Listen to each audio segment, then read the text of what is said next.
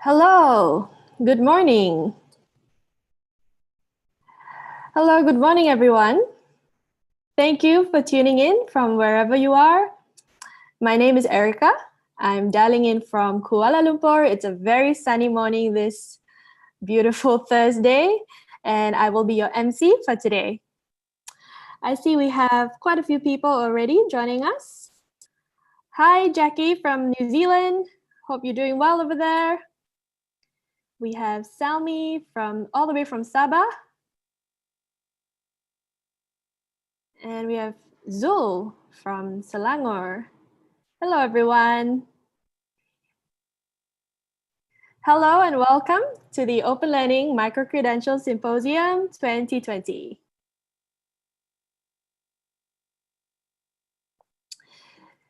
Ladies and gentlemen, we've had an overwhelming number of registrations for today's symposium. So if you or anyone that you know cannot access the Zoom webinar room that we're in right now, we are also streaming live all day long. So please head to the symposium website. The link and the QR code is on your screen right now. Or you can also head to OpenLearning's Facebook page and YouTube page. We will also be streaming live there today. Okay, and please don't forget to tag us on your social platforms so that we can keep track of all the conversations that we will be having from today. Ladies and gentlemen, if you have any questions throughout the day, please feel free to drop your message or drop your question in the Q&A box below, in the Zoom Q&A box, and we'd be more than happy to help you or point you in the right direction. Okay, and throughout the day, we will be also launching some interactive poll questions just to engage with you all. And we'd really like it for you to participate in the poll questions. They will be popping up on your screen. And stay tuned because we will also be giving out some cash vouchers today through some giveaways and some lucky draws. So stay tuned and hopefully we'll have some fun.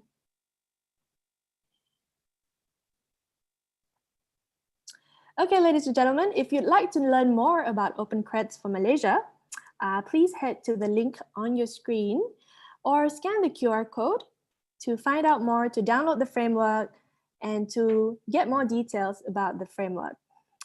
Or you can contact my colleague Nadia. Her email is on the screen if you have any OpenCreds related inquiries. And don't worry, all the sessions from today will be recorded and we will send it out to you via a post-symposium follow-up email. So if you need to pop out at any time today, don't worry because you will be receiving the links to the recordings. Okay, now it is my pleasure to welcome Mr. Sarveen Kandia, the Managing Director of OpenLearning Malaysia, to welcome us all to the OpenLearning Micro-credential Symposium 2020. Go ahead, Sarveen.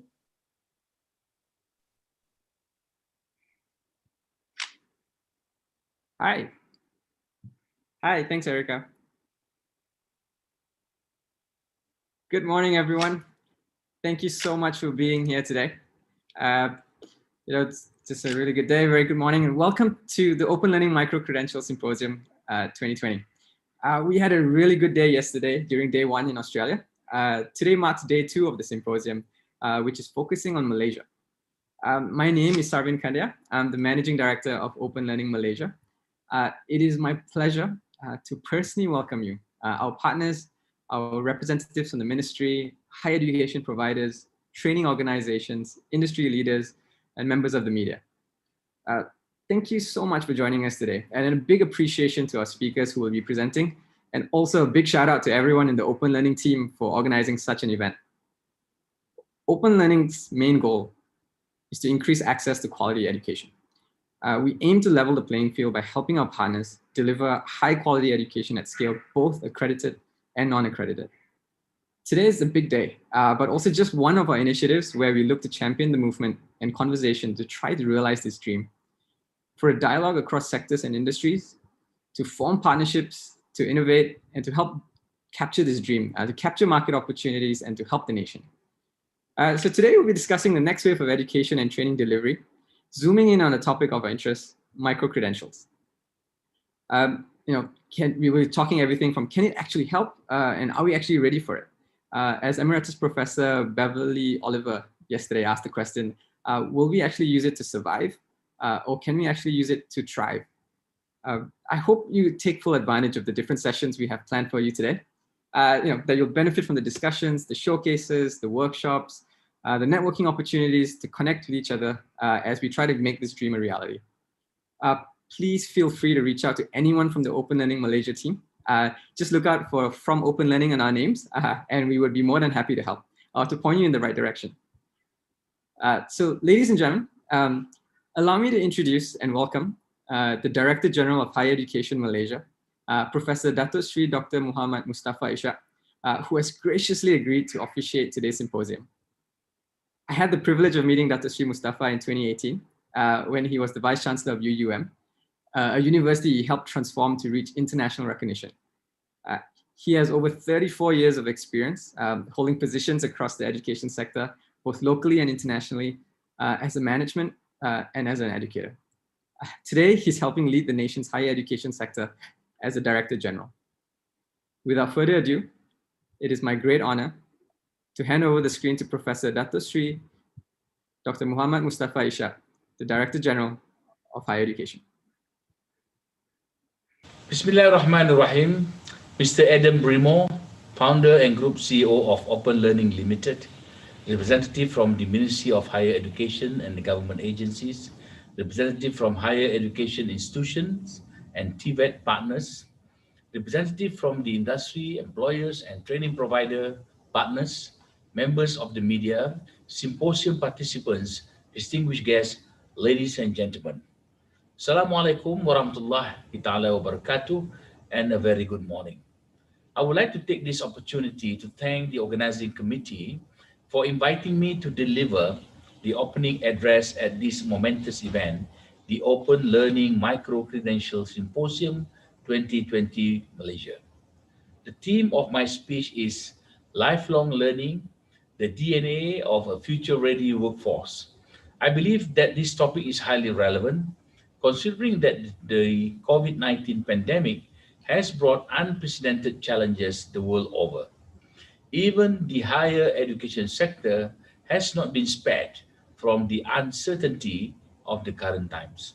Ladies and gentlemen, Malaysia is currently home to 20 public universities, 436 private higher education institutions, and various other vocational education institutions that are widely recognized by local and international communities. 5 of our public universities are ranked in the top 200 and 3 private higher education institutions are in the top 500 of the QS World University Ranking. The Ministry of Higher Education, MOHE, strives to maintain Malaysia's higher education institution quality and keeping it at par with international standards despite the pandemic. To continue establishing ourselves as a higher education institution hub, MOHE is continuously working on making education accessible to all. Various efforts have been expedited in promotion of digital education. The ministry's most recent effort was to provide data plans and device packages to higher education institution students with the aid and support from various higher education institutions, telecommunication companies, and corporations. More than 500,000 of higher education institution students stand to gain from this initiative. Malaysia has been at the precipice of the fourth industrial revolution for IR for several years now. As a result, there has been an increase in levels of internet penetration nationwide. This has spurred the development of online and e-learning modes, such as massive open online courses, MOOC or MOOC, which can be taken by any interested person within a short period of their own convenience. The topics offered range from sciences to the humanities, all of which are highly relevant to the current job market. For instance, there are courses on artificial intelligence, cloud computing, big data and analytics, ethical journalism, time management, and the list goes on. Participating in these certification style qualifications via short courses, also known as micro-credentials, enables a person to gain knowledge that was not necessarily covered in their university syllabus. These courses able to provide lifelong lessons that will furnish a person's curriculum vitae, putting them ahead of other job seekers. Ladies and gentlemen, higher education institutions in Malaysia have managed to achieve beyond 80% of graduate employability in previous years. This year, however, the job search challenges are amplified with fewer than usual job openings due to the COVID-19 pandemic. Numerous companies are downsizing, leaving many jobless. Considering this, graduates can no longer merely rely on their certificates, diploma, or bachelor degrees should they wish to succeed in the job search challenge. Addressing the challenges of the job market in our current economic climate is one of the main objectives of the ministry. Mohe fully understands that it is vital for our graduates to cater to the demands of the industry. To help graduates attune themselves to the current job market, Mohe has received 100 million ringgit for the government to conduct a career advancement program, CAP or CAP, known as Penjana KPT CAP.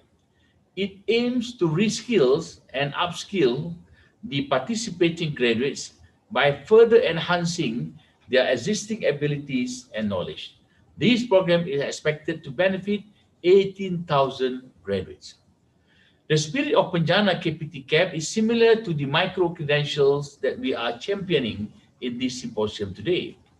It is therefore without a shadow of doubt that the ministry fully supports open learning micro-credential courses that are industry recognized, competency-based, that cater to the needs of upskilling and reskilling, as well as encouraging lifelong learning among our graduates. Various higher education institutions in Malaysia has shown their unwavering support in partnering with Open Learning in offering micro-credential courses. Ladies and gentlemen, it is my hope that collaborations will continue to be forged not just among ourselves in the field of education, but across industries and sectors in order to stay relevant in the years to come. To establish ourselves as a higher education institution hub, the ministry is continuously working on what we call the quadruple helix concept. This concept refers to the engagement between academia, the government, industry, and communities. This ensures that teaching and learning, research, and community service ties in to one another to improve the well-being of society. It also promotes well-rounded graduates who are ready to join the workforce and become valuable members of society. Ladies and gentlemen, for the moment, please accept my best wishes to the educators, trainers, and lifelong learners in the audience. To Open Learning, congratulations for continuing the conversation on micro-credential. I would like to end my opening address by stating my belief that online and open distance learning is the new frontier in teaching, learning, and training. We must be ever ready to constantly learn, unlearn, and relearn, think fast outside the box, and deploy new models of teaching and training. And with that, I thank you very much.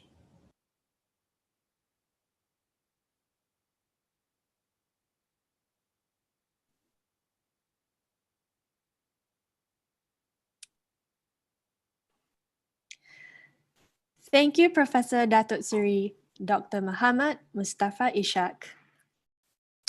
I'd like to welcome now to the screen Mr. Adam Brimo, founder and group CEO of OpenLearning, to introduce and launch the OpenCreds for Malaysia framework and the OpenCreds for Malaysia Investment Fund. Take it away, Adam. Thank you, Erica. And thank you, Dato, for those opening remarks. I really appreciate them. We're honored to work closely with many universities and higher education providers across Malaysia to support online education and micro-credentials. So thank you very much, everyone, for tuning in this morning. It's wonderful to be with you. This is the first time that I think we've hosted this virtually. So it's an honor to see all of you virtually on the screen. Now, this morning, I'm really excited to launch a couple of really new initiatives for OpenLearning in support of online education and in support of micro-credentials. But first, just a very brief background on OpenLearning. So for those of you who aren't familiar, OpenLearning is an end-to-end learning platform designed for short courses, micro-credentials, and online degrees. And really, we've built OpenLearning to enable you to deliver courses at a significant scale, both going from any number of students, whether it's 10, 20 students in a course, all the way up to tens of thousands or hundreds of thousands. But OpenLearning is really designed to provide the end-to-end solution, everything from helping support your marketing efforts, helping you deliver courses that are designed in a more socially constructive and engaging way, helping produce portfolios of learning, which are really relevant to micro-credentials, enabling students to demonstrate their skills, and all the way through to issuing micro-credentials and credentials, whether it's for a short course, an online degree, or any other type of program. So OpenLearning is here to support you. We were founded in 2012 in Australia, and our headquarters is based in Sydney. We launched in Malaysia in 2014, and we established our Southeast Asian headquarters in KL, where many of our team are based. Since founding, we've had over 4.2 million enrollments around the world. And these are students from every country in over 4,000 courses. And these courses are being delivered by 143 education providers.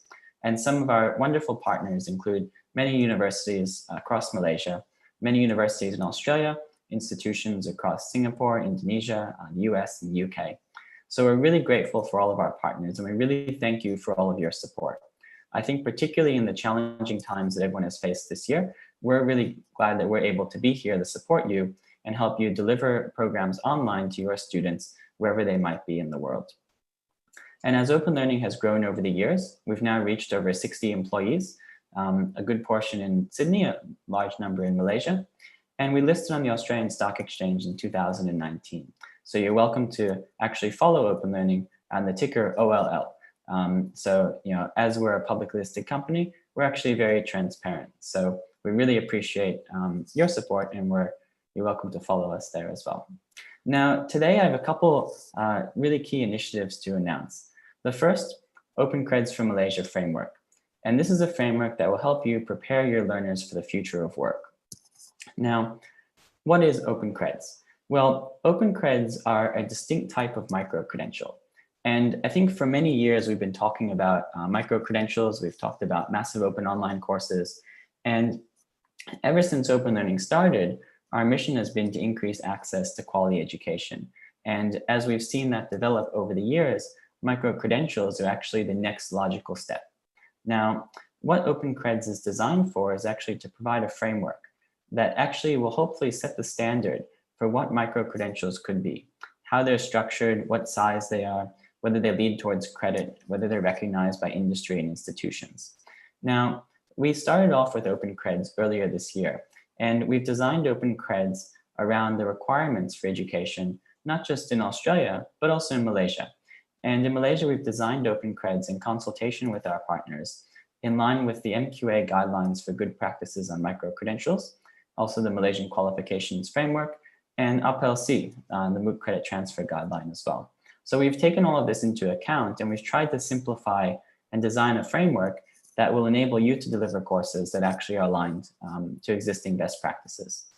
At the same time, OpenCreds are an extension of OpenLearning, and we really hope that you'll be able to design and deliver OpenCreds, and then we can also help promote them and support your efforts in those areas. Now, OpenCreds first started in Australia in 2000, earlier this year in February. It feels like a long year already. And we started in February looking at how we could actually create some standardization in the sector. So we set out and through a consultation process, initially in Australia, involving about 350 leading experts in micro-credentials and online education across 30 of the 43 universities in the country and dozens of other education providers and government agencies. We designed the OpenCreds framework aligned to initially the Australian qualifications framework.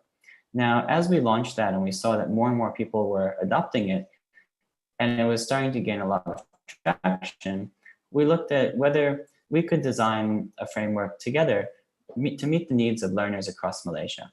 And we've now done that. We've engaged through a consultation process over the past couple months in Malaysia with many educators. And I really want to thank you all for your support throughout that process. I think the way we operate at Open Learning is, we try and put something out there, we try and come up with an idea, and then we look forward to getting your feedback.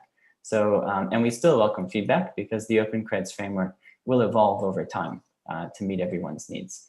So we launched a draft version of the framework last month, and then today we're excited to launch the latest finalized version of the framework. And looking forward to next year, we see OpenCreds expanding around the world. And our goal is to help create a global standard for micro-credentials so that eventually one day your courses might actually attract students internationally and could potentially be recognized internationally as well. So OpenCreds is designed around a number of key areas. It's cross-sector, which means it's designed for higher education providers, including universities and colleges. It's designed for the TVET sector, and it's designed for professional learning. There's 3 types of OpenCred. There's a pathway, which will help give students credit into a program. There's a credit-bearing OpenCred, which is part of an accredited program. And then there's industry-recognized OpenCreds, which are recognized by industry for professional development purposes. And all of the courses designed under the OpenCreds framework go through a rigorous quality assurance process. And those courses can be aligned to the Malaysian qualifications framework and the good practices guideline for micro-credentials, which I think is a really exciting guideline that the MQA has released. And I think it actually helps take the lead around the world in defining how micro-credentials can be implemented. So we hope that the OpenCreds framework can build on top of that good work and support those efforts. OpenCreds can be designed in a range of sizes, going from 4 hours of learning. So this includes guided and unguided hours. And really what this means is that, how long do you think it will take for a student to complete this course? Your average student, how long is it going to take them? And we start off at 4 hours, which is aligned to the HRDF requirements for training, going all the way up to 160 hours, which could be a 4-credit higher education unit, and 5 levels in between. And when we map this out, this actually aligns most closely to most of the courses being offered across Malaysia. And we also hope this encourages stackability. So the idea being that someone can take one course and then stack those up and get credit eventually into other programs. Now, the OpenCreds framework is available to download today. So I encourage you to download the framework, go through it in detail. If you have any feedback, then please feel free to share it. We really welcome your feedback. You're welcome to reach out to our team as well. And if you're looking at how to implement OpenCreds, what the best sectors are, to, what topics should you select, how much should you charge for your course. These are all things that we'd be happy to chat to you about. And obviously this is an area that's still developing, but I think we're all doing our best to come up with ideas together and share the best practices that can be developed. But I encourage you to download the framework today and find out more about how it works. The second initiative that I'm really excited to launch is the OpenCreds Malaysia Investment Fund, the OMIF. And the OpenCreds Malaysia Investment Fund is designed to enable education providers to thrive in a changing world. I think we've all seen the challenges that many institutions are going through, particularly over the past year. And I think a lot of people are starting to, question whether a degree is worth the investment. In a fast-moving world where there is a significant skills gap, many graduates are unemployed, people sometimes wonder whether they should make the investment to do a multi-year degree. And I actually believe they should. But I think there's also a place for shorter courses, micro-credentials, to help people top up and reskill, maybe even after their first degree. So you might have, someone going out into the workforce. Maybe they start their career as an accountant. Maybe they start their career, in engineering. But they might want to move into data science or data analytics or project management. These are areas that micro-credentials could help with. So through the OpenCreds Malaysian Investment Fund, our aim is to actually support you in developing these courses. Now, this is a competitive fund. We're allocating 600,000 ringgit to this fund to be deployed within the next 12 months. And we expect that this will fund the development of up to 30 OpenCreds courses from different providers across Malaysia. And these courses are designed to help you create a new revenue stream for your institution. The idea is that we can help you identify, and you can identify areas where you have great expertise, where there's a lot of demand in the market and there's a skills gap. And that's an area where we'd be very happy to fund the development of those courses. And the way it works is very simple. We're going to have an application form. You'll be able to fill it out. You can talk about the type of course you want to develop, the market opportunity. And it's actually open to all types of higher education provider, from private higher education providers to vocational, TVET, industry associations, professional bodies. So we want to hear from you. Put your best ideas forward, and we'd be very happy to consider them and see if we can support them through the fund. So on average, each course will receive about 20,000 ringgit of funding. This will likely be split between learning design services and a cash grant for your institution. And the reason why we're doing it in this way is because I think one of the greatest challenges is, in building a micro-credential, sometimes it's picking the program, setting the price, but actually building a high quality course that really engages students, that aligns to industry demand. And that's an area where learning design comes in. So our aim is to support you both through a cash grant to enable you to cover your costs for developing the program, and also learning design services that are funded under the program as well. So there's nothing for you to pay. You actually get money through the grant, and our team will help you build the whole course. And under that, we'll help with market analysis. We'll look at the pricing. We'll help you with quality assurance. And we'll also train up your staff so that you can build more courses going forward in the future as well. So, I think this is a really exciting program. We actually launched an OpenCreds investment fund in Australia just a few months ago.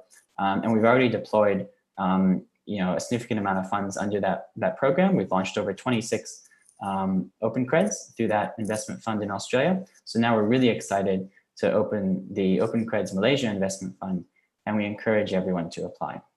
So please chat with our team and find out more about the OpenCreds Malaysia Investment Fund. We look forward to seeing your applications. We look forward to funding the courses you want to build. And I think our goal with this is really to build up the industry of micro-credentials in Malaysia, both from the supply side, encouraging more courses to be built, but also then so we can go and market these courses across the country. Because I think it will take time for the public to recognize and accept micro-credentials as a way to upskill. But through this program, through the OpenCreds Malaysia Investment Fund, through the OpenCreds framework, we hope that this de-risks the process for you, that there is now a great reason to go out, build some micro-credentials, test out the market, and we're here to support you along the way. So thank you very much for your support. I really appreciate it. And with that, I'm really excited to launch the OpenCreds framework and the OpenCreds Malaysia Investment Fund. So thank you very much, and I hope you enjoy the rest of the conference today. All the very best.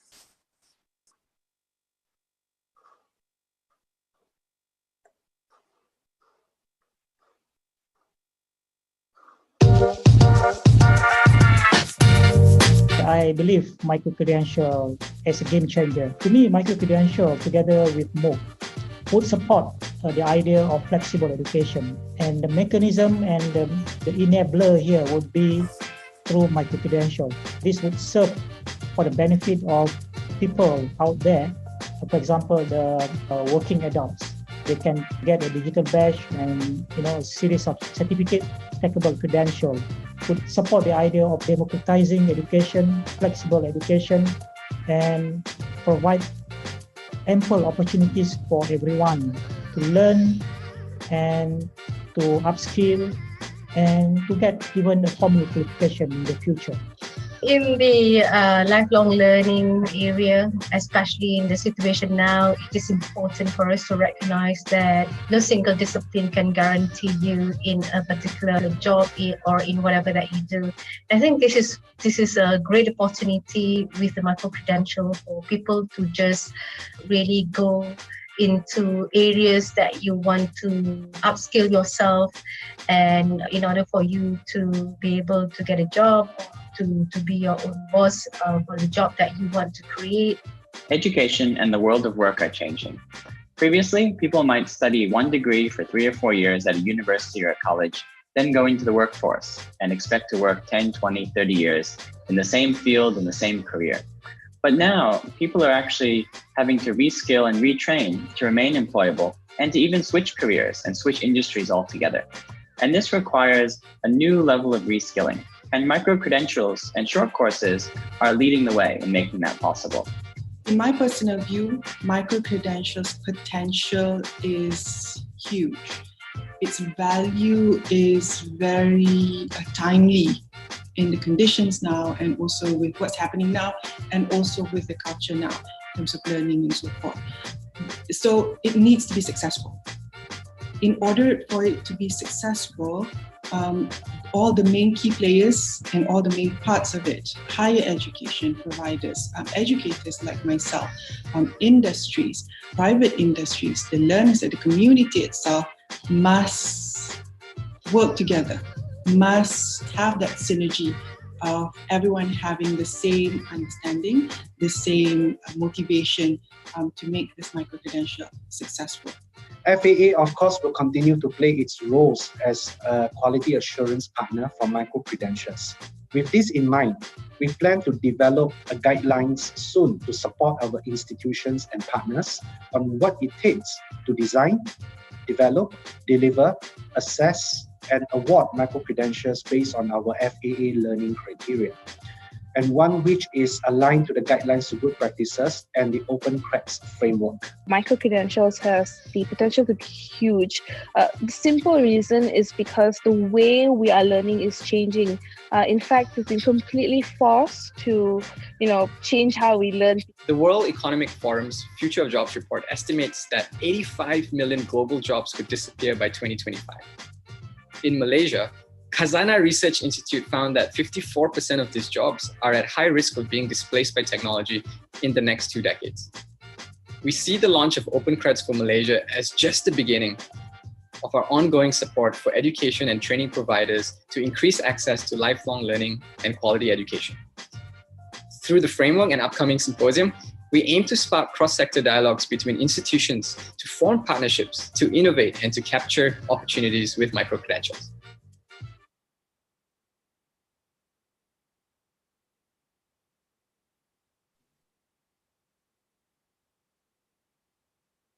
Thank you, Adam.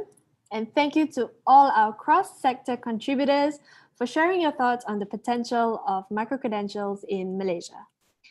To download the OpenCreds for Malaysia framework and for more details on the OpenCreds for Malaysia Investment Fund, please head to the links on your screen.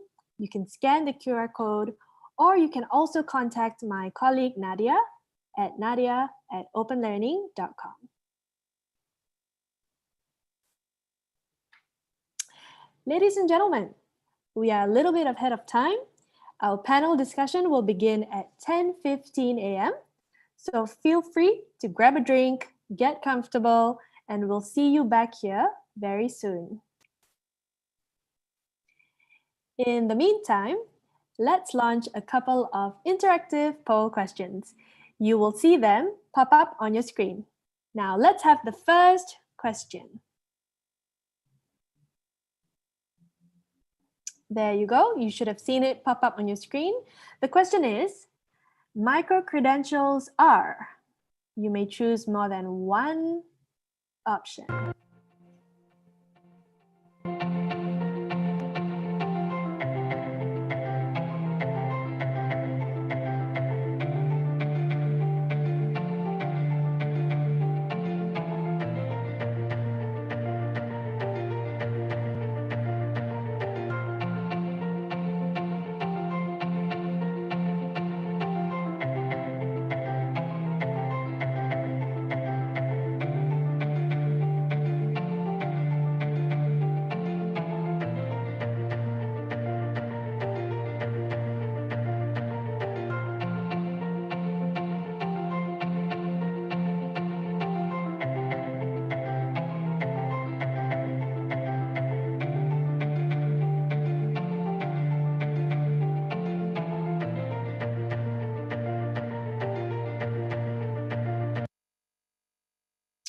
All right, let's take a look at the results.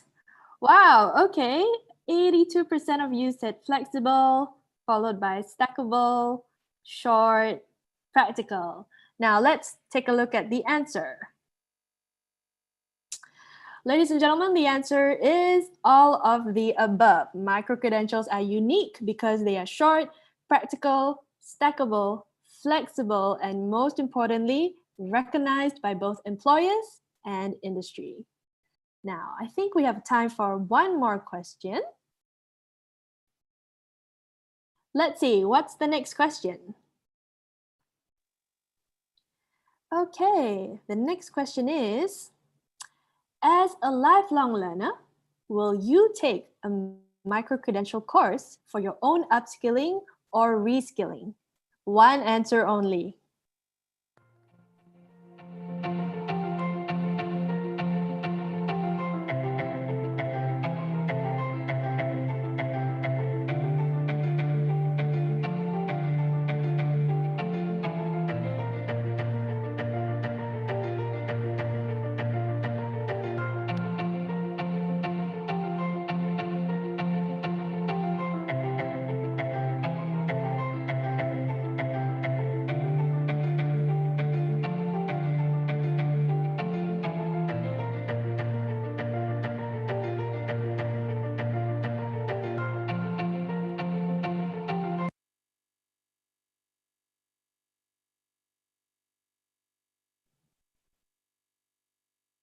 Okay, now let's look at the results. As lifelong learners, will you and the attendees take micro-credential courses? Wow, a whopping 96% have answered yes, and 4% said not sure. So that's all right because none of you said no, so let's see what the next session brings. Okay, ladies and gentlemen, what say you?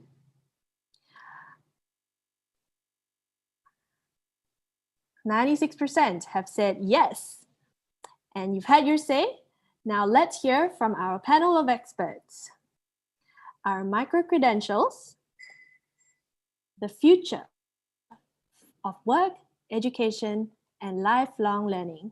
We will start very soon, so get comfortable and we'll see you back here at 10:15 for the panel discussion.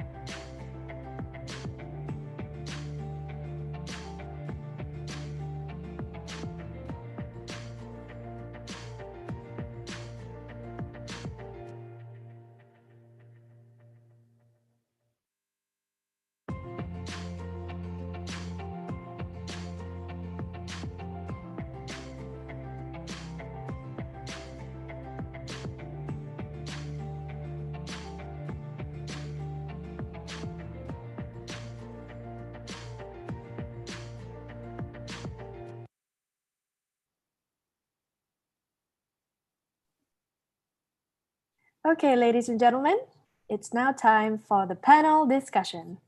Allow me to welcome Mr. Sarveen Kandia, our moderator for our panel discussion this morning on the future of work, education, and lifelong learning with micro-credentials. Sarveen, please take over the screen. Thank you very much, Erica. Hi, good morning, everyone. If you're just joining us, thank you and welcome to the symposium today. And thank you for joining us for our first panel session.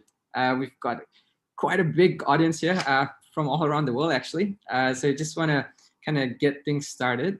If you're just joining us, my name is Sarveen Kandia. I'm the Managing Director of OpenLearning Malaysia, and I'll be moderating the panel for this session. But just a little housekeeping before we start. We will run the session across an hour in a panel style. Feel free to chat with one another in the chat box, but please make sure when you chat to kind of like make the sign in the blue to change it to panelists and attendees so that everyone can actually see the chat. However, if you have any questions for the panelists, please do ask it in the Q&A box provided at the bottom as well. If you're tuning in from YouTube or Facebook, please just put it in the chat functions and someone from the Open Learning team would be able to help pose the question for you. The session is being recorded and the link to the recording will be provided. And we'll try to answer as many questions as we can. And for the questions that we don't answer, we will be sending a follow-up email with as many questions as possible answered, as well as the recording for the video. For today's panel, we're trying to encourage the conversation in regards to the state of skills, talent, graduate employability, and lifelong learning in Malaysia. We're kind of re-looking at the landscape in the new normal in line with the Malaysian education blueprint of lifelong learning for Malaysia. Can micro-credentials actually be part of the solution for delivering innovative education models or increasing accessibility to quality education that actually matters? Today we got a panel that's from all across the spectrum. We're trying to make it such that you can ask your questions or try to get a conversation going where we have all parts of the ecosystem coming together to kind of get together to talk about the state of the industry and how can we move forward from here. We'll be joined by Jasmina Mokhtar, who's part of the Laksana project in the Ministry of Finance. We've got Dr. Eric Koo, who is the founder of iTrain Asia. We've got Dr. Nurbiha Shuko, who's a Deputy Director of Teaching and Learning in UTM Johor, as well as the Chairperson of MEPTA, the e-learning council across all public universities in Malaysia. And also we have Sophia Ang, who is the Head and Talent Attraction and Workplace Futurization at Maybank. So today we'll be starting off the panel, but first of all, I'll let the panel introduce themselves. Guys, appreciate if you could introduce yourself, tell us a little bit about who you are and what you do. Just as a quick introductory question, what do you think about micro-credentials and will it actually play a big part in Malaysia's future? Dr. Nurbiha, maybe we could start with you. Hello everyone and very good morning. Thank you Open Learning for having me here. So I am Nurbiha from University Technology Malaysia. I am currently the Deputy Director for Teaching and Learning at Center of Academic Leadership UTM. And I'm also currently the MEPTA Chair, which means Majlis E-Learning IPTA Malaysia. So we have the leaders of e-learning from public universities. So we sit down as a council. So and we discuss about e-learning initiatives or e-learning activities and programs in public universities. So that is what we in MEPTA do. And about your question about what would we see about and how can we see about the micro-credential in moving forward? I would say that this is certainly an opportunity for us to leverage, especially during this COVID-19 pandemic. So it is a high time for us to move forward, and I think people start to believe in the possibilities and the opportunities by learning online and how it can give credits to someone's learning. That I would say in short, my opinion about a micro-credential in moving forward. Thank you so much. Jasmina, I would like to go to you. Hi, I'm Jasmina Moka from Laksana Unit of Ministry of Finance. For 6 months, I've actually been seconded from Bank Negara, Malaysia. So I'm the project manager leading on the upskilling, reskilling initiatives under Penjana. And hopefully after budget 2021, we'll be looking at the National Employment Council. So how do I look at micro-credential? Definitely relevant with this new environment, especially on the COVID-19 pandemic has taught us about having different skills, midway career switch, as well as lifelong learning for adults especially. That's all from me. Thank you very much. Ms. Sophia? Hi, good morning, everyone. So I look into the bank's overall employer branding strategy, talent attraction, and also the other part of the portfolio that I do is also to look into the future of workplace, workforce. So just a little bit, a fun fact of myself is that I am a biotechnologist by training, and here I am doing HR in the bank. So it is pretty apt to actually have me to actually go through this discussion with everyone. So the short answer here is definitely yes. I think digital is here to stay. One thing that the pandemic has taught us very much is that we don't have the luxury of time. So in which micro-credential would actually be able to meet the needs and the requirements that we need to actually to weather through this pandemic and also into the future. So I think also to have this work is that the ecosystem got to come together, which is also very timely to have the different parties of this ecosystem to be together on this panel to have this discussion. So looking forward to have a good discussion with everyone here this morning. Thank you so much. Yeah, actually that's a quite good one, right? Jumping careers, that's exactly what we're talking about as well. Yeah. Dr. Eric, you go ahead. Sure. Okay, let me just share the slides.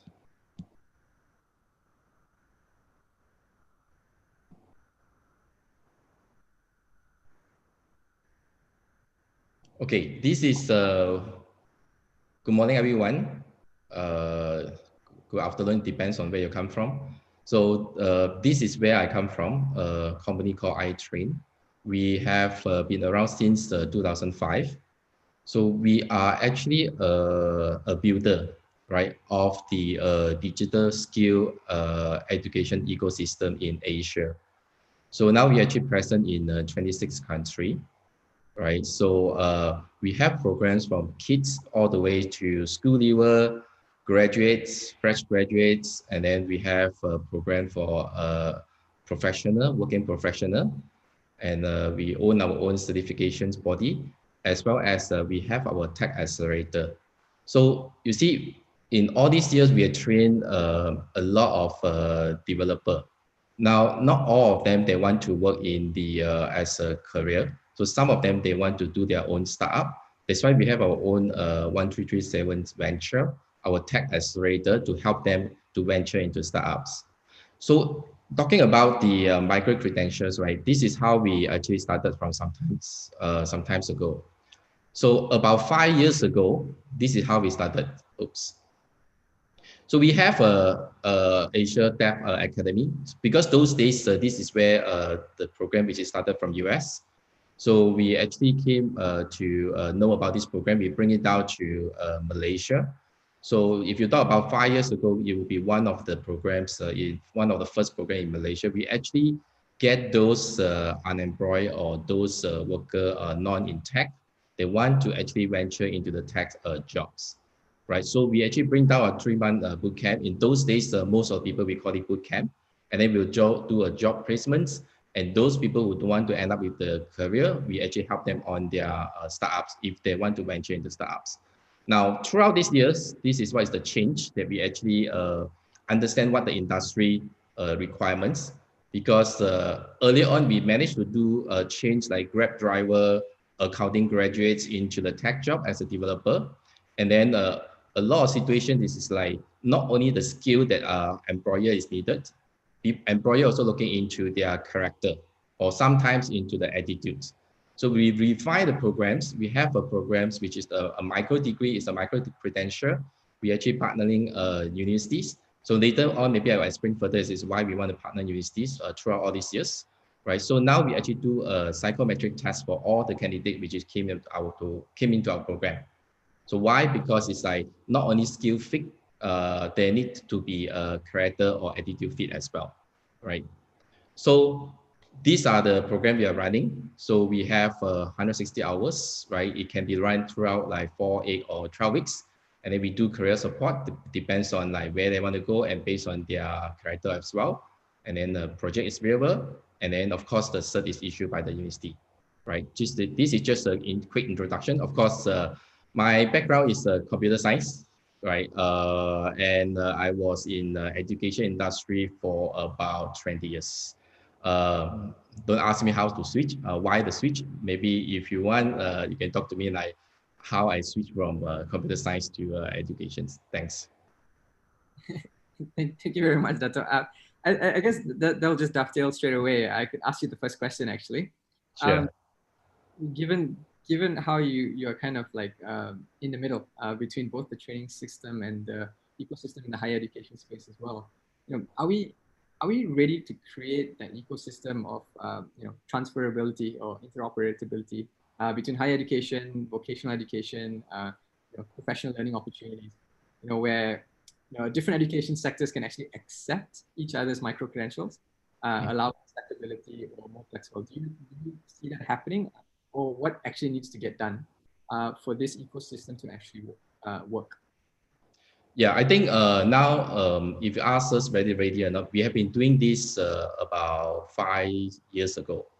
We have been working with university, college, and then as well as polytechnics, right, to share our program with them and then to work with them together to actually get the industry validation contents to them.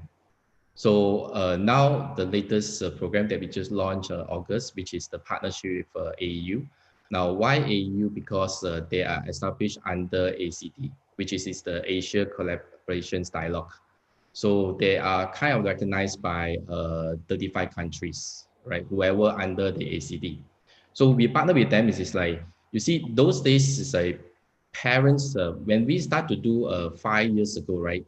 We actually went to all the major education fair to actually educate parents. Right? We even go to the Star Education Fair to educate parents. We get rooms, right, to actually put parents together to tell them it's like, this is the kind of like alternate education for you. Of course, if you want to go to tertiary, by all means, right? But if your kids are either not interested for long-term programs or they are not met the certain requirements set by MQA, so this is an alternative, right, that you can actually go for it.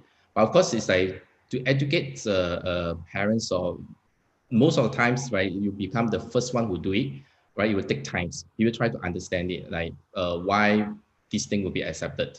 Because the government also never openly says that like this one of the opportunity or one of the standard you can go for. Only now MQA only start to set the guideline, right? But then they are not market it like very big in order for parents to accept it. So that's why we actually partner with university to say that like you will still get some university part of it, right? So that's why we call it a micro degree. And we have been doing this in the earlier part, like when we started, right? We also partnered with a college, right? So we actually try to tell people it's like these things can actually blend together, right? You don't need to worry, right? Even though we are in that industry for so many years. So far we've proven, all the last 5 years, as I just mentioned, it's proven it's working. We do put a lot of non-tech graduates or those school leaver into tech jobs, right? So, but of course, they have some challenges, right? Even though in Malaysia, most of the higher educations or almost all higher education will follow the MQA standards, right? So we need someone which is like MQA to actually try to govern the framework, right? So that all the program are interchangeable. Right? I give you another example. It's like because since we're actually doing our programs in so many countries, right? One example is Indonesia. They actually experiment is like I can take one course from University A, another course from University B, another course from University C. But then when I actually gather it together, I can actually graduate. right? So this is something that like I think if we have a governing body to look into that, I think this is possible. So that's great, right? So it's like almost like a credit transfer program, Yeah. per se. But given you started this way back in the 5 years ago, are you seeing a shift where higher education players are willing to work with you to kind of like jump the trajectory to kind of get there faster? Or are you still seeing the hesitation to go, no, we'll do our own, you do your own? Yes, we actually now have a public and private university actually approaching us, right? Now on our hand, to be very honest, in Malaysia itself, we have 6 universities we are actually working on. So we already announced one, which is AU. There are some other university we are working on the details now. How do we actually plan all these things together? Of course, it's like the end goal is like we have to give jobs, right? So we have to give jobs to these people because if they are looking for jobs. But of course, it's like for us, is that we have another alternative. I don't think there are many of this kind of a structure around the world whereby if you do not want a job, you want to venture into startup, we have a pathway for you. So we kind of like provide ecosystems for anyone who actually want to achieve something in their life, right? Because at the end of the day, when you want to study, when you want to go to universities, right? What is your objective, right? Of course, you want to have a jobs, right? Or you want to start a business, right? I think this is what we actually trying to give to the person. Some of them is like they don't want a 9-to-5 job; they want to start a freelance job, which is those under gig economy, which is fine with us as well. It's really interesting.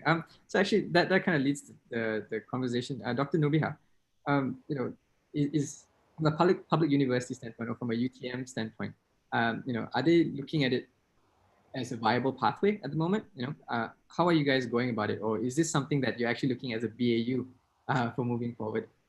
From I would say from public universities' point of view, as education provider, we see this as an opportunity, and we know that, for example, in support of sustainable development goal, for example, for quality education, which is access for quality education to all, we see that this is our public responsibility, not only to educate students who are registered to the institution.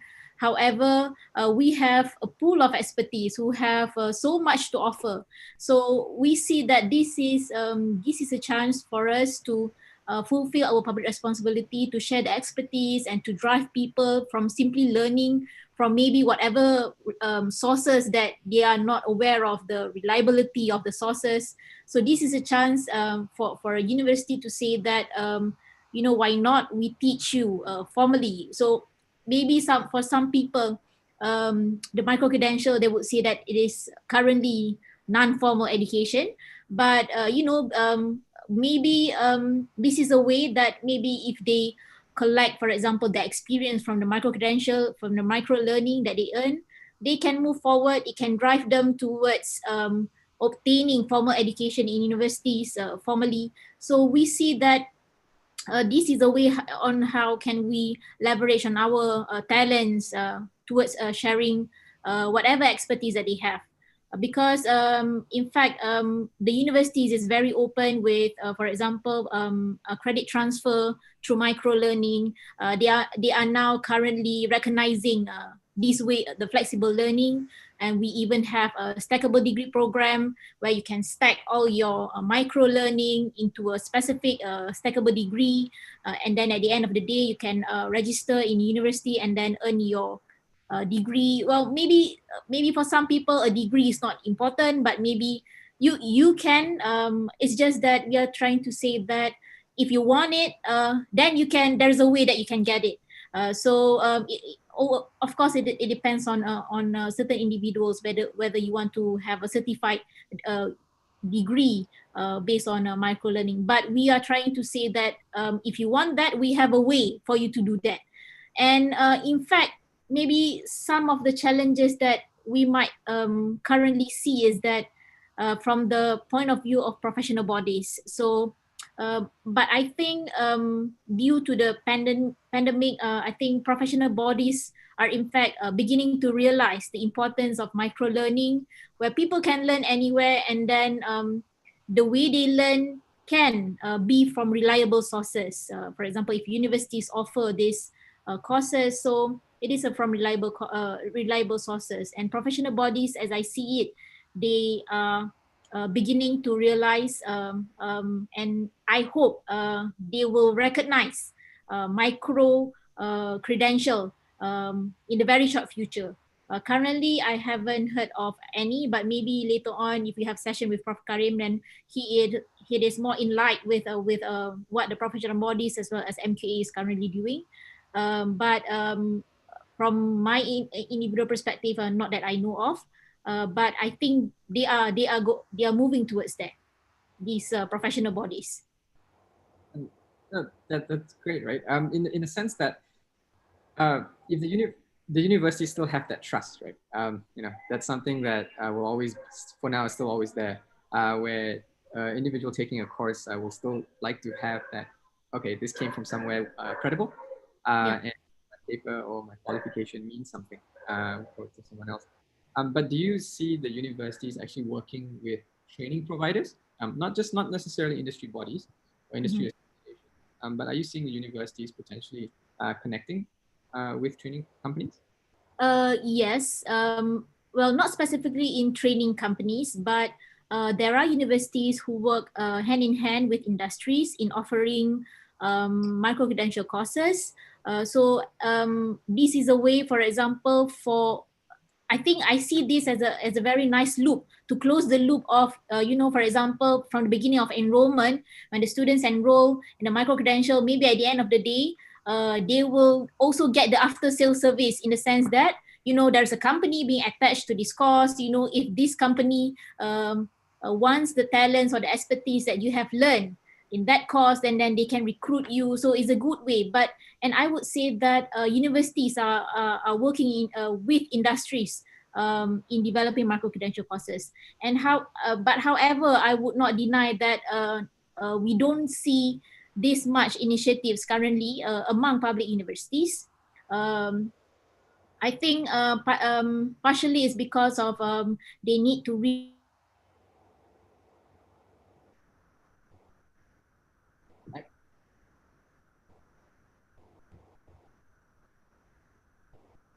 Hi, Dr. Nabiha. Okay. I think we kind of lost Dr. Nabiha for a bit. Maybe I'll kind of shift the question a little bit in terms of thinking about initiatives. Jasmina, at the presentation of Budget 2021, the government announced the establishment of the National Employment Council. Yes. This should be chaired by the Prime Minister to kind of address unemployment. How are micro-credentials playing a part of this? Well, after listening to Dr. Eric as well as Dr. Nobiha, definitely it plays an important role, particularly with this pandemic. We have seen, unemployment as well as underemployment been increased. It has been an issue for the past few years, and it became worse due to the pandemic. So how do we address this?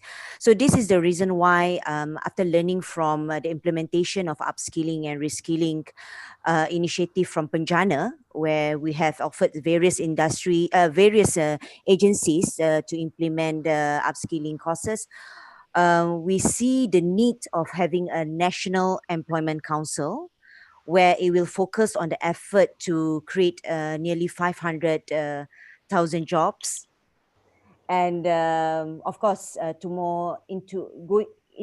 pushing a national effort focusing on future as well as quality skills among Malaysians. Now, as announced, the council will involve private sectors. So this will be the key, the difference between other councils that we have in Malaysia. And it will involve private sectors from both supply, which is the education side, as well as from the demand side, which is from the industry itself. This is to assist the government views in terms of achieving this purpose. Now, as part of the strategy, the government has introduced programs such as Penjana Kerjaya, hiring incentive where there's a training incentive attached to it, as well as upskilling and reskilling incentive. So this is where I am of the view that the micro-credential can play a big role. So employers could actually use the incentive under Penjana Kerjaya to upskill their newly hired employee into quality skill, to higher skills, as well as to professional certification. As well as we do have upskilling and reskilling incentive itself by HRDF, by MDEC, as well as by other regional corridors such as Sedia. I'm mentioning Sedia as well as IRDA because they are the areas where badly hit due to the pandemic. Now, I truly believe, and I think this is where the ecosystem must really work, and hopefully the council will be able to work with the private sector and see how we could link micro-credential into these upskilling initiatives. For example, my own experience, I was a prosecutor, and later I went into mediation, advisory and redress for financial consumers, and soon later then I went into project management. So this is where, in fact, personally, I was looking for certification. How do I enhance my skill as a project manager? So these are the things that we are looking at. But the challenge is, the reality is, what would be the standard that we need from the training providers? So Dato, I thought the slides was interesting. This is something that we've been pitching, the pathway that we want. We want to ensure that whatever certification that's being provided, especially if government is putting money to it, then we would like to see the pathway, the career pathway for the beneficiaries, for the unemployed, for the, for the graduates. So this is my view on this. That's great. So the government is definitely putting weight behind this whole movement. Yes. And it's clear that it's going to be both on the formal education side, as well as long as you can prove that there is some benefit from a career perspective. There will be incentives given to you, so that rethinking. Yes. What courses are they actually going to offer in terms Correct. of? I mean, for Laksana, what we do is, of course, with our agencies, we do ask them to present the programs to us. But there are sometimes questions, that, some of these courses, after they just go for the training, but there's no proper pathway for them. So in this regard, making sure that this will happen, this is where we put the KPI in for the agencies to monitor. So they would need to get the right training provider. They will be able to provide the pathway for the right those who actually need it. Yeah, this is a pathway. So in other words, the value that I would get. Yes, correct. Yes. And whether does it actually lead towards employment or lead towards a objective that I have. Yes, either employment or startup. So those are the things that we are tracking actually. Oh, that's great. So actually, that kind of dovetails perfectly. Ms. Sophia, given what Jasmina just said, and in your opinion, is there a need to change the way we validate or recognize this achievement when someone takes a course or a micro-credential? Because in the context of looking at one's credentials, right? What kind of information are employers actually looking for to validate the candidate's skill and expertise? Can or short courses actually considered when you're looking for someone in Maybank at the moment? Just to give you a bit of context is that what we recognize is actually diversity and inclusivity as well. So what we really believe in is that people are shaped differently through the different learnings and different skilling as well. So I think at the end of the day, how we see this as skilling and learning is just a means to an end, right? I think at the end of the day is that how they get translated, what they are meant for in terms of the skills that they have gathered in terms of the skills that they have gotten from the various learning platforms, be it traditional, non-traditional, micro-credentials and all. I think ultimately here we are trying to answer, or these individuals are trying to answer whether they are able to enable and resolve. Are they providing better or faster solutions, better decision making, and so on? Yeah. So just a bit of context of also how Maybank has been doing this is that because I do recognize that some of you on the chat group have mentioned about recruitment. Yeah, so maybe I have a deeper dive on the other end of the spectrum because we've heard the supply side on education and all. A little throwback of how Maybank has been doing it is that when we first embarked on our transformation about 2008, 2009, so we are looking at about a decade ago, is that we had actually set a few key principles in our recruitment. So one thing is that we have mentioned that diversity is key. So academics and your qualification may not be everything as well. Background of studies, I think myself is a case in point, may not be the one that defines truly who you are. It's also a profile that we are looking, a total profile of that individual. And the second thing that we had also put in place, and we still very much practice it, is that CGPA or academic excellence may not be the everything and everything. Yeah. And in fact, our job advertisements, you actually don't see any CGPA requirement there, or even, it has to be a 3.5 or a 3.25 or a 3.0 and so on. Yeah. So what it matters is really the experience and skills. And because I think at the end of the day, from employer standpoint, is that we recognize, yes, a 3.5 CGPA, you probably have the discipline and the tenacity to pass exams, but how do they get translated to whether or not you can bring, let's say, the next $1 billion sale to the bank, for example, yeah? And another principle that we had also put in place, and it is actually what I would say game-changing for Maybank, is that we established the fact that recruitment, it is not only done through a 30-minute interview or a conversation. So what we have done is that we actually engage and we started our assessment and how we call it a partnership, even those who are in their schools, even those who are in their first year of studies. And this is where it goes back to your question, Savin, on recognition and validation, because I think the job of an employer is to be able to give that platform, that stage, and then allow individuals to go onto the platform and that stage and showcase what they have got. I don't think, the employer's job is to run CV workshop and then, teach them what to write on the CV. And then at the end, you get back the same copy of the CV. So, I mean, just an experience that I can share also is that I myself, we look through many profiles every day. So the thing is that we have also seen the same copy of the profile but different names.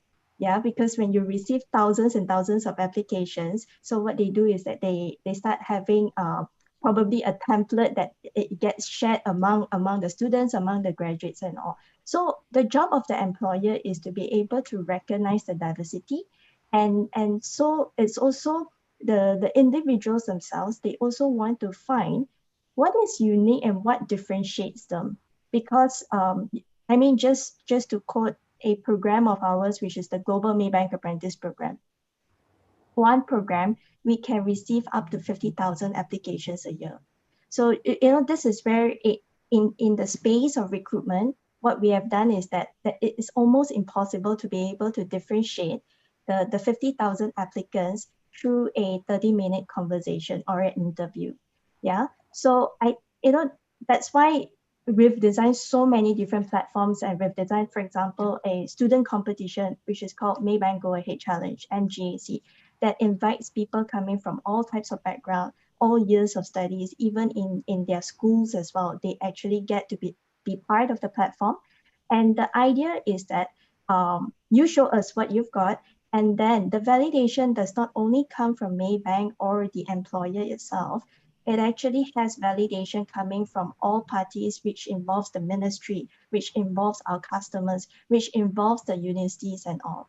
So that's where how we've designed it. And also more importantly so is that we've also given jobs on the same platform where you've got people coming from the first year of studies or India schools versus someone who actually have graduated or with 1 or 2 years work experience. But from the same platform, we have offered someone who has not even completed their studies. So in that sense, you know, what we are trying to say here is that the diversity is key, and also the differentiation and the ability to recognize individuals not just by their degree or their background of studies, or even by gender or by anything that defines them, but more so is also looking at the total profile of the individual. Yeah. So so that is to tell you a very long answer to the short question is that definitely we have been looking into different ways to recognize and validate. So yeah, I can go on and on about the different programs, but what we're trying to do here is that our job is to provide that platform. Our job is to be able to go through partnerships with the parties over here in this discussion to ensure that this ecosystem is actually, it can work in that sense.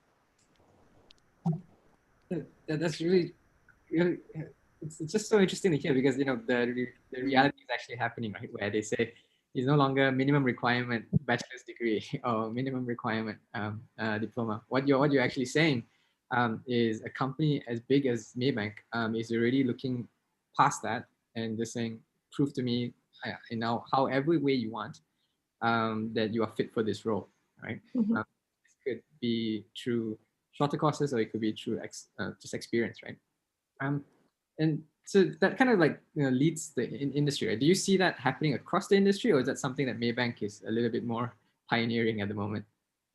I believe, I think, you know, we do actually partner with our other peers as well, and I do see that the industry is evolving, and of course, this, like I said, this one it does, for this to evolve, the ecosystem, for example, for parents to recognize this, or for you know, there are so many different parties to actually have this to move forward. So yeah, I think the industry is moving, and what we are also doing is to be able to shape this industry and have more conversations like this, discussions like this, and having the different parties to be involved.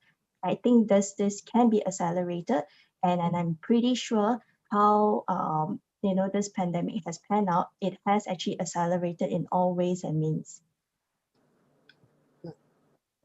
Thank you for that.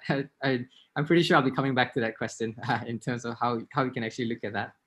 We have just for a little sec, we have Dr. Nubiha back. Thank you. Hello there. I'm sorry for the disruption. No worries at all. We actually had a question that came in that kind of like went on in terms of like how you talk about the stackability of programs and how you move from there. Does that mean this question came from Sini Miraj? Does that mean that we can have multi-degrees from different disciplines? And how is MQA recognizing that? Okay, from the question, what I understand is that of course we can have multiple degrees from different discipline. If I translate that directly, that means that you want to have 1 degree, and then after you finish 1 degree, you want to have another degree. But if you're talking from the point of view of micro-credential, when I said just now about a stackable degree, that means you can collect all your competencies from micro-credential, and then you can earn a degree after you collect. You can stack all these credentials and then have a degree conferred to you at the end of the day. So that is what I meant by stackable degree. However, of course, this stackable degree means you cannot simply have a different discipline and stack them together to form a degree that is, you know, that is somehow weird. What I mean weird is that you collect a credential in cooking, for example, and then you collect a credential in data science, for example, and then how can you combine that together to form a degree? Of course, as a university, you always have an academic program, a specific academic program, where what we meant by that is that you can collect all this learning experience from somewhere else. It doesn't really have to come from universities per se. You can collect that from whatever platform that you think, and then you come to university and say, you know what, this is what I have been learning. So and you came to us with some proof that you have learned, and then the university we're able to redesign that and think how can a degree be conferred to you. That is what I meant by a stackable degree just now. It can come from different discipline, but it comes back to the academic program being offered in the university. As far as I'm concerned with MQA recognition, they recognize this stackable degree way of offering degree, and in fact they have specific guidelines on how students can transfer their credentials in university academic program. So that is my answer to the question, Sarvin. Thanks for that. So I guess it just comes down to the relevancy of yes, relevancy. Yeah. Course that you did, right? Actually, then, Dr. Eric, this question comes from Mr. Brian. Based on that, he's asking if there's going to be. Do you think there should be tighter rules and regulations on who can actually offer micro credentials? Must it be an institution, or can it be an individual trainer or academic? Do you need a license to offer and conduct this micro credential? Well, it depends. Why we want to actually micro-credential nowadays, right, is in worldwide, to be very honest, is like there are no single governing body, right, to govern micro-credential. As I mentioned, it's like this kind of programs is started out, to be very honest, it's like almost more than 12 years, right, in US. They already have something called a boot camp. And this kind of boot camp, right, they're actually putting a lot of all these talents, right, into those giant tech giant like Microsoft, Google, Apple, and all these things. They all accept this kind of program. Right? So in US, it's been long enough. So the only thing is that I think what Sophia mentioned is like the employers see the value, right? If the employers see the value, they will accept it, right? But of course, generally, why we need a standard is because of parents. So at the end of the day, it's like if you talk about the working professional, if you want to switch the job, it's okay, you pay for yourself. But then for majority of them, it's like they are school leaver, right? So then how they can actually trust you, right? So that this is a program that should pay, and then they are kind of like for sure they can actually go for jobs. That's why most of countries, since we run our program in so many countries, right, the government will have a direct involvement. So they need to see this is like, do you really, because when something become popular, there are someone who tends to do some bad things, right? So especially education is like you actually screw up people's life. If let's say I go to these programs, like if let's say 5 days is still okay. If let's say 3 months, 1 year, 2 years, right, you screw up people's life.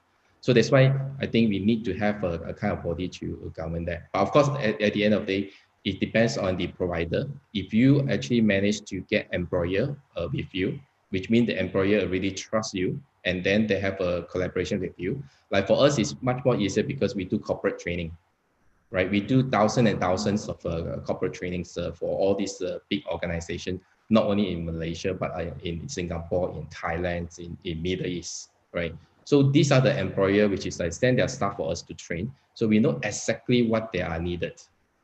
So then a lot of them, they always come to us is like, can you give us some stuff?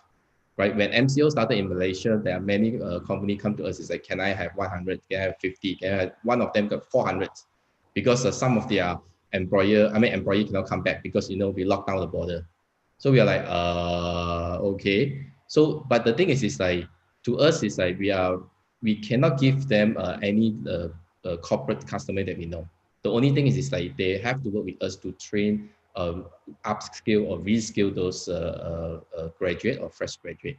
I think in particular in Malaysia, it's very useful for this program. It's like there are less than 30% of the school leaver go into tertiary. And then on top of that, it's like in Malaysia, we have a very a special case under MQA. It's like if you want to go to any public or private university, which is or colleges recognized by MQA, you need to pass Bahasa Malaysia.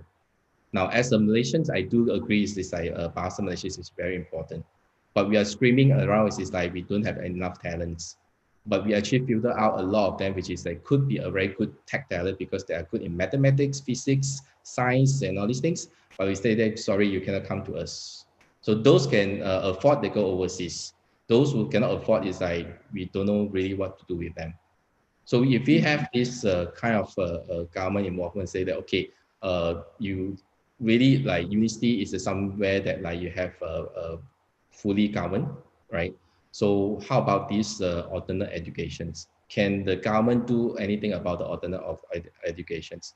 Can we put some standard or framework to make sure those people who provide these alternate educations compliant with certain things, right? But of course, at the end of the day, it's like you need to be flexible enough because it's like industry change very fast, especially in the tech world. Industry change every 3 months. So that's why we actually have a huge challenges. Like actually everyone talking about is like how come those people come for the boot camp, they cannot work or the skill is not matched to the organization because you change every 3 months. That's why we know the challenges. We also provide like 1 year maintenance for our graduates. So that means it's like you finish your program within a year. It is just, I mean, sorry to say that like a human like a car, but it's like just like a car. You come back, I upgrade your firmware, right? I upgrade your brain, right? So that you can continue. So to employers, it's like they are very happy because it's like, even though for our program we go through 3 months, 6 months, right? The things change very fast now in the industry.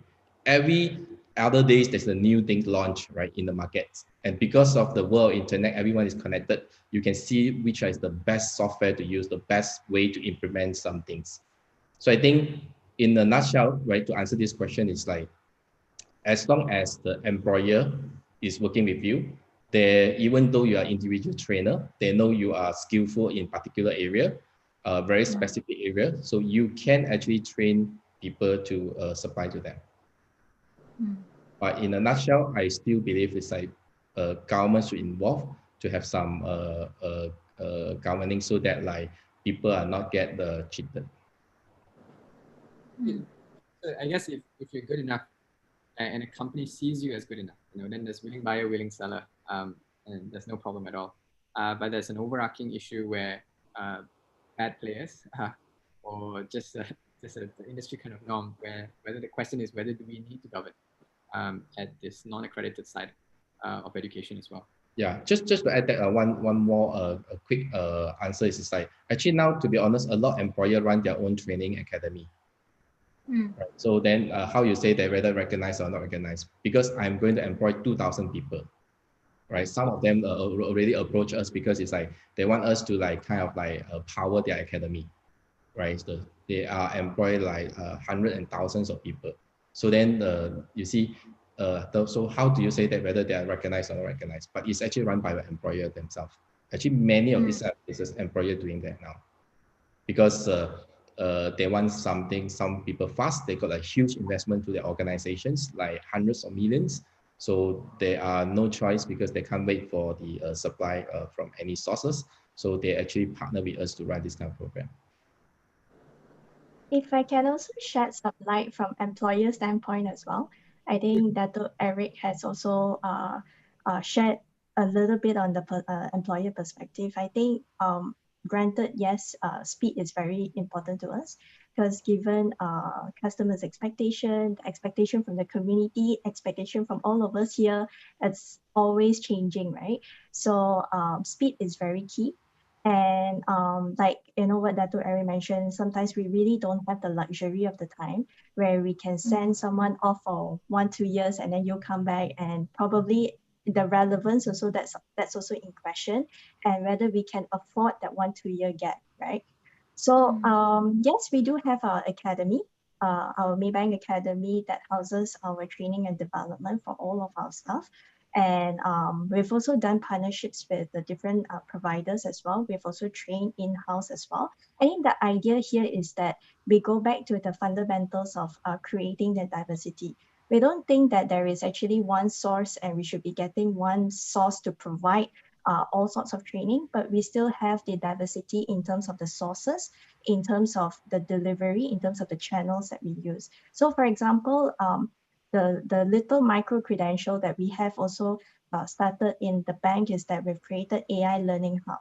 So that allows Maybankers to have full access to that hub to be able to learn the most fundamental basics and intermediate levels of Python or R. And on top of that, I think what we have also done is that not just the theory part of it, we have real problem statements from the businesses to sponsor, the business case to allow Maybankers to actually give it a test and give it a try to see what kind of predictive models that they can come up with based on the real issues that are happening within the bank. Yeah. So, and there are so many other interventions, so many other programs that we have designed that has both the diversity of both the internal expertise that we have, as well as the external perspective that we have that coming from the different industries, for example, the different learning providers. Yeah, so that is a bit of light on how the industry or how employers like Maybank, we are actually embarking on the training and development. And again, it goes back down to diversity and also the speed of delivery and the speed of upskilling and reskilling. May I ask, Sophia, is this a training or micro-credential on Python and on this AI that you're talking about, is that carried out internally among Maybank employees? Is that it? Yeah, so we actually do partner. We do partner with a learning provider, INSEAD and all, to actually run this program. So there are internal trainers as part of the modules as well.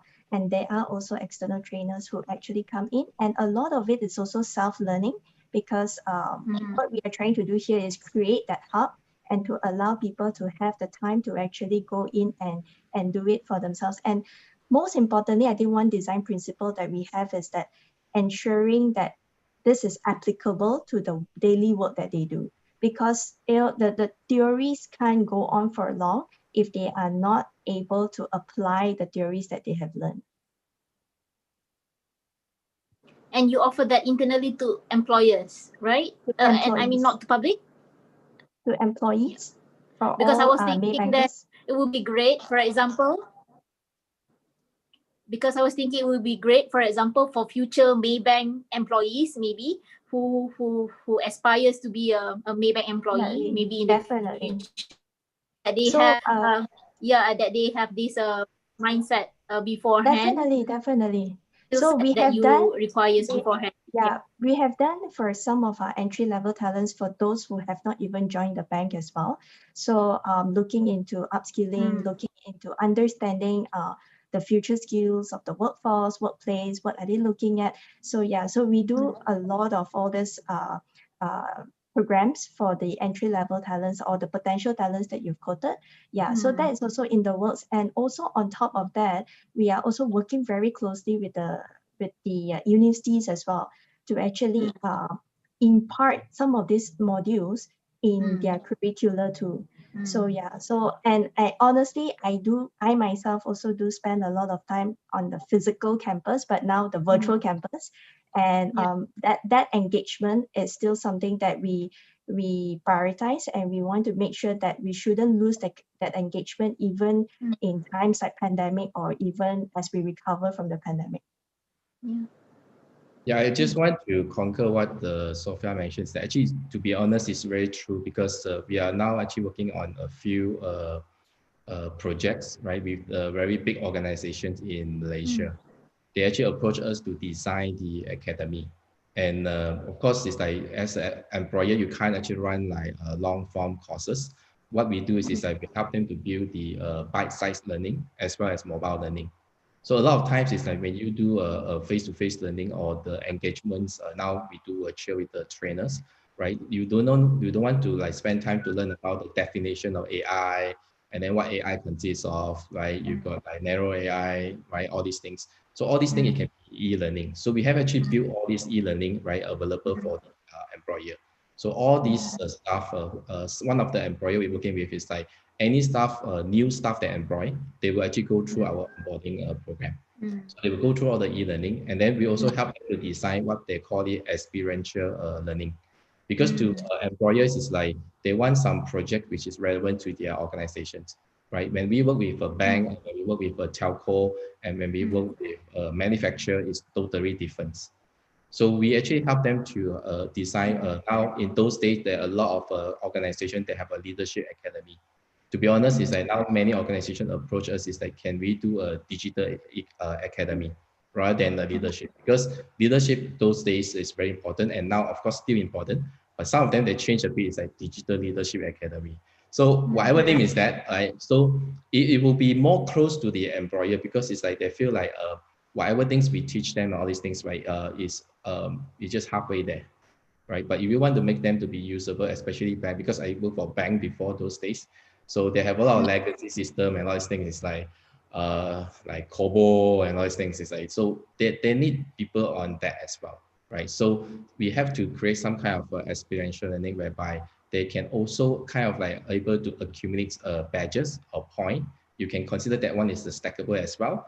And some of our customer actually, they actually put it as a requirement for their promotions. So you need to collect up to a certain level, then only you can get to another level. Now, this kind of things is not new. IBM has been doing it for years, right? If you know someone where IBM is, it's like if you do not actually pick up all this e-learning or all this learning program, at the end of the day, it's like you never get promoted, right? So I think employer now really see this what happened. So as explained by Sophia, but of course it's like if those who have a luxury have a department or person to in charge of that, then it's good. But then if you like fully outsource the vendor and you got no internal person to drive, and you don't have our own internal trainers and the relevant expertise to run it, so far for many of them to run this kind of program, I don't see any success if you don't allocate people from the employer side to run it.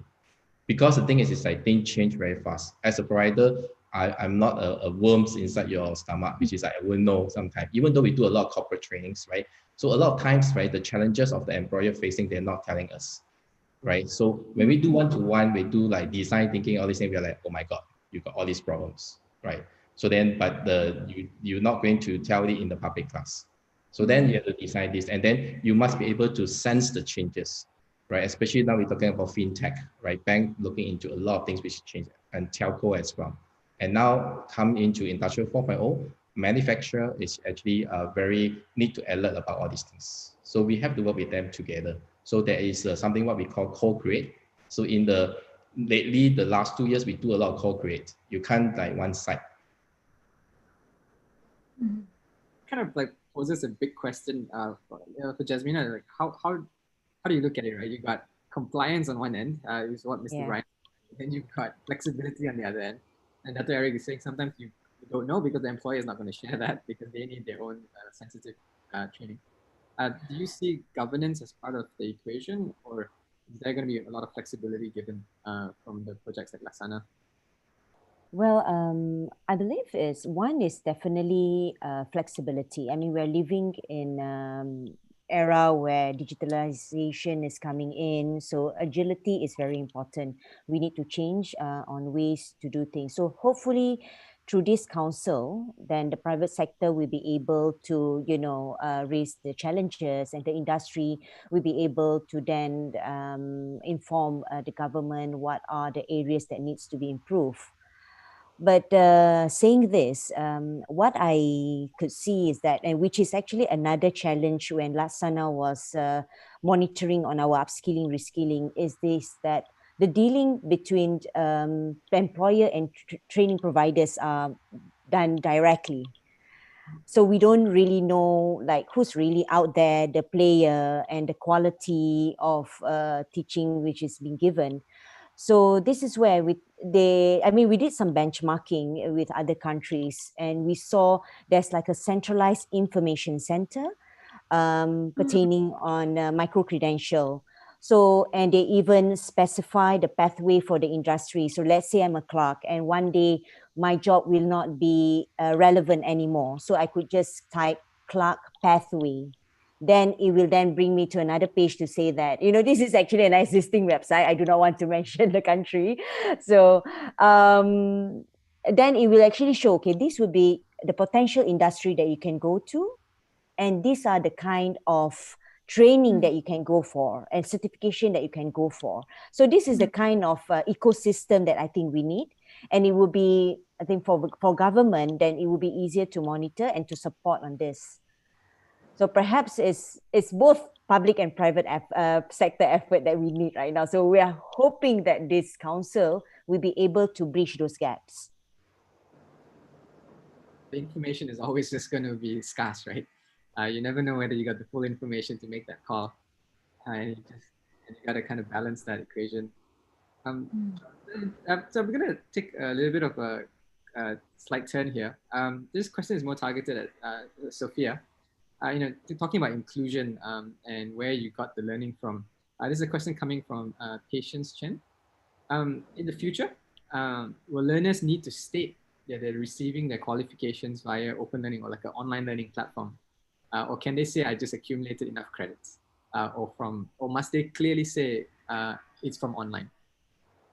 Is there a prejudice? Is there like a different way of looking at it? Because not necessarily so. I think at the end of the day, on your profile, my view is that state what represents you and state what the learnings that you have garnered, what you've used it for what purpose. I think that is even more significant than just putting in saying that you've done this at the open learning or at the university, but it's more of what you have done with it. Yeah, so that is one thing that we often see in the profile that would actually, like I said, it's going to be a differentiating factor that actually helps us identify you have got the experience, you've got the qualification and the experience that comes with it, the skills that come with it, then it gives us a fuller picture of that individual to us. Dr. Nubia, do you see it the same way? Yes, I think the way we recruit our talent, even in universities as well, because you can have the degree, and then it's the plus point, it's a bonus point that we are looking for. And as what Sophia said, it is a differentiating factor that that helps us to determine what you can do and what more can you give to the institution. So yes, I think even at a university level, we begin in recruiting talents. We also factor in the other credentials that that an individual has experienced before, other than their formal degree. Yes. Understand. So there is movement where there's no more prejudice to say online degree or online course, where you can just say, I don't see there's a need for that. Which dovetails to the next question. This comment came from to Dr. Eric, actually, where you used the word competency just now. There's the question is the wrong conception of the word competency.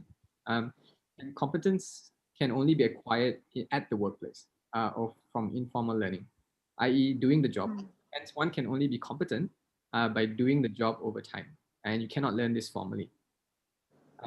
Is that true, or do you see that you can actually learn it prior, before actually taking the job? Well, if you look at you still do and search the internet, it's like what you mean by competence, right? So many of them, they will put like a lot of formula, right? So one of the easiest formulas is that they put competence is equal to knowledge, or sometimes people say skill is equal to knowledge plus experience, right? So now the thing is like, that's why a lot of university now, they could ask their student to go for internship. And to be honest, some university now even thinking of like housemanship, because it's like when you become when you study medical, you want to become a doctor, you need to have a 2 years of housemanship, right? So now some of the universities is like, I actually advise a lot of university. I sit in some of the university IAP, right, Industry Advisory Panel. So some universities still want to do like 3 months, 2 months internship. I might please do something on it, because it's like it's hardly to learn things in 2 months or 3 months things, right? Can you do something which is like longer, like 6 months, or even though you want to put it 1 year, right? In Germany, in Canada, their degree program is already blended, right? You might study 1 year, work 1 year, go back study another year, and then you finish, right? So the thing is like, if you really want to talk about these topics, I can like use like 1-2 hours to talk about competency, what you mean by skill competency equal to what plus what, right? There are a lot of formula outside there, right? So the thing is like, you are right in such a way that like for competency, you need to hands-on, which means you need experience, you need times to build, right? So if let's say you a fresh graduate, if their university provide this kind of internship, housemanships or practical program, or even though like in Finland, you actually study in the factory itself, there's no syllabus, which is whereby you do everything hands-on, right? Some times ago, actually, I went to Finland with our Ministry of Higher Educations. We actually see all these things like how they do it. But to implement this kind of things is like you need to have a collaboration with the industry, right? Like you see, I give you another very obvious example. It's like why Korea, they can improve so fast, right? They started up like almost the same with us, like years of 80, right? So now they are very fast and maybe like don't know how many 10 years above us. So what they do is like they put professor into the board of the company, right? I repeat, they put professor in the board of companies, right? Which means that I just now, you see, Malaysia also even went to the EPU program and all these things. Like a lot of employers, they don't tell what their problem is, especially in front of the competitors, right? And sometimes, sorry to say, but government like to say, okay, I want to get some info now. 5 banks come together, 5 manufacturers come together, 3 telco come together. So at the end of the day, you think what they want to tell, they're not going to say anything in the lab. So at the end of the day, what government knows is like, oh, where is the face? Oh, then they implement a lot of things, then all the money put in, oops, after 3 years, 5 years, doesn't happen, right? So what Korea do is like they put professor, right? And professor also can actually have certain, the report directly to the government. So the company also scared, is like, if I do something wrong, also I got like problems. So then at the end of this, is like things over the year, right? So you can see what Korea is now, right? So again, go back to this, is like you really need to have experience, whereby you need time, you need hands-on, right? So if you ask me to define competency, right, this is what I mentioned, I say, right? You can't actually study for everything, read from the books, doesn't matter online, offline, and then you tell I have this competency. So I think just now someone asking about the online courses. So this is something is very arguable nowadays. It's like in school, at least you have hands-on, you can touch things, you can do all these things, right? But then you do a 3 months hands-on program, online program, and then you say, I have competency in data science, right? Or data analytics. So people like, okay, so what have you done? What project you've done? Of course, a lot of online programs, they have projects here and there, right? So you just have to finish the things, right? Then you get a cert, right? So then, but at the end of days, it's like, what have you done so far? So you need to explain.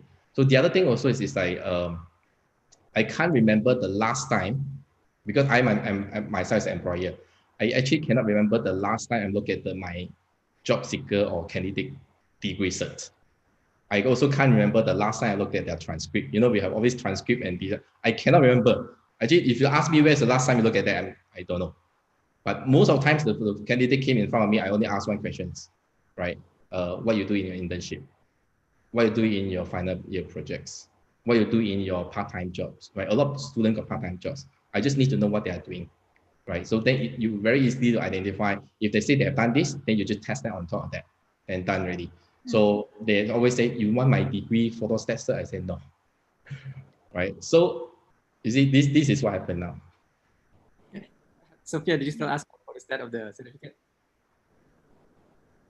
This is very part of our requirement to actually do background screening. I think that's also something that within the ecosystem we have to redefine as well, because it's I'm sure Jasmina, you know this very well as well, is that it is a requirement, it's a regulatory requirement to be able to ensure that employers must do background screening. So that part is still there.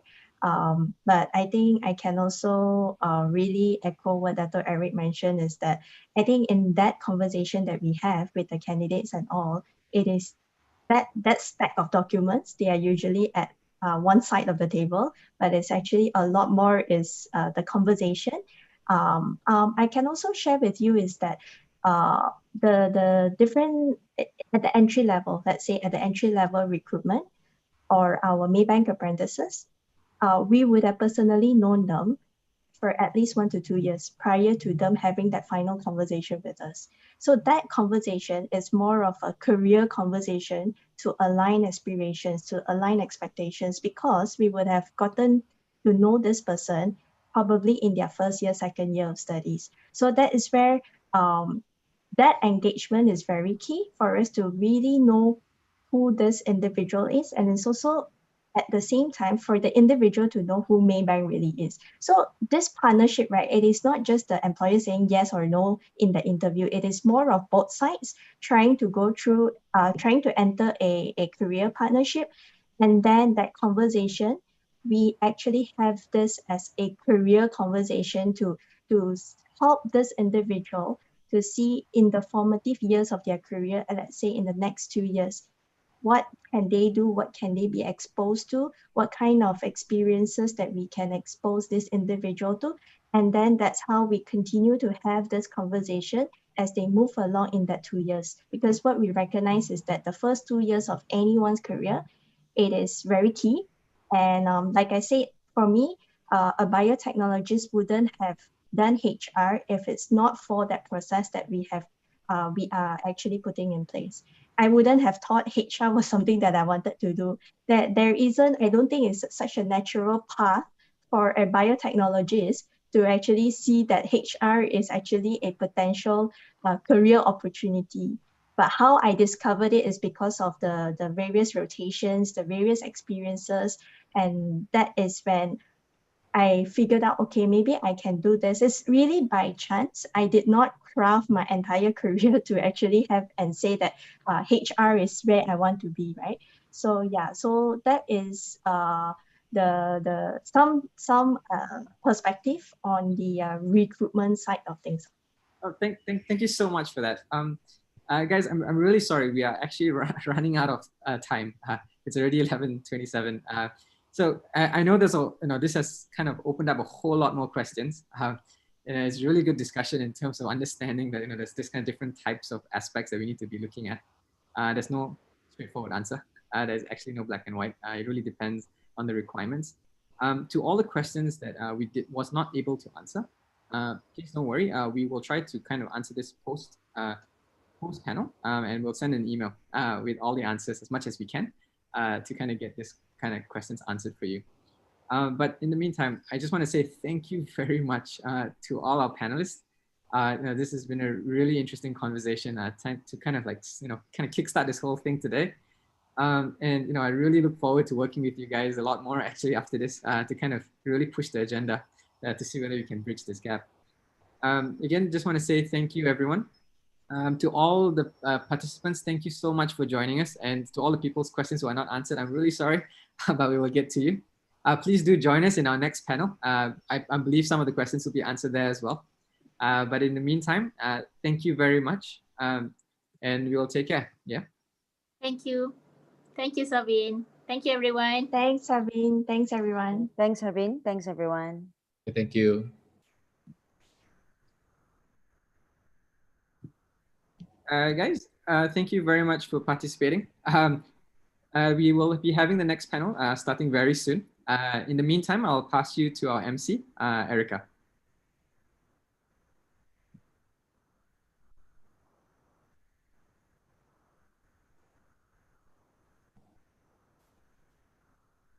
Thank you, Sarveen. Thank you to the panelists as well for a very insightful discussion. Ladies and gentlemen, our next session, the industry showcase, will begin at 11:45 a.m. And we have a couple of minutes to spare. We are slightly ahead of schedule. So feel free to grab a drink, take a toilet break, get comfortable, and we'll see you here very soon.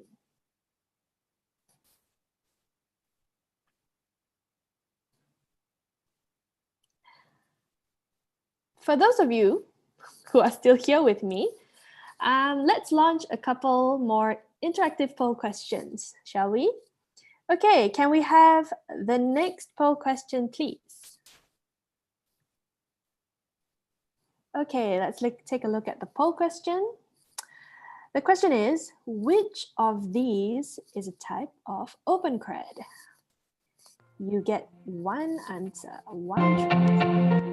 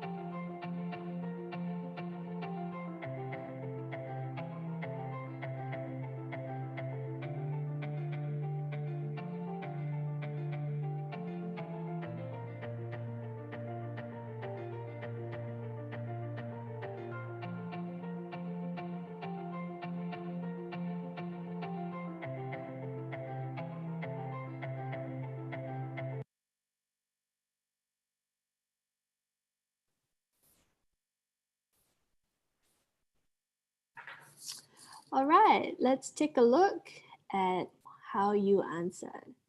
Okay, 86% of you said all of the above. Okay, well done. You've been paying attention. So yes, the answer is all of the above. We have three kinds of OpenCreds, which are pathway, credit bearing, as well as industry recognized OpenCreds. Okay, let's see. Do we have time for one more question? Yes, I think so. So let's see what the next question is. Let's see it pop up on our screen. Okay, the question is, in my opinion, so in your opinion, what are the top 3 most in-demand micro-credential topics? What do you think the most in-demand topics are for micro-credential courses? Tell us what you think.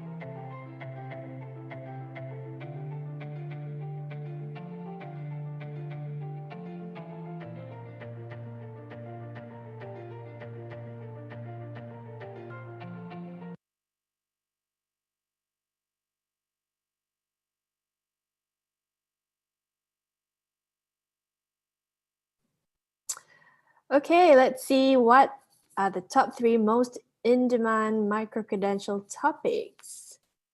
Oh, wow, we have, 93% of you think professional and personal development, followed by business and management, STEM, languages, And last but not least, arts and humanities. Okay, that's interesting. Now, let's see.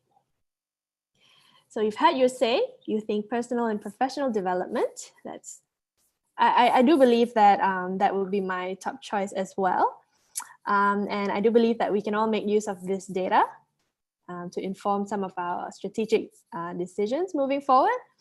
And now that you've had your say, let's see what are the topics, the courses or micro-credential programs that some of the early adopters in Malaysia are currently developing and building based on their own research and niche specialization areas in the next session. So ladies and gentlemen, feel free to take a short break, and we'll see you back here in 10 minutes at 11:45.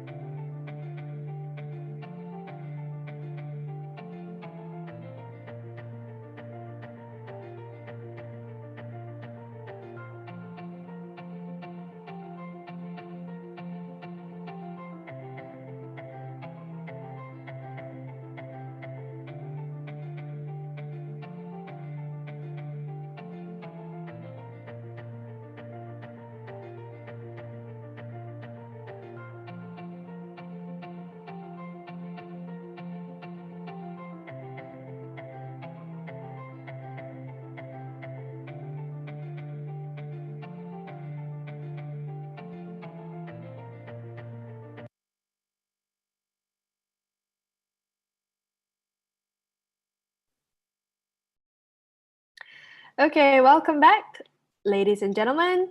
It's now time for our industry showcase. Again, I'm going to welcome Mr. Sarvin Kandia back to the screen, who will be moderating our next session on charting a new course for Malaysian education and professional development. Go ahead, Sarv.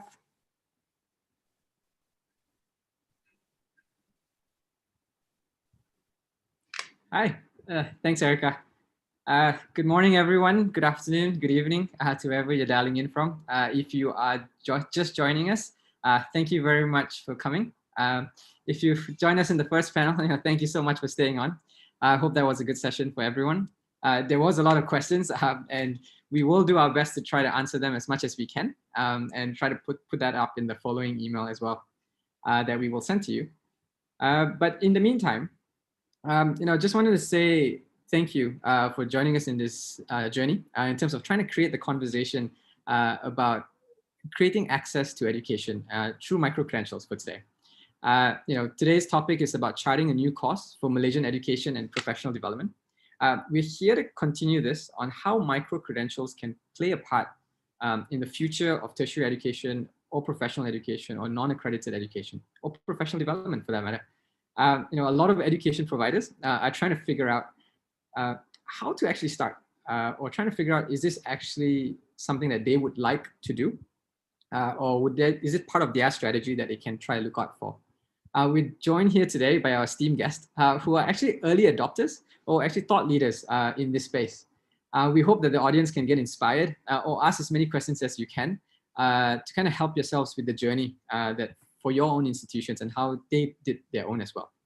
I'm honored to join by the group, Professor Karim Alias, who is the Director of Center of Development of Academic Excellence at USM, Dr. Chua, who's the head of the Malaysian Smart Factory 4.0 under SHRDC, Dr. Malini, who is the Deputy President and of Operations at NCF, and Sherry Diaz, who's the Managing Director at OpenLearning Australia. I'll start by letting the panel introduce themselves. Hey guys, appreciate it if you could introduce yourself a little bit about who you are and what you do, and we can take it from there. We'll start with Prof. Karim. Hi, thank you, Sarvin. Hello, everyone. My name is Abdul Karim Alias from University of Science Malaysia, and currently I'm the Director for Development of Center for Development of Academic Excellence, University of Science Malaysia. Thank you. Dr. Malini. Thank you, Sarvin. Good morning, everyone, and it's a pleasure being here. I'm Malini, and I am the Deputy President Operations at INSEF, the Global University of Islamic Finance. Thank you. Dr. Chua.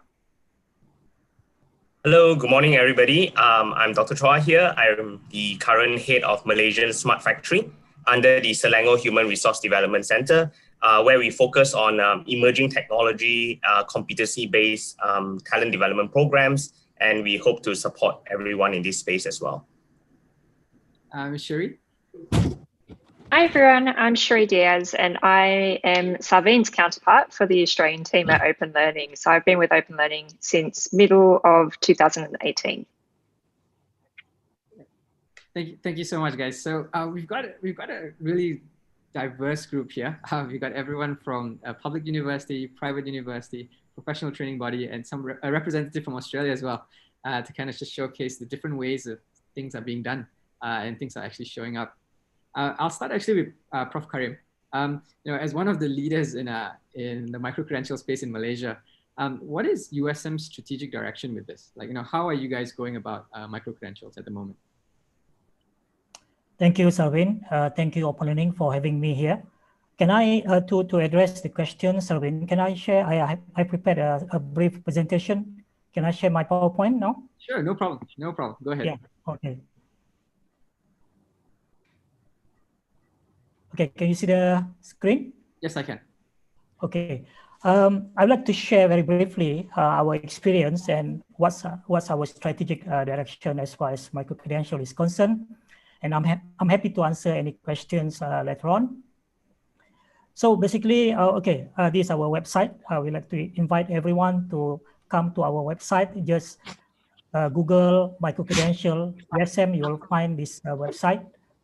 Okay, first of all, Sarvin, I think in anything we do, we must have a clear and compelling value proposition. So as far as micro-credential for USM, this is our value proposition, improving lives by providing affordable, quality, flexible education for everyone. So it boils down to flexible education and to support the national agenda, the Malaysian education agenda on flexible education, as well as supporting the SDG goal number 4 of SDG, which to provide access to quality education for everyone without any exception. So when we started, basically in the last 2 years, we have started to discuss about these micro-credential ideas. And we did this quick SWOT to see where we are and what is our strategic direction. And we look at our capacity. So we look at our strength, our weaknesses, opportunities, and threats. And when we did this exercise, we discovered that actually we have a lot of opportunities.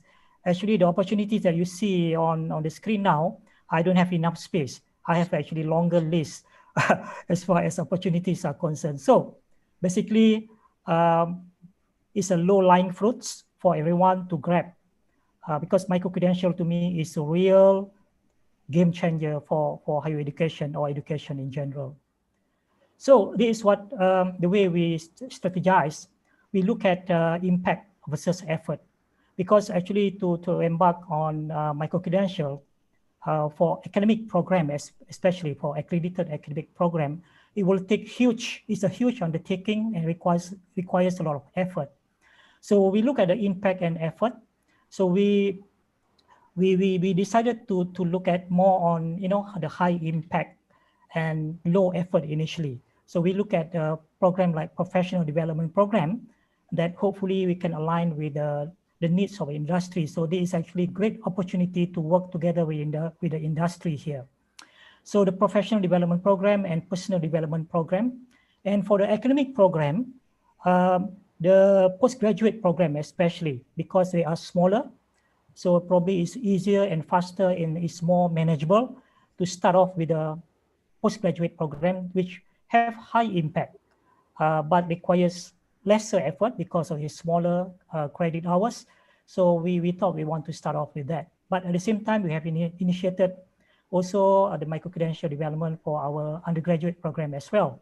So these are some of the examples that some of the programs that we are working on the left-hand side, the quadrant on the top left, as you can see here. And we have also, we start to also work together with industry also to create a pathway, a learning pathway for them to get into our degree program through the micro-credential pathway, because the MQA has now facilitated this through the guideline. So this is an example of the pathway that we have in mind through the so-called stackable credential using the digital badges. So as you can see here, we can create, we can start with the end in mind. It can be a degree program, it can be a diploma, and then we can break it down into packages and digital badges.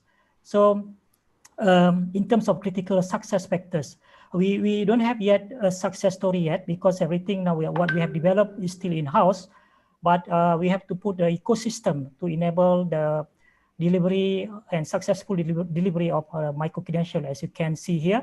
Maybe I can elaborate later on if there's any question on that, what it takes to really for the institution to roll out the micro-credential program. And just what we have achieved so far. The last 1 minute here, Selvin. Basically, you can see on the screen here, we have developed we have completed 39 micro-credential courses. I'm talking about the academic program here, from the academic program, and in 8 categories. And so far, we open to our students first. We have not opened to the public yet, and you can see we get quite a number of enrollment here, and we use as part of the blended learning. And currently, we are developing a mix of academic program as well as professional development program, 128 new micro-credential now at different levels of completion. And we have registered 15 copyright from this, and we have conducted numerous number of workshops to provide the readiness and the competency necessary for our academics to embark on micro-credential and create the micro-credential courses. So basically, I will stop now, Sarvin, just to give you an overview what we are doing now in USM and where we are moving in terms of a strategic direction on micro-credential. Thank you, Sarvin. Thank you, actually, Prof. I just got a quick question on that one. With the numbers that you showed just now, are they all focused on the top left quadrant, which is professional postgraduate certifications within the low work, high impact quadrant? Actually, we have majority of it. Actually, we are focusing on the actually undergraduate program actually. Because people are very keen to start off developing the micro-credential. We have a number on the top right, which is the high impact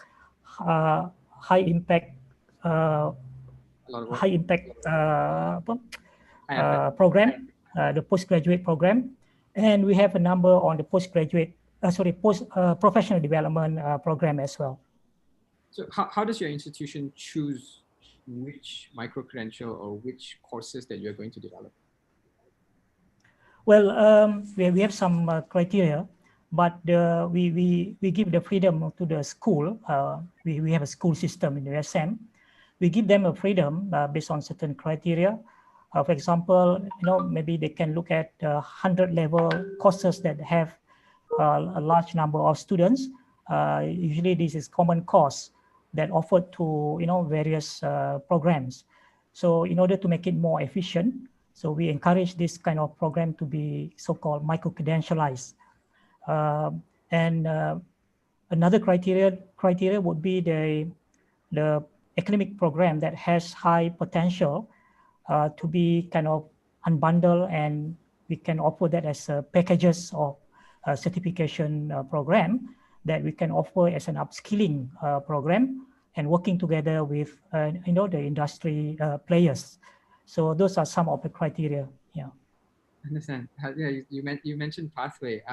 Try to unbundle the degree. Dr. Malini, there's a lot of conversations regarding micro-credentials versus traditional degrees or programs or replacements, so to speak. In your opinion, where are we heading with this? Thank you, Sarvin. This is an interesting question. So in the higher education space, micro-credentials have taken a life of its own. And increasingly, the curricula have come to include short online skill or competency-based courses tailored to the industry. And this is what Prof. Karim was alluding to just now. One could argue that there could be a fine line between a skill and building and exploiting a source of revenue. But this is debatable, and this is something that having good quality assurance mechanism would safeguard and make a difference. But coming back to your question, when delivered by higher education institutions, micro-credentialing is different from degrees. The key difference is micro-credentialing and other micro-credentialing delivers bite-sized chunks that illustrates a particular competency, unlike a traditional education program like a bachelor's or a master's. And they usually come with a badge when completed. And micro-credentials are comparable to short versions of a course offered by a higher education institution, similar as what Prof. Karim mentioned just now. But here's an interesting fact.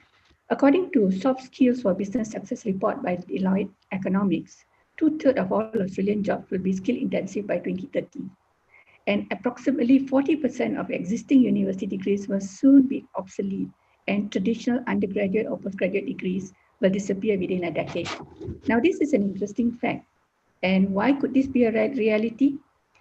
Well, we all know that our current workplace changes at an unprecedented pace. The skills acquired from a university is a one-size-fits-all and may not fit well with the industry. And employers are seeking qualifications, and competencies when hiring. So this is where I think we are heading. We are heading towards a competency-based model that is fueled by micro-credentials. In the future, it's no longer degrees, but nano degrees, micro-masters. And each of these bite-sized qualifications will be built with competencies to meet the needs of employers. They are flexible and just in time. And each of these will be stackable, similar to what Prof. Karim mentioned just now. Some will be credit-bearing and ultimately ladders into an academic qualification. So in summary, to answer your question, it's not about replacement, but it's about integration. Integrating these micro-credentials with traditional programs through the recognition of prior credit or APAL, or the needs of the workforce through professional development programs. Thank you. No, thank you, Dr. Malini.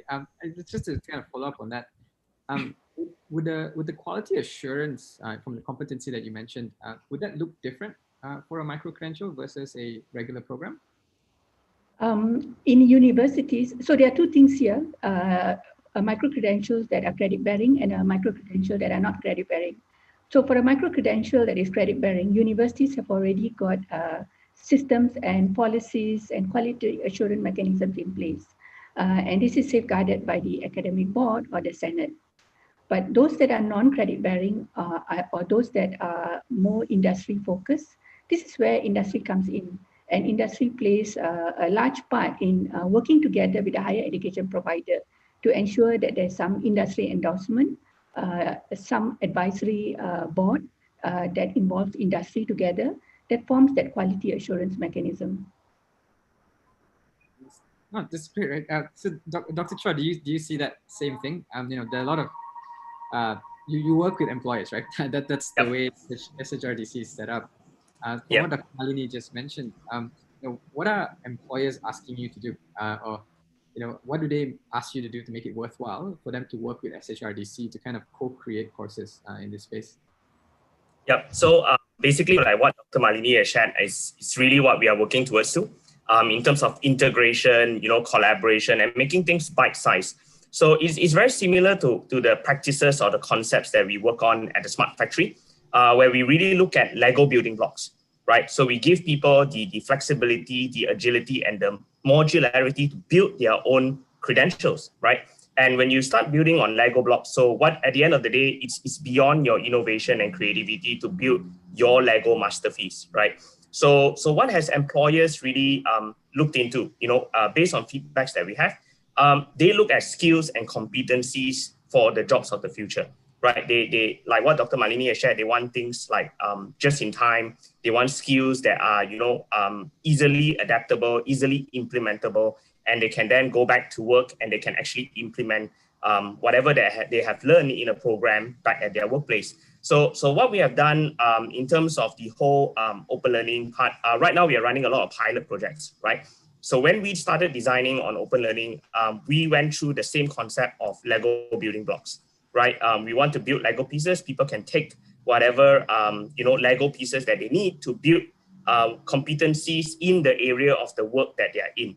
Right, so that's where we started off, and you know, we started actually a pilot project with an industry where you know, what we do is we build technology application recipes. That's what our team does, right? So we build a recipe on open learning. We actually share it with the industry. Okay, this is your recipe on how you want to implement this smart factory technology in your current factory ecosystem. Right, so we went there. We basically helped them through the open learning. There's a very guided approach on a recipe there. They are free to modify whatever they need, and we guide them through, right? Through like an on-job training kind of process.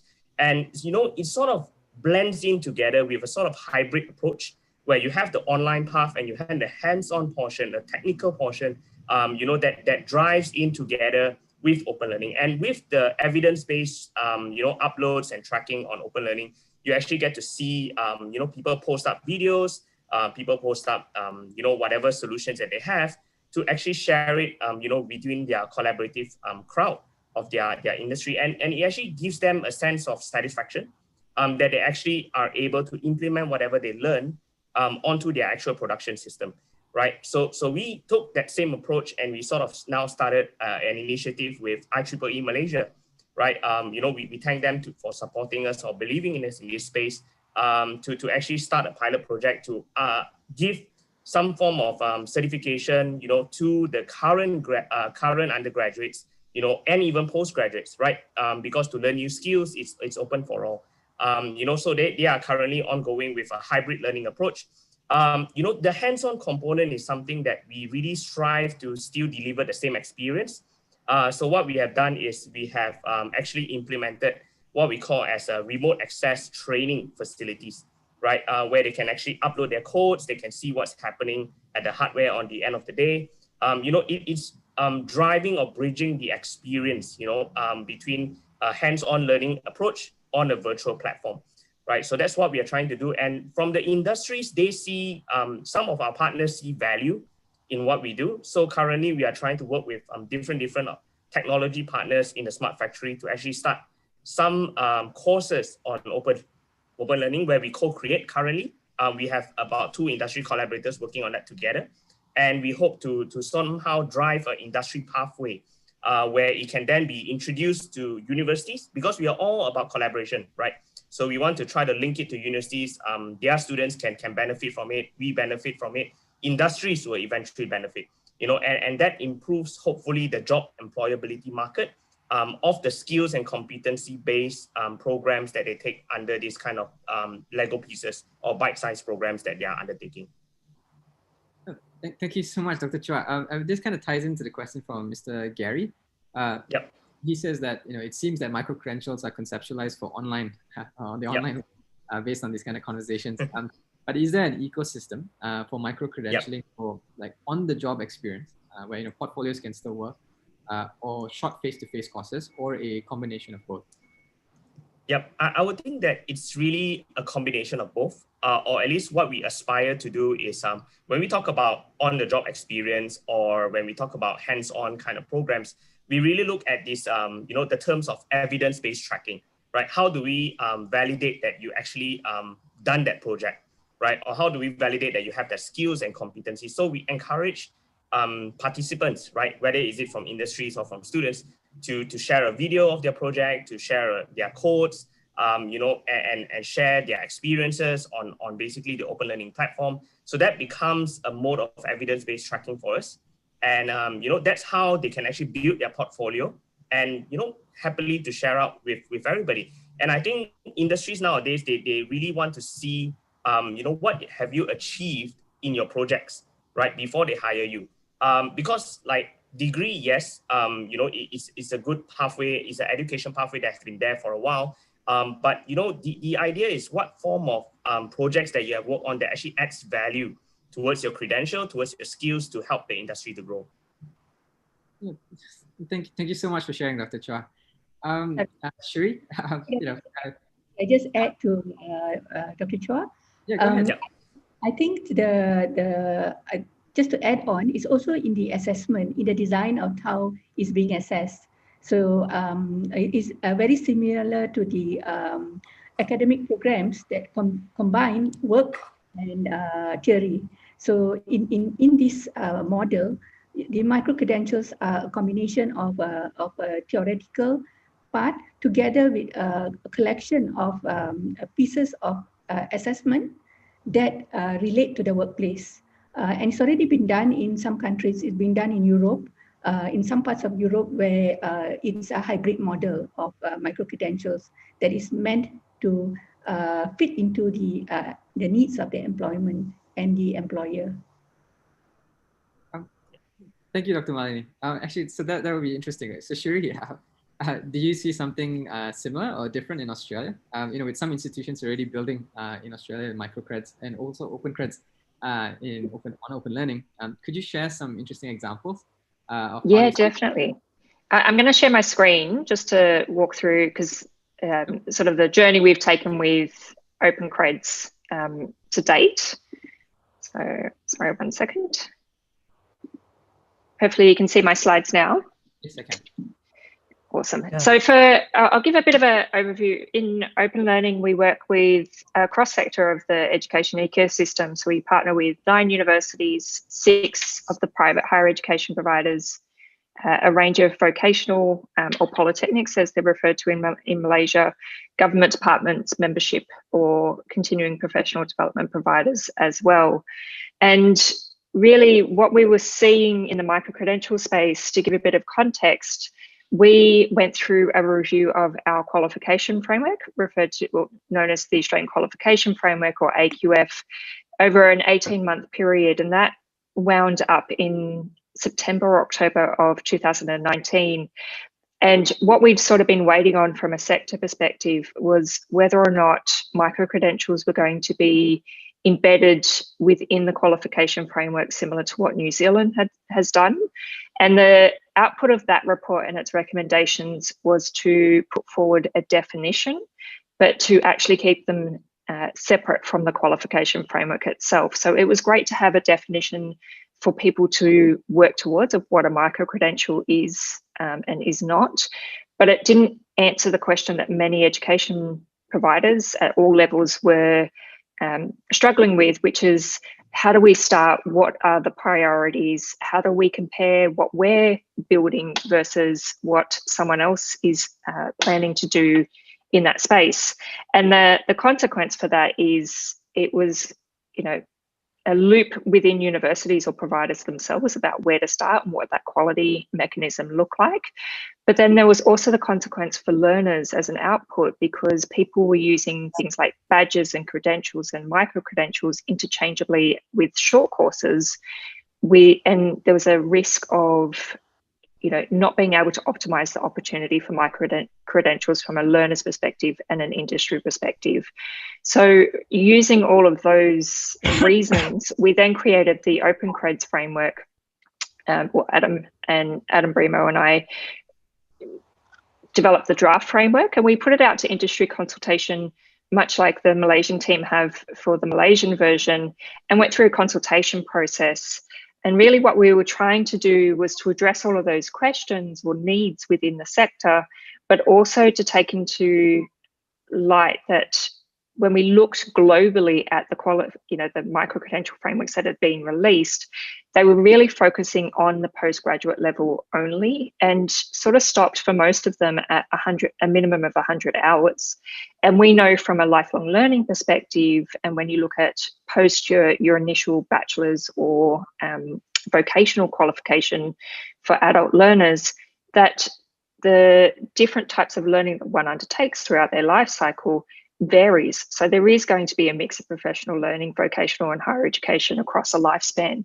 So we wanted to make sure that we optimized and provided a framework that recognized the important value that all three of those different types of education provide, and where possible to support interoperability or recognition of prior learning between different micro-credentials as well.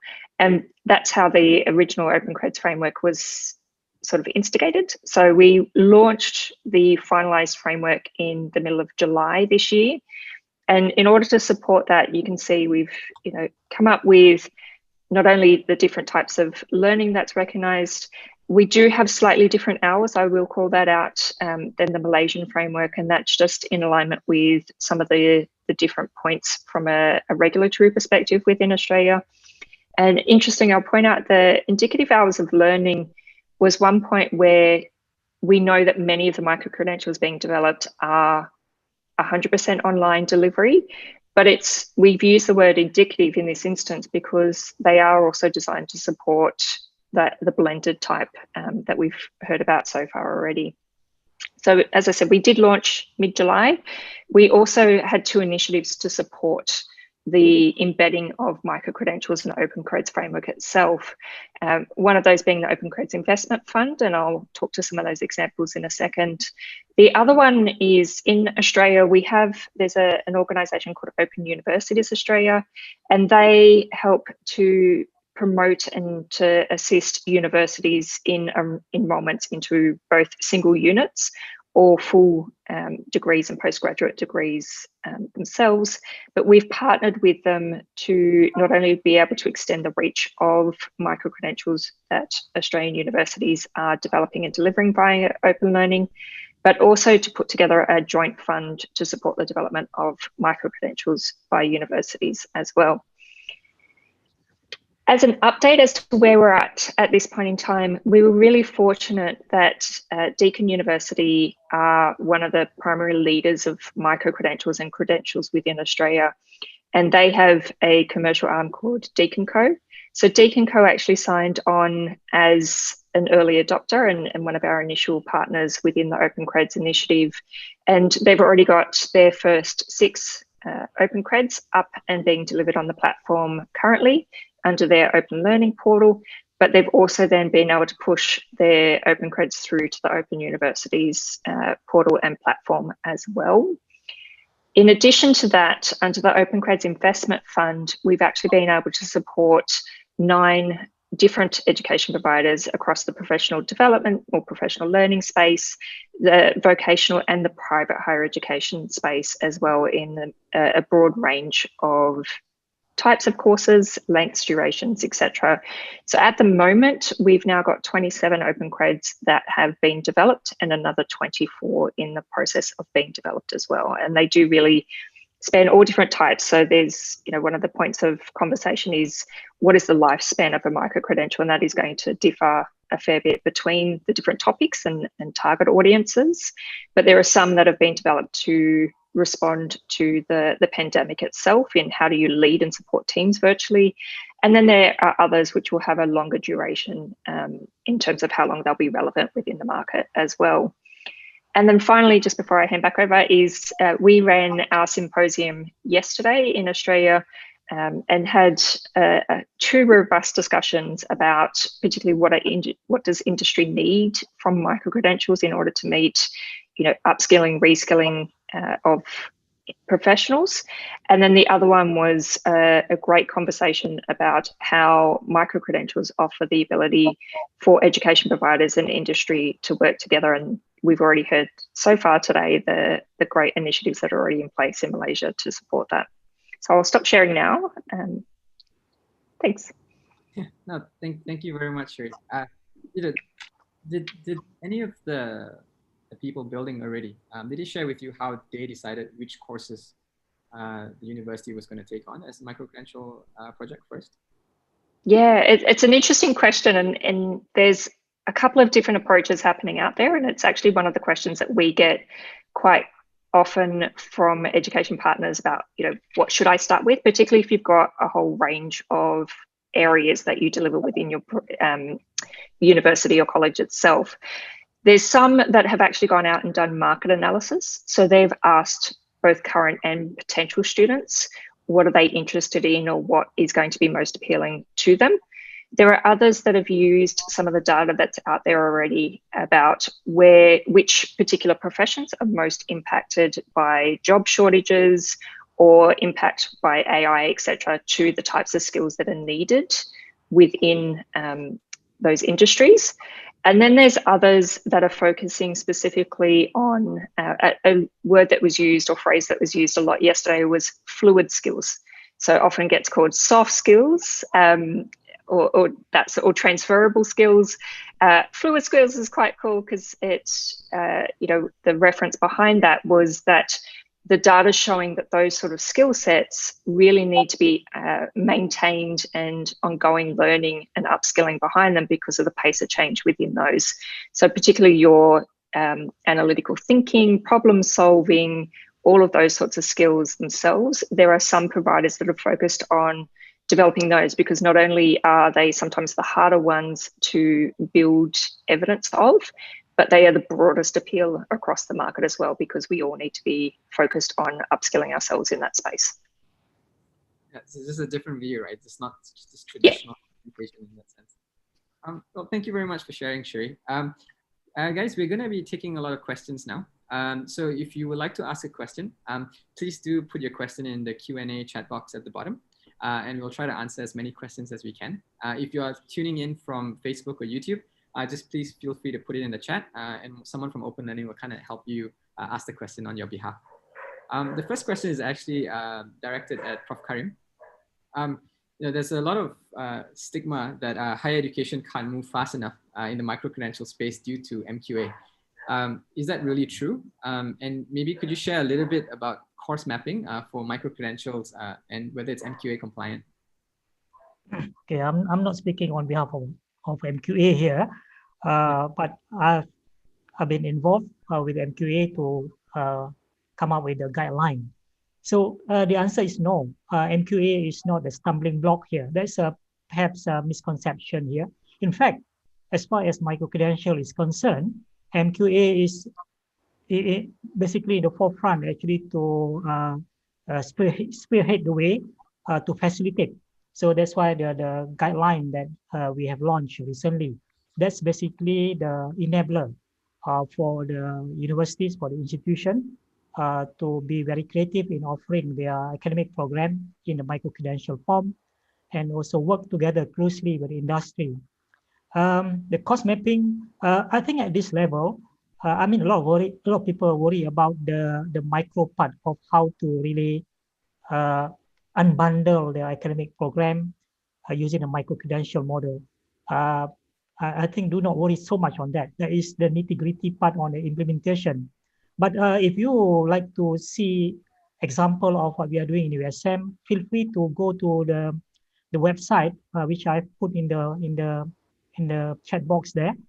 Our CDAE website. You will see some samples of cost mapping from the whole 14 weeks course that you can use as an example. There you can find how do we, take into account the student learning time, everything, and how do we break it up into small modular unit. So it's a different way of looking at it. It's always easy to blame, but the reality is, it's looking inside and go, hey, how am I actually going to do this, and where do I start? Yeah. The MQA is not the issue, the problem here. It's more on the institution level, how they want to take up the idea and how they want to put all the strategic plan in order to implement micro-credential at the institution level. That is where the challenges are. Yeah, that's just really refreshing to hear, actually.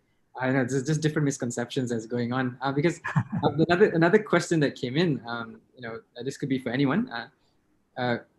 Credentialing, this quality, right? Quality assurance.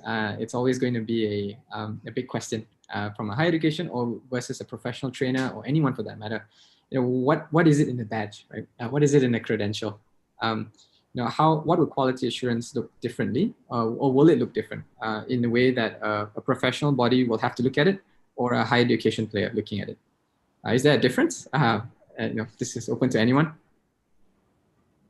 We let Dr. Malini maybe to answer first. I can answer that. Like any product in the market, quality and standards are definitely areas of concern when consumers invest time and money to acquire this. And when micro-credentials lead to a credit, then institutions are ultimately responsible for the quality assurance. And that was very evident in Prof. Karim's presentation just now, where there is a body that eventually safeguards the quality bit. And that is because eventually it leads to an academic credit.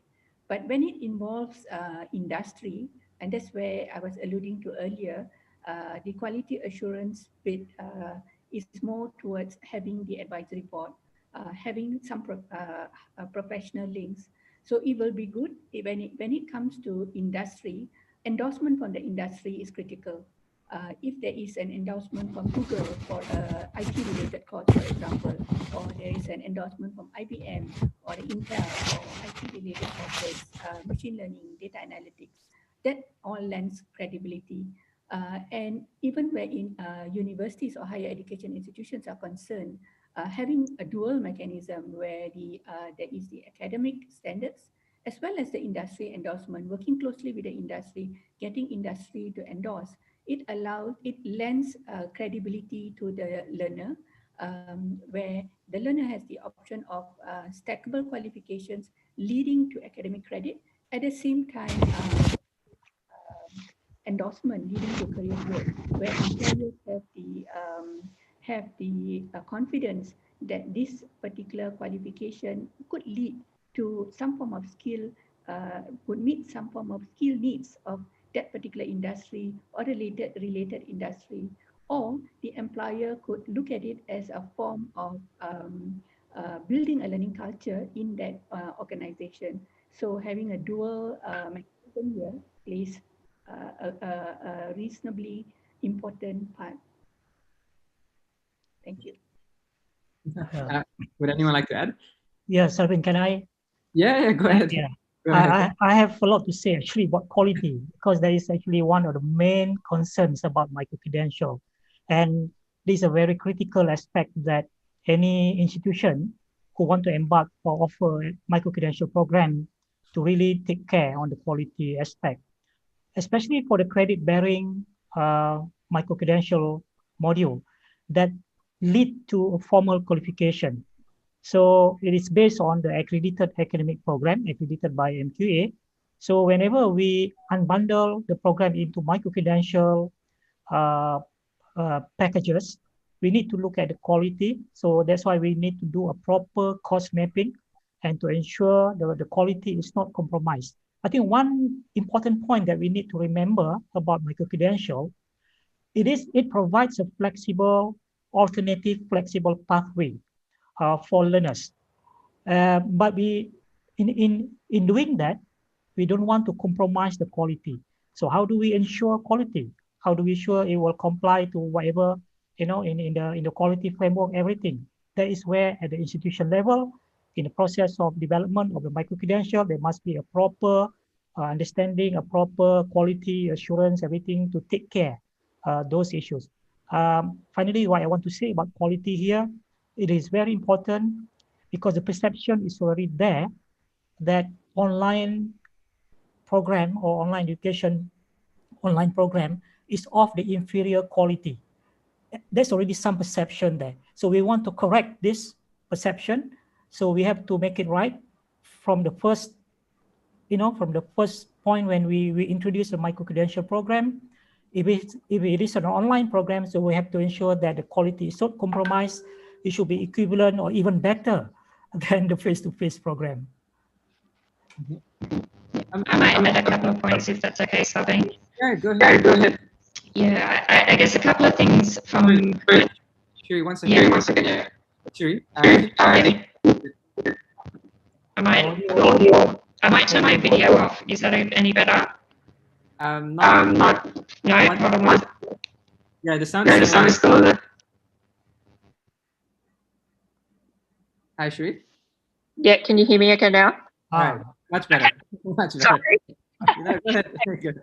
I'll leave my video off just in case. So a couple of things from, I guess, talking with Australian partners about the quality perspective is the key, or one of the main points that we made sure to include in the framework is that there must be evidence of learning that sits behind a badge or a certificate being issued, so that particularly for industries and employers or education providers, if they are using it for credit or recognition of prior learning, is that there's evidence of what the skills or knowledge or competencies that a learner has earned or developed as part of that micro-credential, particularly if they are stacking from different education providers as part of their learning journey. For the partners that we've been working with, they actually really like that for courses to be listed in the Open Learning Marketplace, they go through a quality assurance process, and that quality criteria and review process is really transparent from the outset. And the real endpoint for that is coming back to a learner knowing from the outset what they're signing up for and what the potential pathways are or opportunities as part of undertaking that micro-credential itself. If I can talk about a particular partner that we've been working with for about 18 months now, what's been, and this is even pre-OpenCreds, for their professional learning opportunities, they're a vocational and higher education provider in Australia.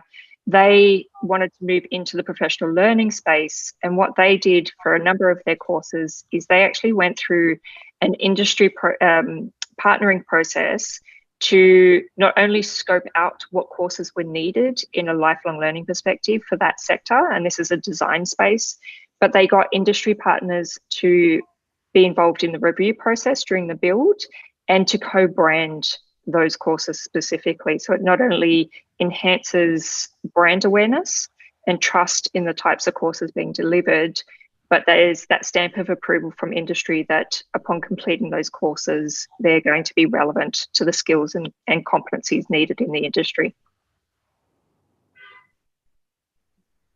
Dr. Chua, are you seeing something similar from your end? Yep. Actually, that's what we see from our end as well, in terms of the industry perspective, because every program that they take, to them has to have value and impact. And by value and impact mean to say that, at the end of the day, aside from the learning outcomes that we sort of put in and the competencies that we sort of lay out, what's in it for them at the end of the day? Are the staff able to actually implement whatever that they learn on a microcredit, or on online or face-to-face platform, anything at all? Whatever that they send their staff to learn, is it actually implementable back at the factory, right? Or back at their workplace? Because at the end of the day, we also account that, even if it's learning online or learning a face-to-face class, it is actually time spent for the staff, right? And time is value and money for every industry.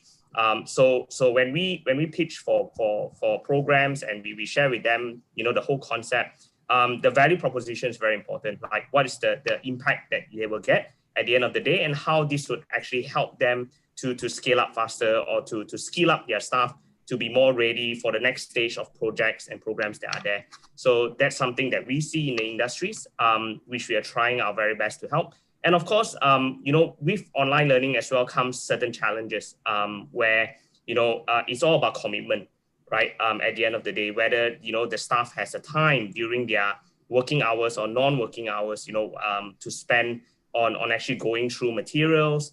How do we facilitate that so that it's easier for them to move on? Some of the industry staff has been working for 15 to 20 years, in which, online learning or learning online is something very, very new to them. So that's something that we are trying to facilitate as well, facilitating the culture of, from where I studied, people say that, the term Ancora and Paro, I'm still learning, that kind of culture that we are trying to put in, for even students and also for the workforce, that they need to continuously improve, and putting in Kaizen methods inside, in their learning methodologies. So that's something that we are really trying to push. But yeah, some challenges are always there. So we're trying to work through that space as well. Do you see an issue from the industry where it's online versus offline, where online is seen as inferior in terms of how your credentials are? I think the perspective that was given for online was that it was built for a mass market, right? And that sort of perspective is there. When you talk about other online learning platforms, people giving complimentary materials. I wouldn't say free, but complimentary. There's waiver for courses. So people seem to think that, online is made for the masses, right? And there's no personalization. There's no probably lack of, one-to-one with the instructor. So that's what we are trying to avoid as well, right? We want to give it a blend of, yes, you can learn it as self-paced, which is we are putting it onto you, but also the flexibility of contacting our facilitators. In any case, they have an issue with the program, they have issues with their courses, so basically they are free to contact our facilitators at any time, do a video call, and that's how we try to facilitate that. It's a bit of added work, but that's something that we are trying to do to ease in the experiential learning. And of course, some people's perspective of online learning is, okay, it's all online, it's a simulated environment, it's ideal. So what we're trying to also bridge that is to add in a blended component, which is a remote access kind of training. They can have, interaction with the machine. They can have visualization of what's happening. And then, the option of then coming to a hands-on session with us, right? So that sort of bridges the experiential learning. And that's how we want to try to drive that in Malaysia as well. And to, like what Professor Karim mentioned, trying to provide access to education, nationwide, right? Whether you're in Penang or Johor, Sabah, Sarawak, you can access education. And that's what we are trying to push for as well. It's like can I add on, Sarwin? Yes, you may. No worries. Well, online learning has advanced so much in the last 10 years, I think, in terms of the delivery and the quality of the online learning. I would say 10 years ago, probably we can say that the e-learning, the kind of e-learning course available online is basically very much e-learning 1.0, you know. But since then, it has evolved so much. We look at the engagement part. How do we engage learner? How do we engage them, cognitively? How do they, apply the critical thinking, problem solving, everything? So it has improved by leap and bounds. So these are basically the skills that we really need to train in our staff or anyone involved in developing the micro-credential program, so that the quality in terms of the delivery, in terms of the content, in terms of the assessment, especially because micro-credential model is basically competency-based. So we need to have a proper assessment in order to assess the students whether they have reached the level of competency set out as part of the outcome of the module.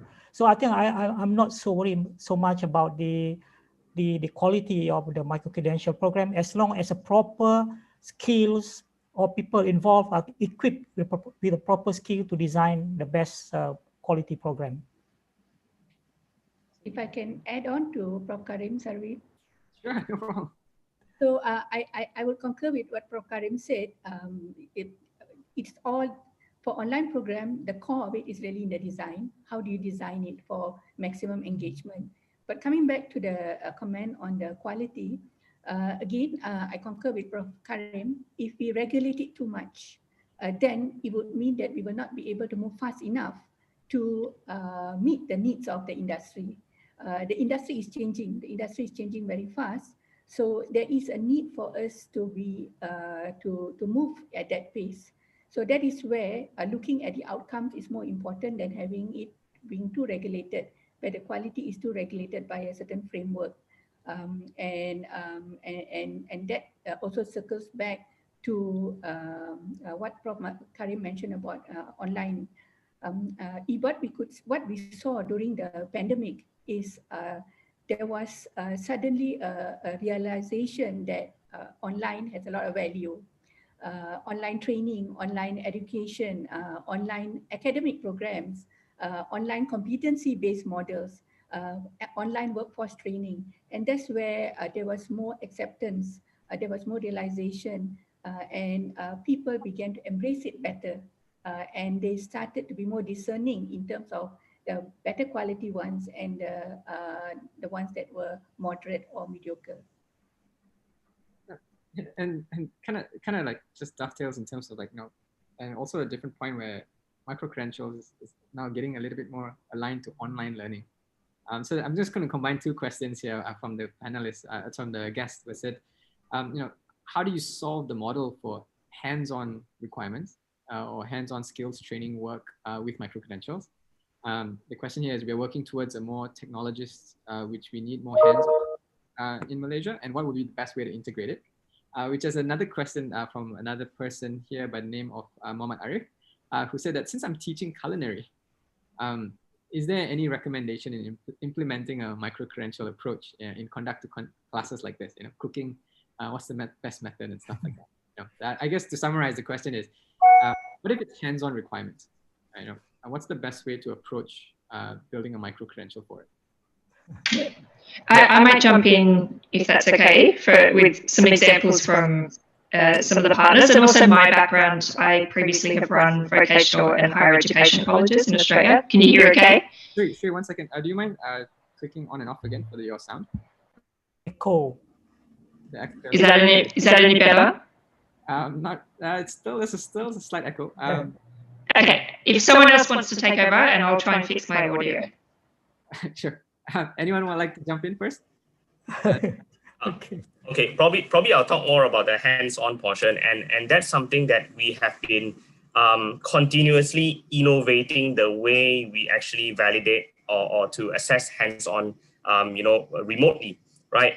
Because when we talk about recognition of evidences of learning, the hands-on or technical component is always very important as well, because if not, then everything is just online and there's nothing that you sort of validate your skills, right? So there are many, many ways where we see value add in terms of evidence-based tracking for a hands-on kind of module. Number one, well, we sort of develop labs in the cloud, right? If you want to call it remote access laboratories. And what it does is actually providing the end user a sort of bridge of experience, right? Wherever you are, you can still access, equipments at our place, right? Because we have set up the server, we have set up the facility. You can access it. It's flexible for you to work on. And basically, the recognition of evidences needs to be there, right? Whether you take a video, whether you take a snapshot. And of course, at the end of the day, what we do is validate, the implementation. And all these we link and match back with the learning outcome rubrics and also the competency rubrics that we have in our center. So next is what's beyond, open learning, remote access training, and hands-on evidence-based training, right? So what we are exploring now, and hopefully we can grow from there, is we are exploring one of our partners, technology partners in the space, on how we can actually build collaborative technology spaces, right? For example, if let's say USM has a very nice lab, how can we set up a micro-credential course that can link to the facility in USM, and people can actually go there and they can actually validate their skills, right? So we are talking about, interstate kind of, movement, right? And basically online, because it's global, it's open for everyone. But the hands-on part is what's limiting, the validation of skills. But what if collaboration can happen between education providers, education institutions, technical vocational institutions, where, equipments are open access. Think about it as open access, collaborative access. And that actually can help drive, people to actually go to different centers closer to them, have access to these facilities and validate their skills. So that's something that we are currently working on or working with our partners in this space. And we hope that we can drive this as well. Yeah. And that's an opportunity right there, right? For anyone being able to link hands-on labs areas with micro-credential courses, hint, hint, right? Shuri, are you back? Is it any better now? It's better a little bit. Okay. So what I'll do is I'll provide a written update, like an answer after this. But we've got Le Cordon Bleu in Australia are actually unbundling some of their courses, and they've been working on a whole range of initiatives and ways to be able to deliver more hands-on programs in an online or blended environment, both in a pandemic situation, but also their business model moving forward will continue to support an online delivery of those more hands-on skills as part of that. The other piece I'll pick on is there's a question in there about English skills development. And we've got another partner that we've been working with during the pandemic who deliver English language programs to a whole range of international students. And they've had to transition from a face-to-face setting into an online setting. And whilst there are those concerns about students, not being able to see or recognise face-to-face where they weren't understanding concepts, etc., the feedback from students and academics themselves is that the way it's been developed in open learning has actually supported students in being able to demonstrate through their interactions with each other, and the testing and development of skills is much higher, but also student confidence to be able to ask questions which they may not have felt they were able to do in a face-to-face situation because there was fear of getting it wrong in front of their peers. The feedback and satisfaction rating of students has actually been higher as well. And so that kind of encompasses both sides, right? One, you got the technical side of things. And then the other one's a little bit more fluid. Is that what you used just now in terms of language? Yes. So there's two kinds of ways of looking at it. It's just a matter of how you design ultimately in terms of the course that you're going to deliver. I got a question that Prof. Karim answered, but I just think for the viewership in Malaysia, if we are a conventional university, do we need to get MOHE approval to run micro-credential courses? whether delivering it online or conventional. I think, Prof, you kind of already answered this, but just for the benefit of everyone, the institution will need to notify MQA using the procedures outlined in the guideline. Just hope that helps more everyone. I think that kind of put it as the question in everyone's mind at the moment, whether they can do this. One more question here. Savin? Yeah. Before you proceed, can I just expand on the question on how do we deliver micro-credential or design micro-credential for the hands-on type of program? I think that's a very pertinent question. It becomes like FAQ, frequently asked questions. But I think Dr. Chua has addressed the question very well, actually. But I just want to say this, just like an online learning in general, online learning or online education is not a silver bullet. It doesn't have the answer for everything.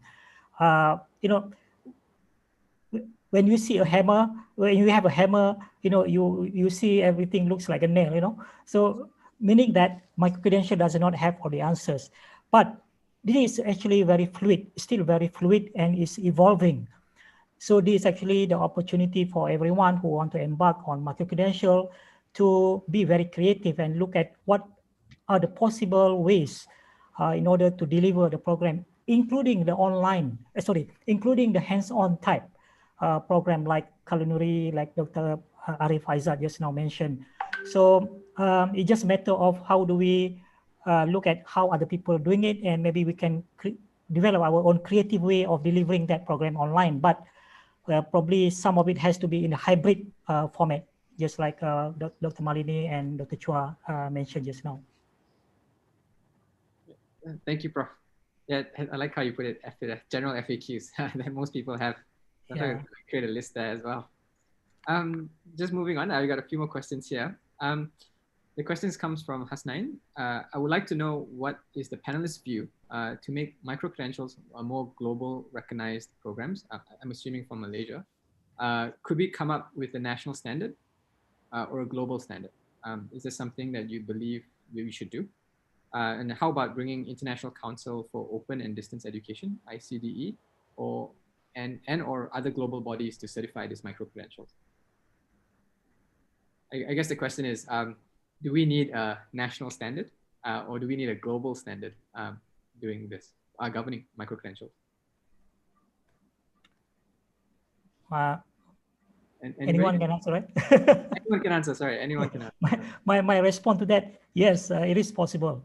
But I think we can start work first at the national level. Actually, during the discussion when, at the MQA level, when we were doing this guideline, we actually discussed all sort of possibilities and how this thing would evolve ultimately. One of the ideas we were discussing about, like what Korea, Korea has this so-called National Credit Bank. So the idea of National Credit Bank is where all the institutions offer the same type of program based on the same program standard. So they can actually deposit the credit in the national bank. So that's basically kind of the common framework, a common standard that we can have, so that we can create that national credit bank. So ultimately, it's going towards that direction. But I think it's still early days, and hopefully maybe one day, maybe within these 2-3 years, we can have also a global kind of consortium where everything can be shared, within that consortium. Global standard, probably, yes. Interesting. This is like a national repository. Mm-hmm. I can just add to Prof. Karim.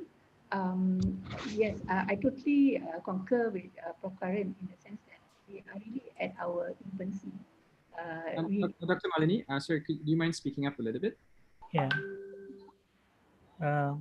Louder a little bit, yeah. Let me fix my...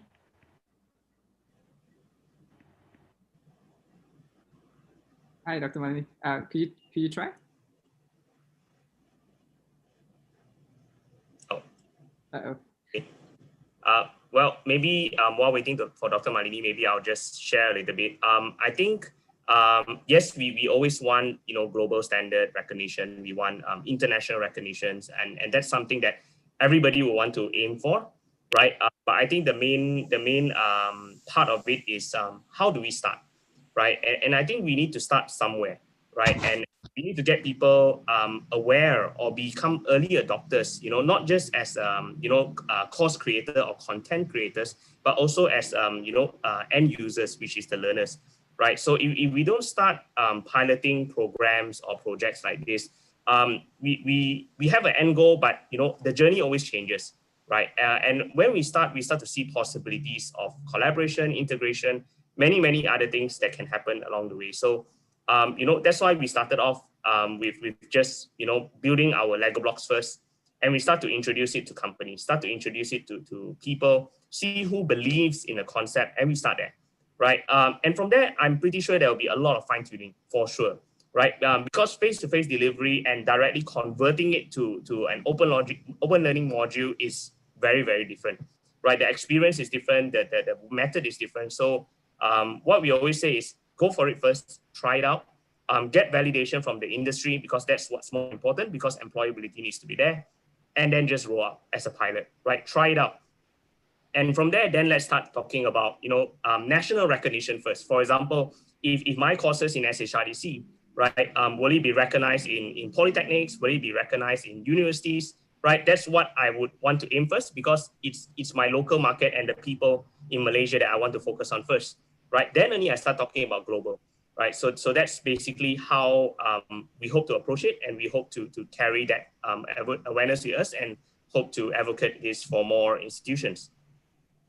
Thanks, Arjun. So, more local first. Take on Malaysia first before we take on the world in that perspective. We need more advocates. We need more advocates.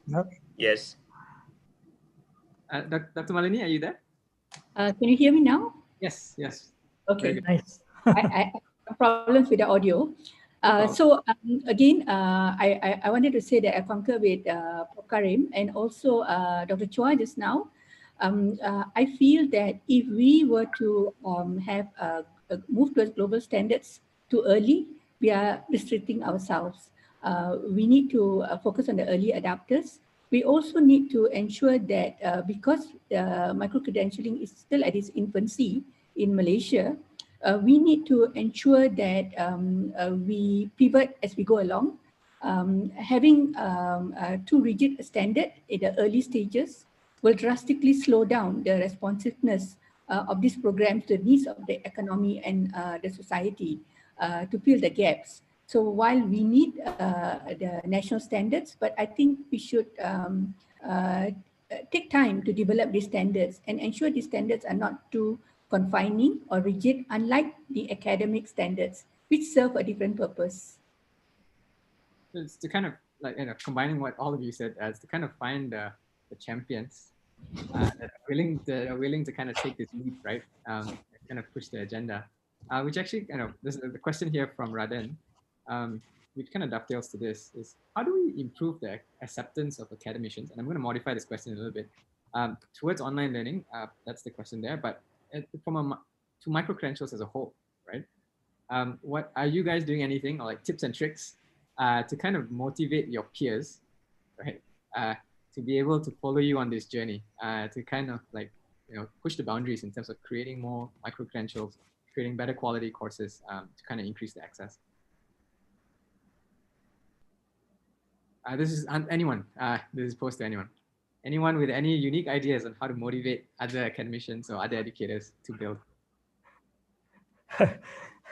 Sarvin, this is a typical kind of issue that a typical challenge for me actually at the institution level. Actually, it's all about mindset, and it's all about sharing so-called the shared vision of the institution. But now again, I think thanks to COVID-19 and MCO, everything, that change of mindset is already happening. And I think moving forward, probably people will be more acceptable, more open to the idea of going more into online and embark on micro-credential, because now I think more and more people understand how online learning can really open the access of education to everyone who have access to the internet, or at least basic connection, and how we can leverage that for the purpose of providing a kind of second chance for those people who fail to make it to the university in the first place. 70% of them on average that couldn't make it to the university, and they are working now. So now we want to provide a alternative pathway for them who still wanting to get a formal qualification, but they still work full time and doing this micro-credential program. So I guess with that kind of mindset and awareness, people will be more open and more accepting of the fact that we need to move towards this direction. It's going to be a continuous challenge there. Yeah. Trying to help everyone else. Sherry, do you see anything unique in Australia in terms of how some of the partners are kind of motivating their educators?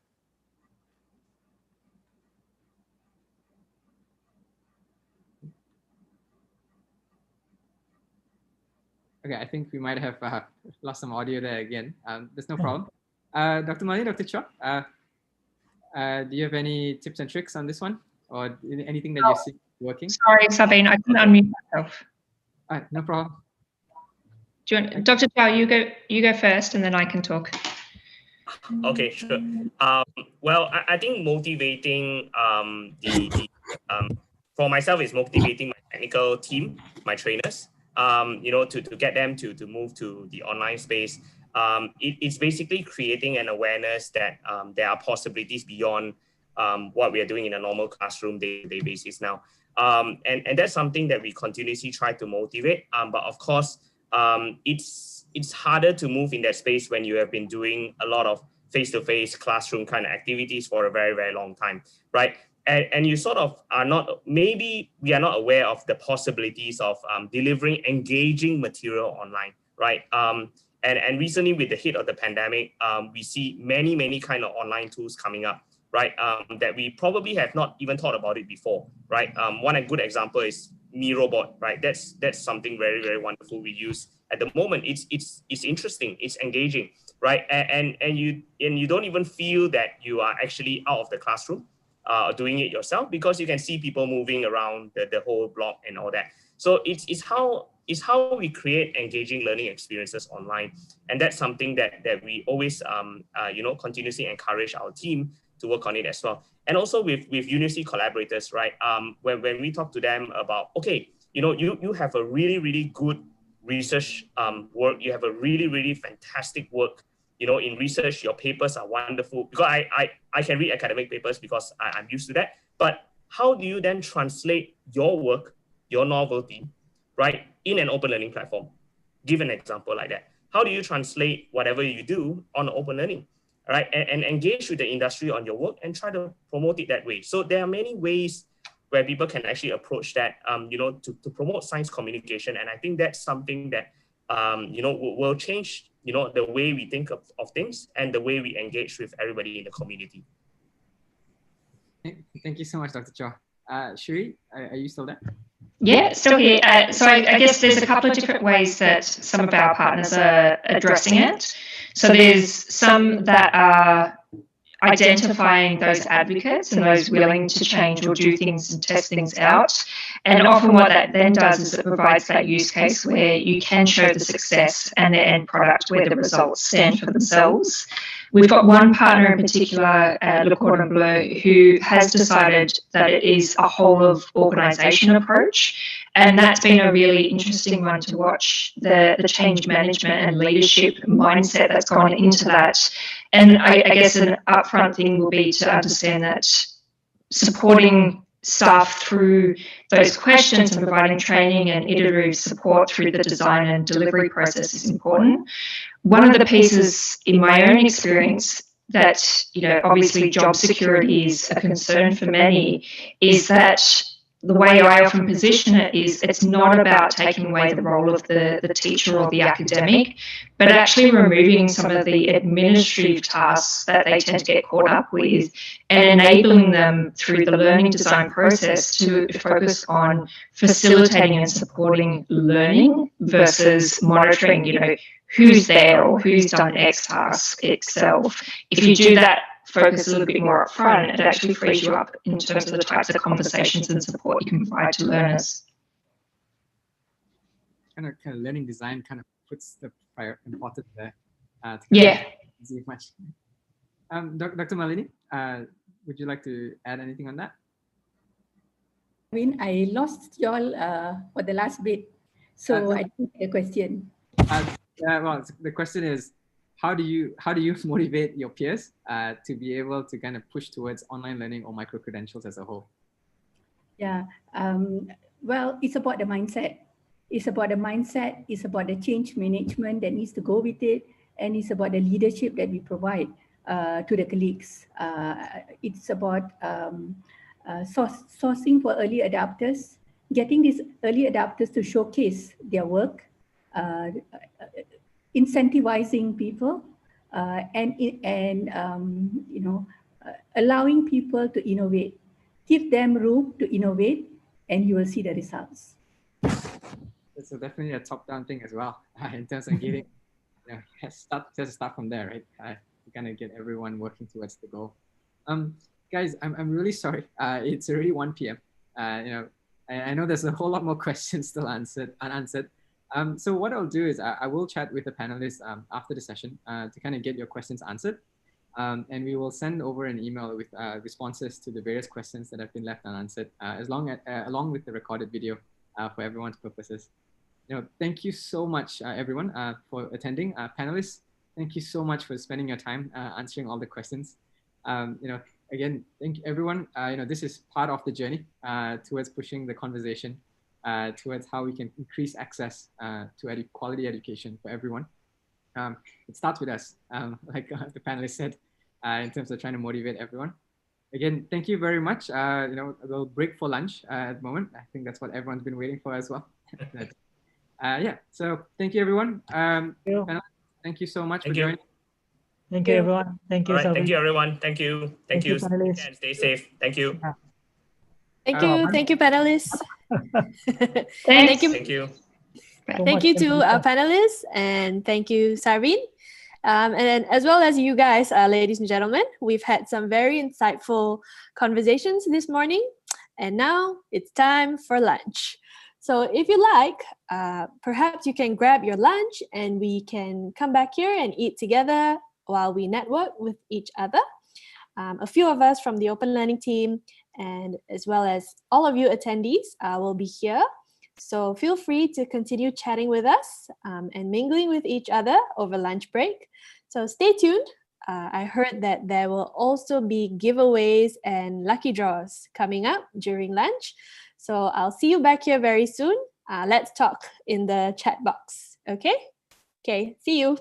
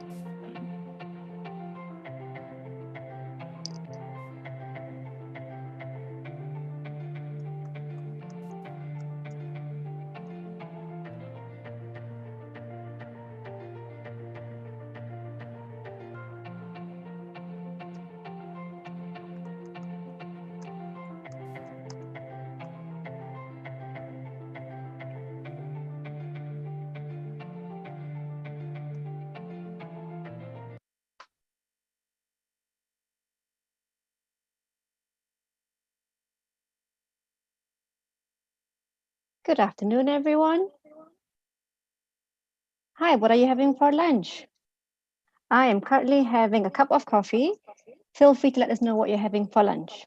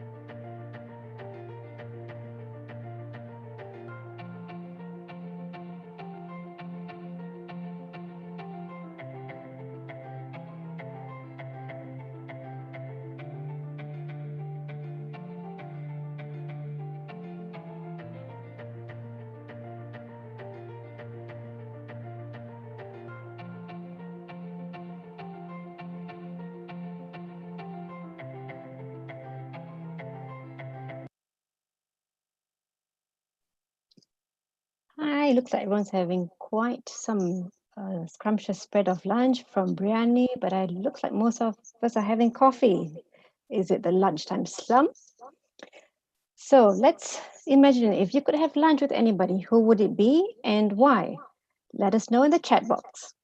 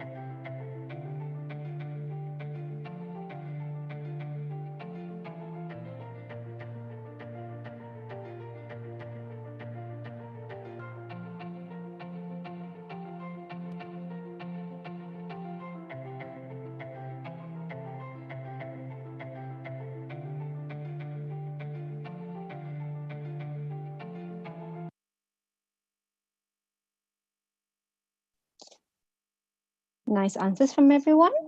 Looks like most of us are feeling the social interaction with family, friends in different parts of the world, some within the country but different states, some overseas. So it sounds like some of us, if not many, have been working from home. Why don't you share with us one great tip that you have discovered while working from home? Perhaps we could learn a thing or two from one another on how can we be more productive, yet not feel so isolated.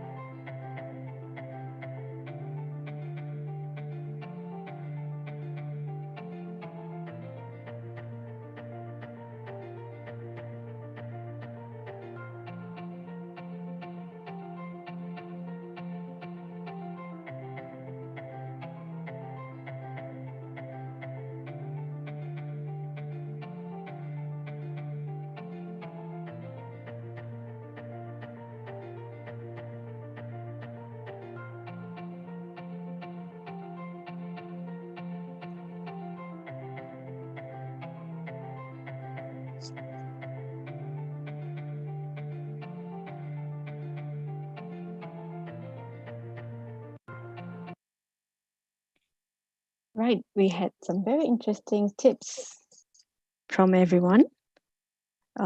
So take a break once in a while. Someone shared that they should put a notice that he or she puts a notice on the door.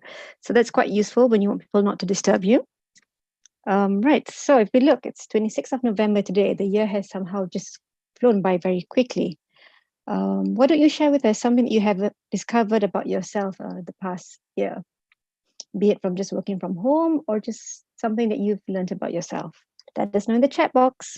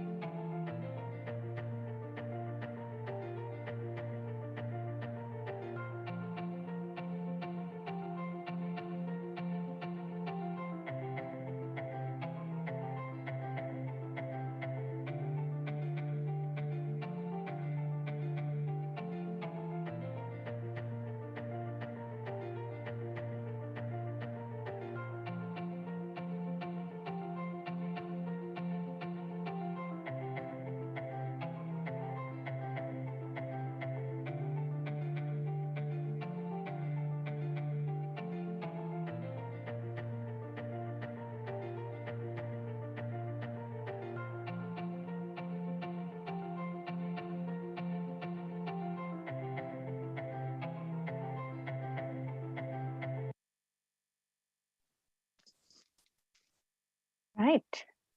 Thank you for sharing the things that you've discovered about yourself in the past year, from learning new skills and just changing the way you are as a person. Someone said that she's discovered that she's a morning person when previously probably a bit more of a nighttime owl.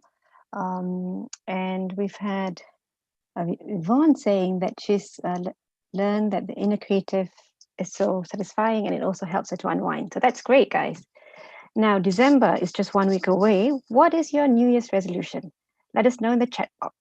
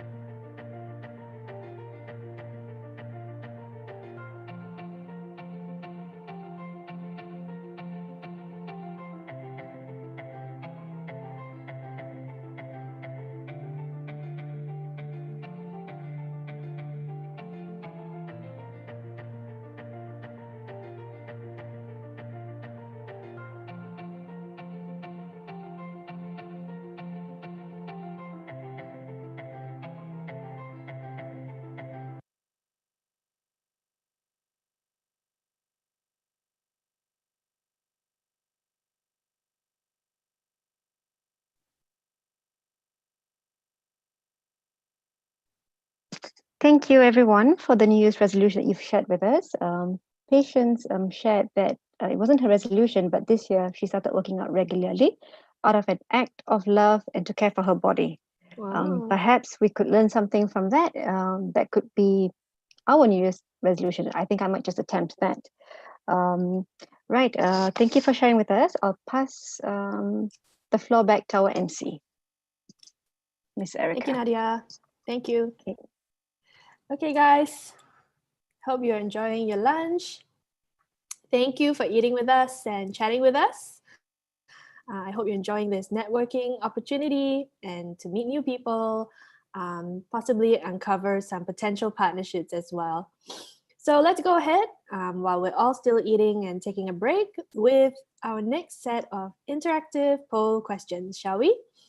All right, can we take a look at the poll question, please? Okay, we're curious. Have you picked up any of these new habits in this new normal? Let us know.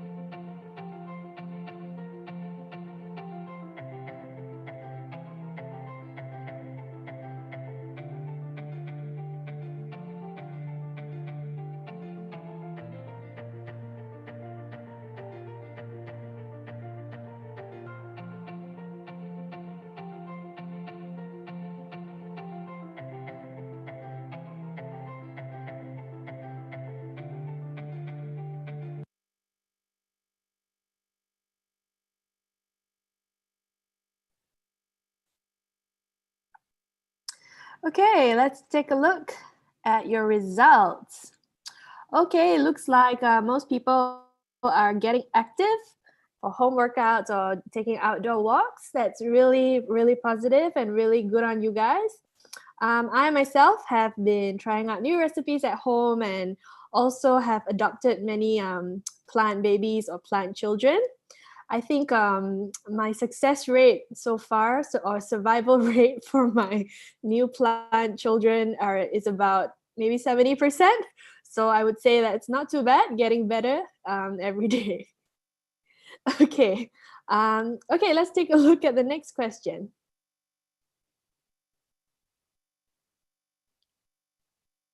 Okay, the next question is, okay, let's take a guess. In a global survey of learners enrolled in micro-credential programs, how many are willing to pay for their own fees?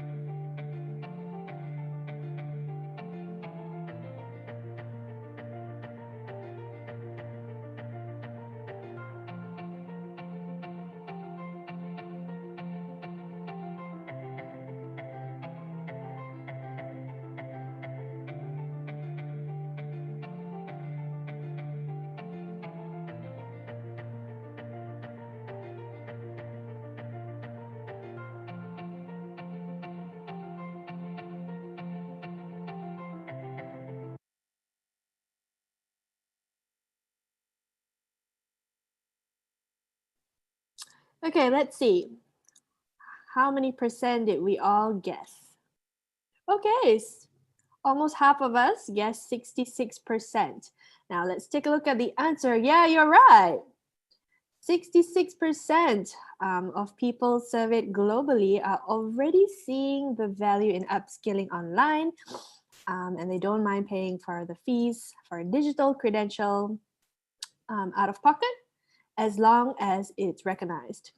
And in the same survey, the study found that only 13% of employers paid for the enrollment fees on behalf of their employees. So this shows that some employers are already seeing the value in micro-credentials, but they are still in the minority. So we do hope that more employers can empower their employees to take on micro-credential courses and to make learning fun and lifelong. All right, let's see.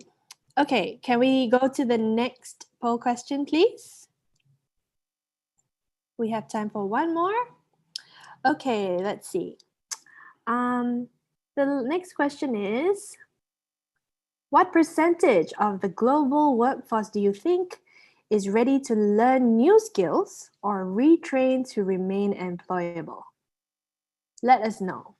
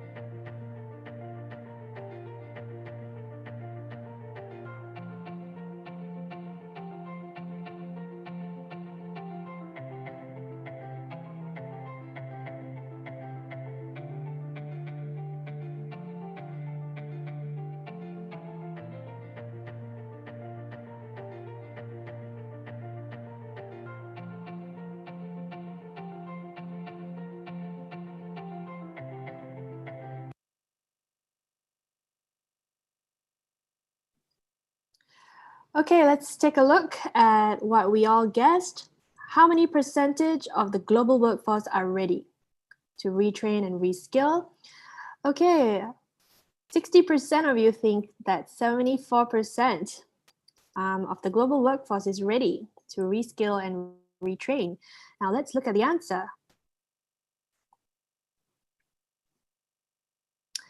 Yes, you're right.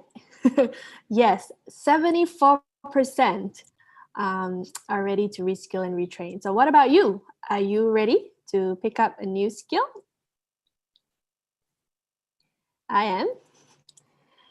All right. Okay. Thank you for participating in the interactive polls.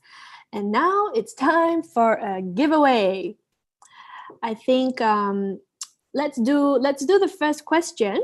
So how will this work? So I'm going to show you a question, and the first 3 attendees to answer the question correctly in the chat box. So make sure you type your answer in the chat box. We'll win some Grab gift vouchers, okay? Okay, let's see what the question is. Get ready to type your answers.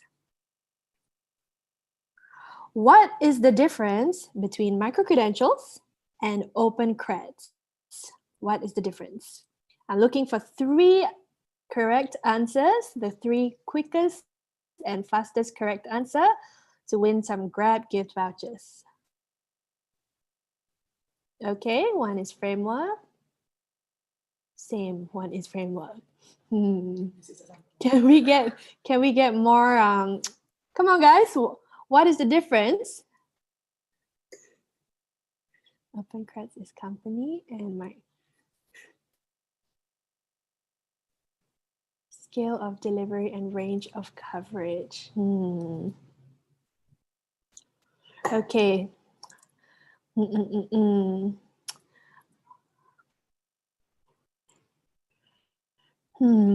Okay, what is the difference? What is the difference between an OpenCred and what is the difference compared to micro-credentials?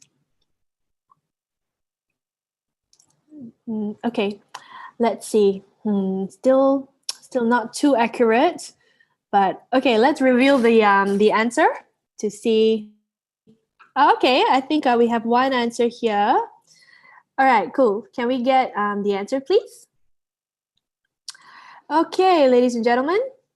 Now, micro-credentials, it's a general name or a general term for short online qualifications that help to demonstrate your skills, your knowledge, and or experience in a subject area or even of a capability.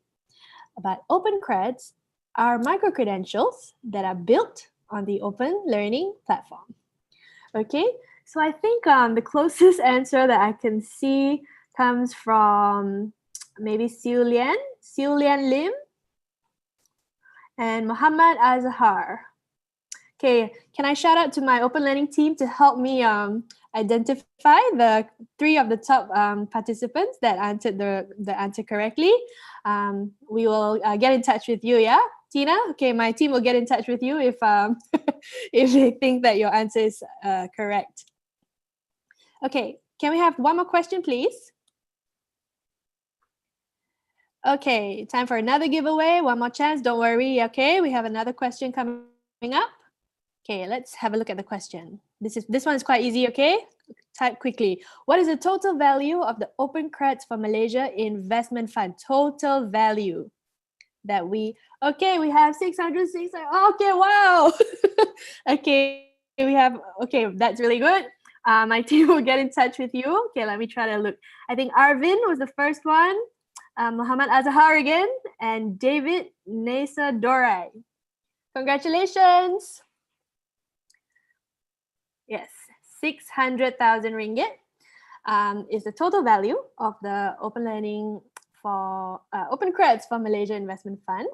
And we will sponsor up to 20,000 ringgit per partner to develop OpenCreds. Okay. What have you won? Congratulations to all our winners from the giveaway. You've won a 20 ringgit Grab food gift voucher each, and our team will get in touch with you. Or even feel free to send me a PM or DM me with your details. Okay, what's next? We're gonna have a lucky draw next. Thank you all for staying with us. Now, let's see. Are we ready for the lucky draw? Okay, guys, you'll see on the screen so many names of all the people that are joining us here today.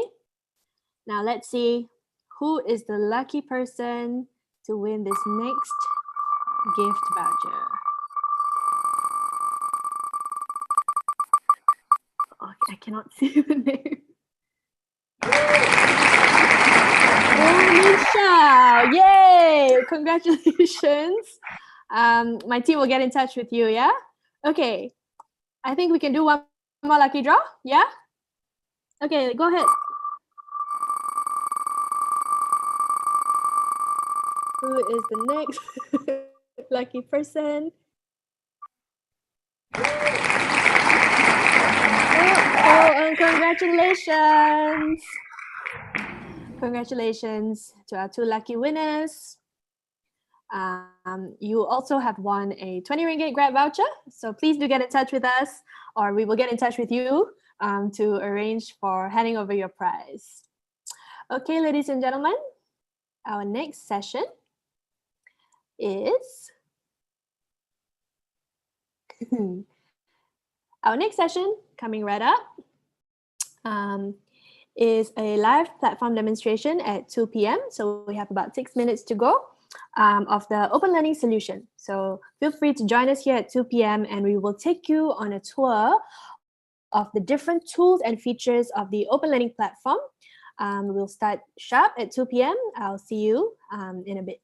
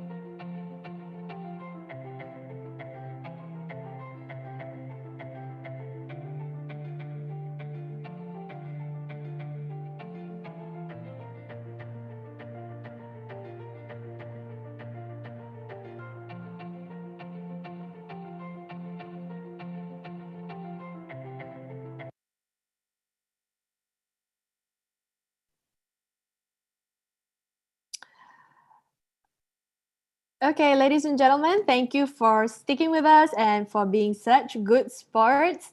It's almost time for the Open Learning Solution Walkthrough. Do join us for a look at the platform and ask us any questions you may have about the tools and features and the solution in general.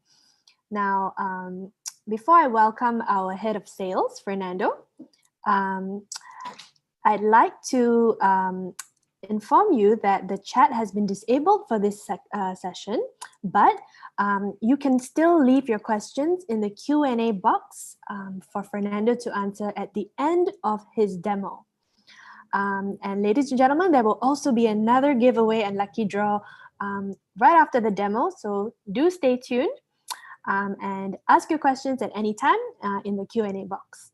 Okay, without further ado, let me introduce Fernando, our head of sales.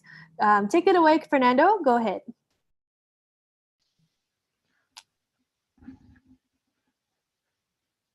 Thanks, Erica, for the introduction. Also, thanks to the Open Learning marketing team for organizing this event. And last but not least, thank you to all the attendees for taking the time for my session.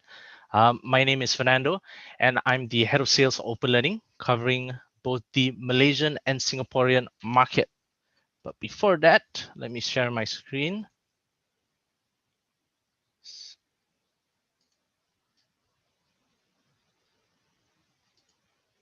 Okay. Oops. Okay. So this is how I look like in picture, as you can see there. And this is how I look like in real life. Yes, the pandemic has done a number on my hair. In fact, I haven't cut my hair since the pandemic started. So I'm keeping things casual moving into 2021. Should I keep my hair and keep rocking it? Or maybe should I cut it in hopes of regaining my youth? What do you all think? Feel free to answer the poll that's about to show up right about now.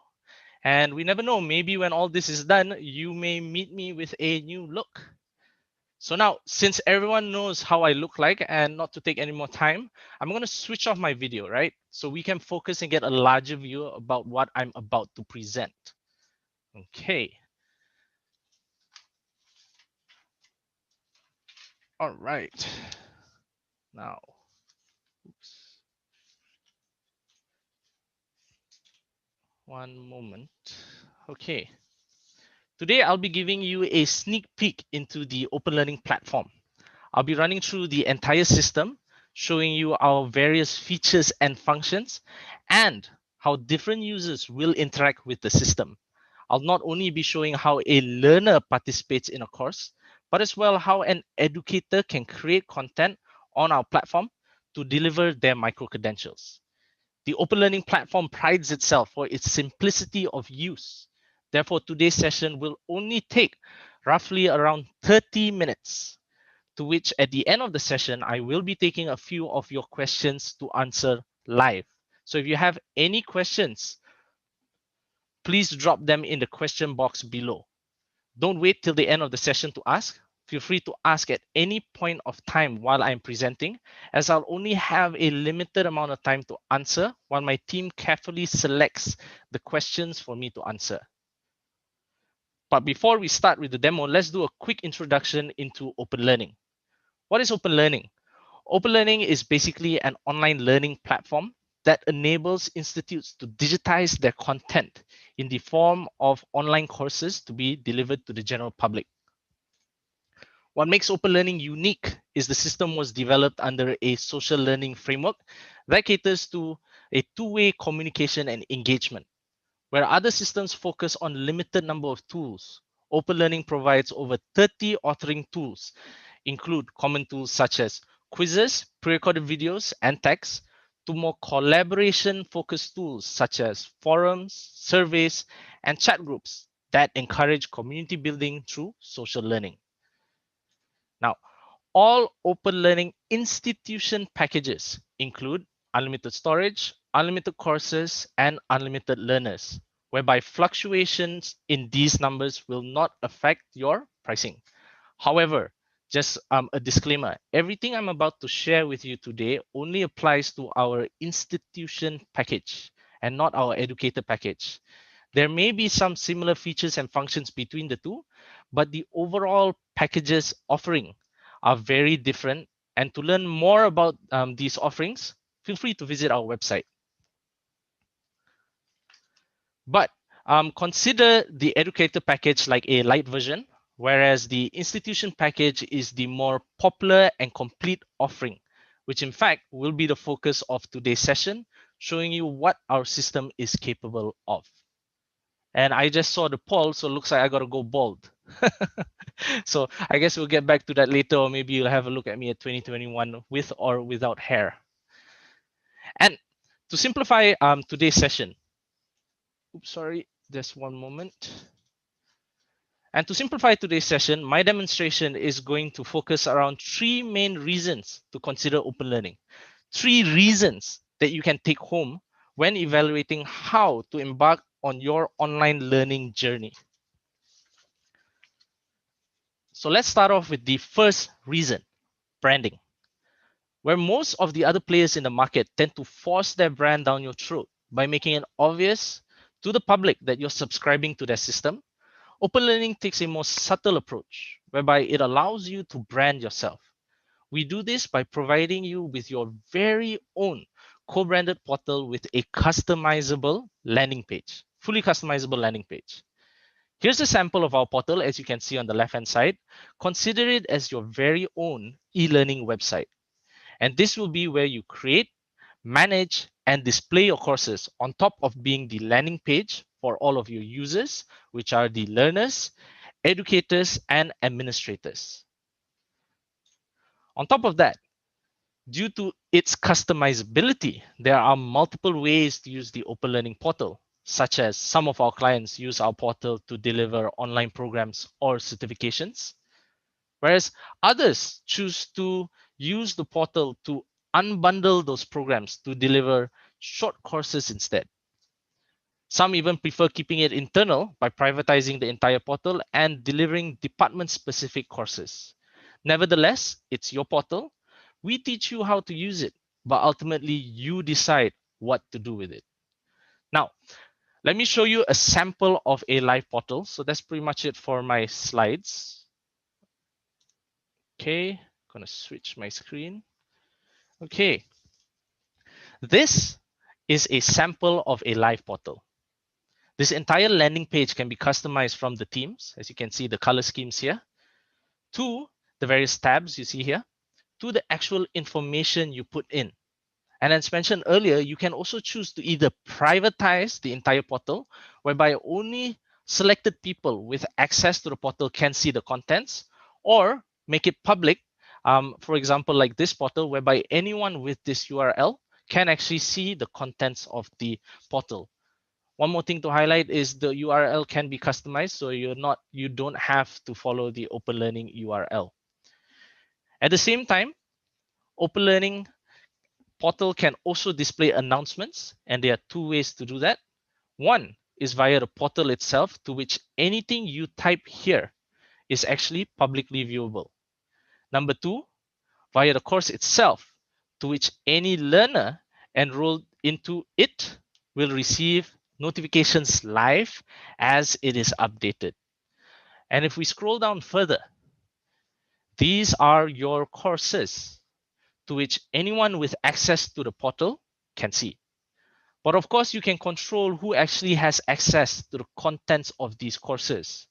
And there are 3 ways to enroll a learner to a course. I'm going to show it to you now. The first way is via automatic enrollment. For example, let's say I'm a learner.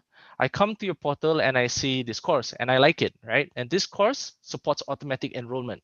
Once I click find out more, I will be thrown to a summary page, which gives me like a brief understanding about what I'm getting into, right? And if I click join now, I will automatically gain access to the contents of this course. So that's the first option, automatic enrollment. The second option is via invite code. For example, let's say once more I'm a learner and I would like to join this course. If I click find out more, I will once more be thrown to a summary page, okay? And if I click join now, the system will insist I key in an access code. So this is another option if you want to control who has access to the contents. You could have an invite code or provide an access code. And finally, one of the more popular means is via prepayment. Now, all open learning portals include a payment gateway. It's your choice if you want to use it or not.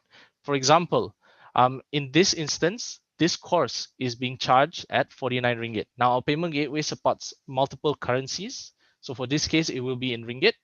Now, if I click find out more, I once more will be thrown to a summary page, as you can see here. But this time, if I click join now, it will redirect me to a payment gateway, right? Whereby I have to actually make payments via credit card, PayPal, or direct debit.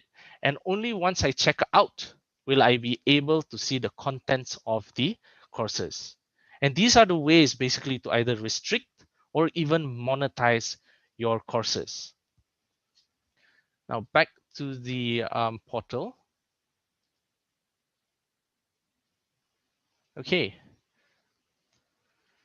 Now, let's say you have too many courses and you would like to organize them for easier navigation, or maybe even you want to do a bundle sale. You could group these courses according to department, which is what you see in this case, or programs like the sample I showed before, topics, and much more, whereby each group, as you can see here, if I click find out more, can have their own landing page with their own sets of courses. And as you can see, the sheer customizability of the Open Learning Portal allows you to express your brand the way you want to. So that would be the first reason. Customizable, fully customizable branded portal. Now, moving on to the second reason, which in fact is more for the educators. Ease of creating your content online and progress trackability of each learner. In open learning, we understand the difficulties for educators to keep things interesting for their learners. And changing delivery methods from face-to-face to online learning is no simple feat. Keeping that in mind, we have actually reverse engineered the open learning system, focusing on features the educators actually needs to convert their content online. In fact, we provide educators with a wealth of authoring tools and a simple drag and drop feature that makes creating content not only fun, but fast. Let me explain.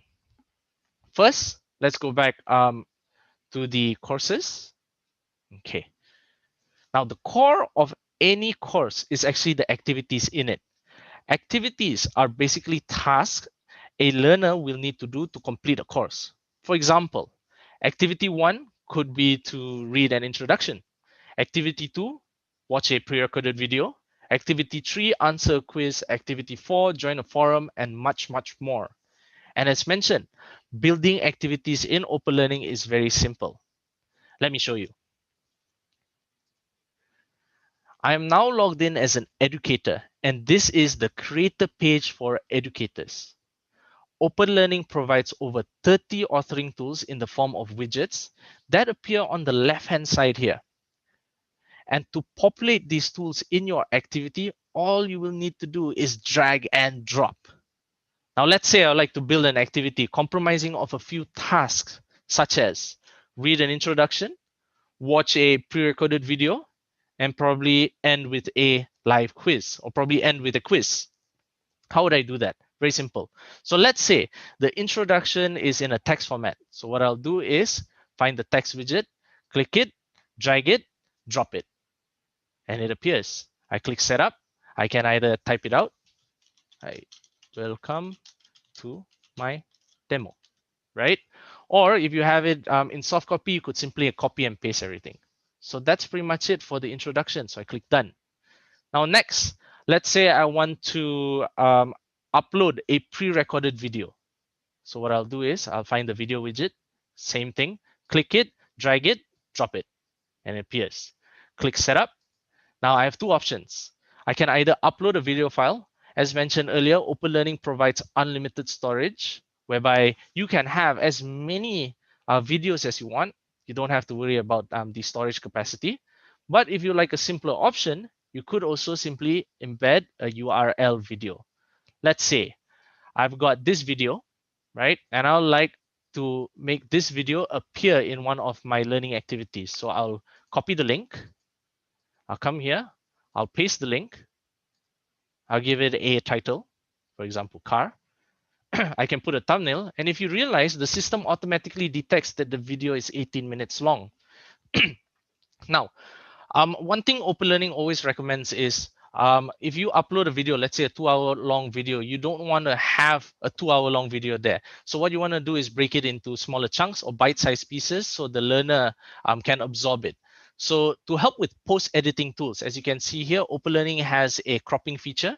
So rather than having to post-edit and cut the video manually, I can just crop it here, whereby the video will only now play this entire green portion. So if I click done, and if I click play, the video will only play the portion that has been cropped. Now, living up to an online learning system, one of the bigger importance is the ability to track the learner's engagement, whether or not the learner is actually engaging with your content. And how Open Learning does that is with something we like to call a completion setting. Now, having said that, each tool in Open Learning has its own completion setting, which means each tool can actually track a learner's progress. For example, let's say I want to ensure before the learner progresses to the next activity, they should at least watch 80% of this video. So what I would do is I'll go into completion settings. I'll click here. I'll click completed when played to this portion. That means the learner has to watch this entire blue portion right here, which in this case, I think represents maybe 80%, maybe here's 80%, right? Maybe represents 80%. And once I click done, the learner has to watch till as much as 80% to actually proceed to the next activity. So as you can see, each tool has its own completion setting. So I can have a text completion setting, video completion setting, and most of the widgets also have their own completion settings. All right. Now to wrap up this activity, I would like to put a quiz. Okay, so what I'll do is I can't find the quiz here. So I'll pull down the drop down. I'll go to quiz. And notice there are a few quizzes. Now in Open Learning, we believe that your content should be expressed in different ways. We allow you to be creative. So as you can see here, Open Learning, we don't restrict you to one type of quiz. We have multiple types, all the way from multiple choices to crossword puzzles. So let's say for this example, I'd like to put a crossword puzzle. So similar concept, drag and drop, but because Open Learning system is built modular, you don't always have to stack your tools. You can actually place it wherever you want. So let's say for this crossword puzzle, I want to drop it in between the two tasks I've just put. So I'm going to drop it here. Okay. As you can see, it is now in between. I click setup.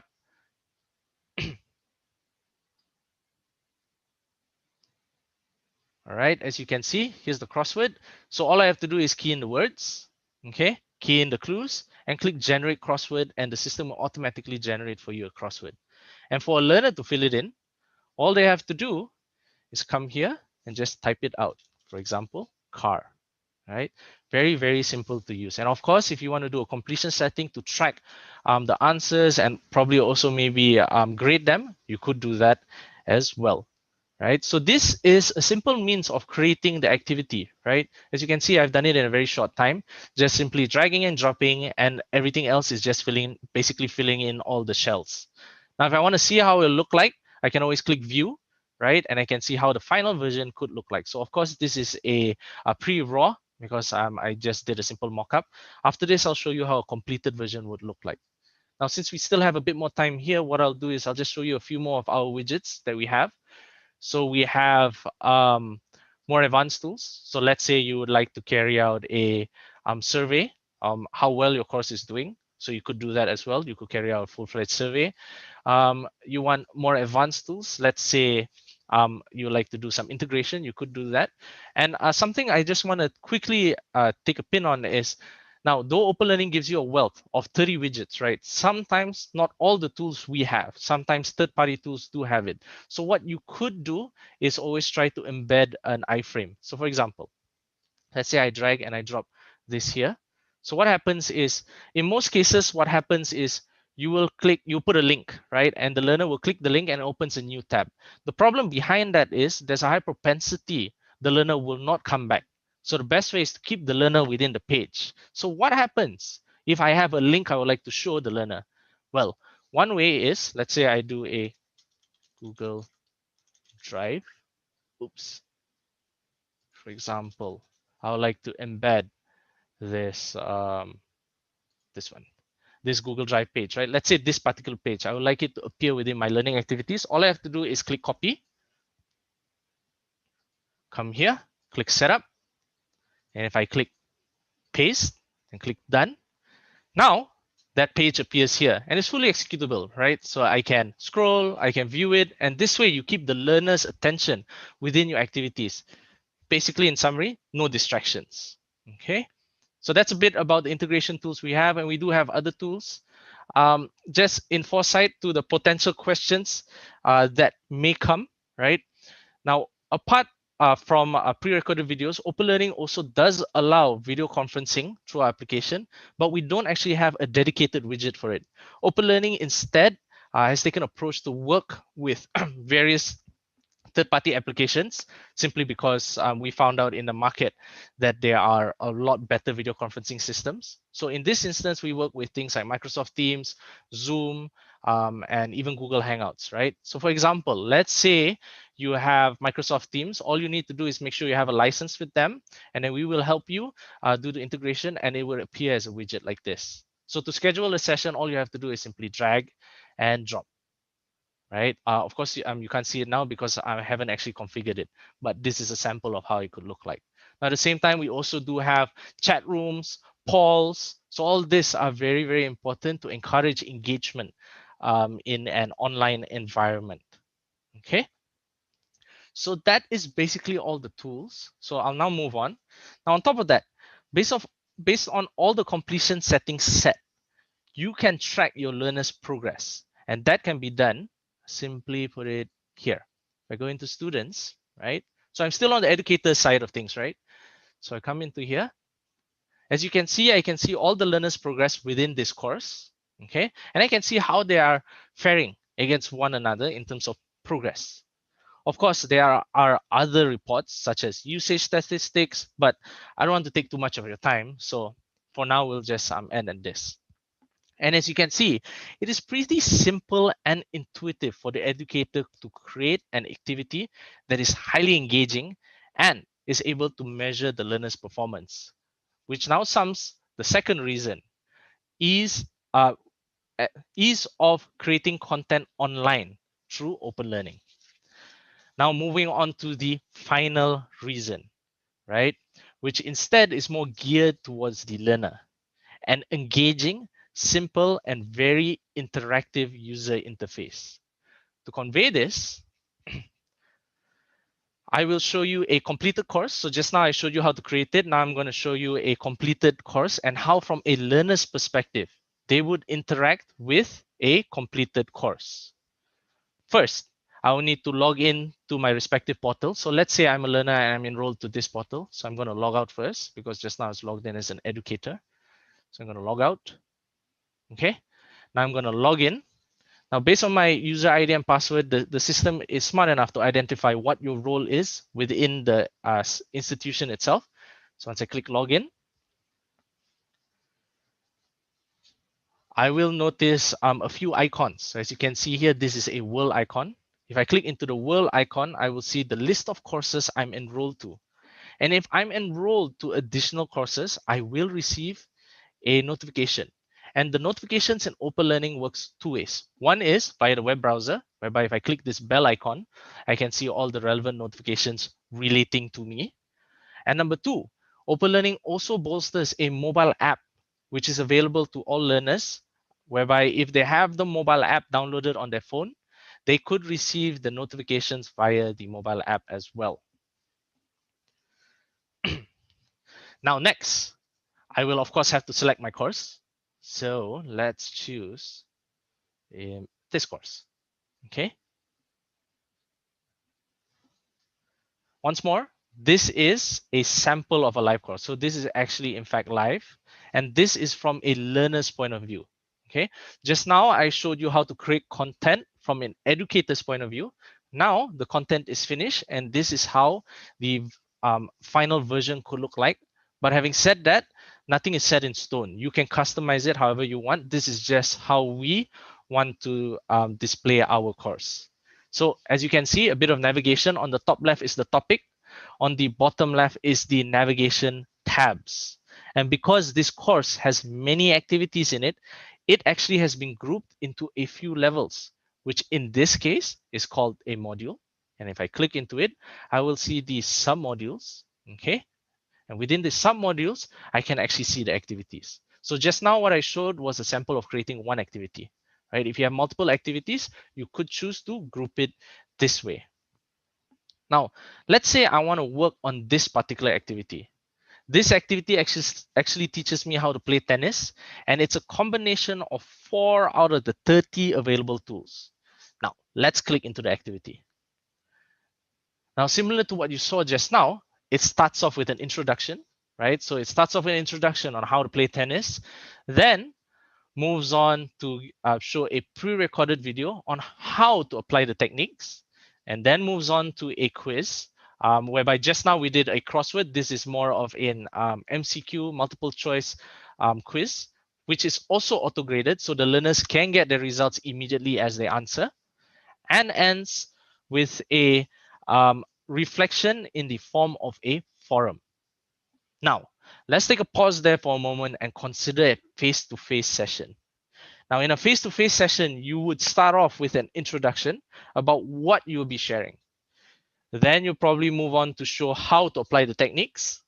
After that, you'll probably get the learner to try and apply it, and probably end with a group sharing session. If you realize, pretty similar, right? So what we found lacking in a lot of systems is actually the social learning element. How do you get the learner to feel like they are part of a community and not simply interacting with a computer? Our answer is additional tools like, for example, here, forums, whereby the learner can actually like, share, and comment. This gives the impression that they are part of a community and not simply interacting with a computer. So similar to a face-to-face workshop, encourages them to do their best work. Furthermore, living up to the social learning element, we also have a live chat function whereby learners can chat with their peers or even groups they are associated with. And as shown earlier, the system can track every single engagement to assist with report making and progress tracking. For example, for me to obtain a completion in this particular activity, there is a few things I must do. Number one, I have to read this article. Number two, I have to complete watching this video. And finally, I have to answer this quiz, right? So based on all the completion settings, this is what is going to be tracked. And only once I do all this, will I get a completion for this particular activity. And each one of these completions actually contributes to a point within the progress bar up here. Okay. And as you can see, I can actually view how far I am to finishing this course and how many activities I have left to getting this particular course completed. And if I click into it, I can actually see a detailed overview of my progress. Okay, I can see all, and if I complete all my activities, I can actually obtain an e-certificate of completion or anything else. It could also be an accredited one if you have the relevant accreditations. So if you want, the system can trigger an automatic certification once the course has been completed. Okay. On top of that, each learner has their own profile. Okay, so if I go into here and I click my profile, this is basically like an ECV, right? And if I move into credentials, I can see the certificates and badges I've obtained while working on your portal. And moving into the types of badges available in OpenLearning, there are in fact 2 different types you can use. The first type of badge is community-based badges, which are badges you can award If you can see here, these are the community-based badges. Badges you can award in recognition of a particular action within the community of a course. For example, you like to recognize that I have the best answer for a quiz. You could give me a badge for best answer. However, to view the badge, you must be a part of the course it came from. So for example, if I click into this, if I want to view it, I have to be a part of this course and I have to be amongst this community to see what this badge represents. Now, this is done to encourage participation within a course. However, moving on to the second type of badge, for micro-credentials in Malaysia, part of the condition is digital badges must be publicly viewable, verifiable, and shareable. Therefore, OpenLearning has partnered with a company called Accredible, which I believe was part of this symposium, to deliver publicly viewable badges. So instead of just awarding an OpenLearning badge, you could also award an Accredible badge. And here is a sample of it, as you can see here. Whoever clicks the badge link will be shown this publicly viewable page, right? So this badge, if I were to click the link, it will show me here. Now, what you can do here is very simple. You can see the learning evidence. If I scroll down, I can see all the learning evidences associated to this badge. I can verify the validity of this badge. So let's say I want to verify and check who issued it. I want to see the issuing date, the expiry date, or maybe even just do a blockchain validation. All that is available. And on top of that, if you like to share the badge, you can share it to various social medias. You've got your LinkedIn, Facebook, Twitter, and much, much more. And you can even embed the badge on your email. So let's say at your footer, you want to put your achievements, or maybe embed it in your personal website. So all this is possible. And wherever you share it, it will be a clickable link redirecting you to this page. Now, where did I learn all of this? Simple, YouTube. And here is the link. So if you like to know more, you could always watch this video or head over to a Accredible website to learn a bit more. So this is the link. Just search how to use your credential from Accredible. And with that ends my session. 3 simple reasons to consider open learning. Reason number 1, branding. Reason number 2, ease of creating content and tracking progress, and an attractive UI that makes it fun and engaging for learners. Oops. Back to the last slide here. And above all, right? So apart from those 3 points, above all, open learning is micro-credential ready.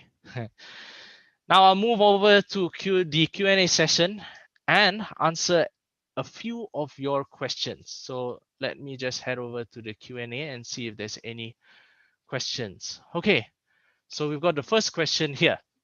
Can we sell products on top of the programs, like trainer aids? Well, I like to say that the portal is given to you, and you can decide how you want to do it. It's basically a means of basically how you're going to organize it. Now the payment gateway is there. So if you use our payment gateway, it has to be charged of the course. So what you'll probably have to do is bundle it, or let's say you're doing some additional stuff, you probably have to create another shell, right? So let's say you have English 101 as a course, right? And then some materials on top of that. So you'll have to probably create another shell and charge for that shell. So it's possible, but one thing important is if you want to use our payment gateway, it's triggered by creating various course shells. So it really depends how you organize it. But on top of that, what you could also do is probably put a access code, right? Or invitation code, whereby you get the person, once you receive payment, so they could do a manual route of payment. Once they pay you manually, you could provide an access code to all these trainer aids if necessary. I hope that answers your question, Ms. Noor Hashima. So I guess I'll move to the next question, from Mr. Mohammed Khairul. Is the Arabic keyboard and alphabets enabled? Great.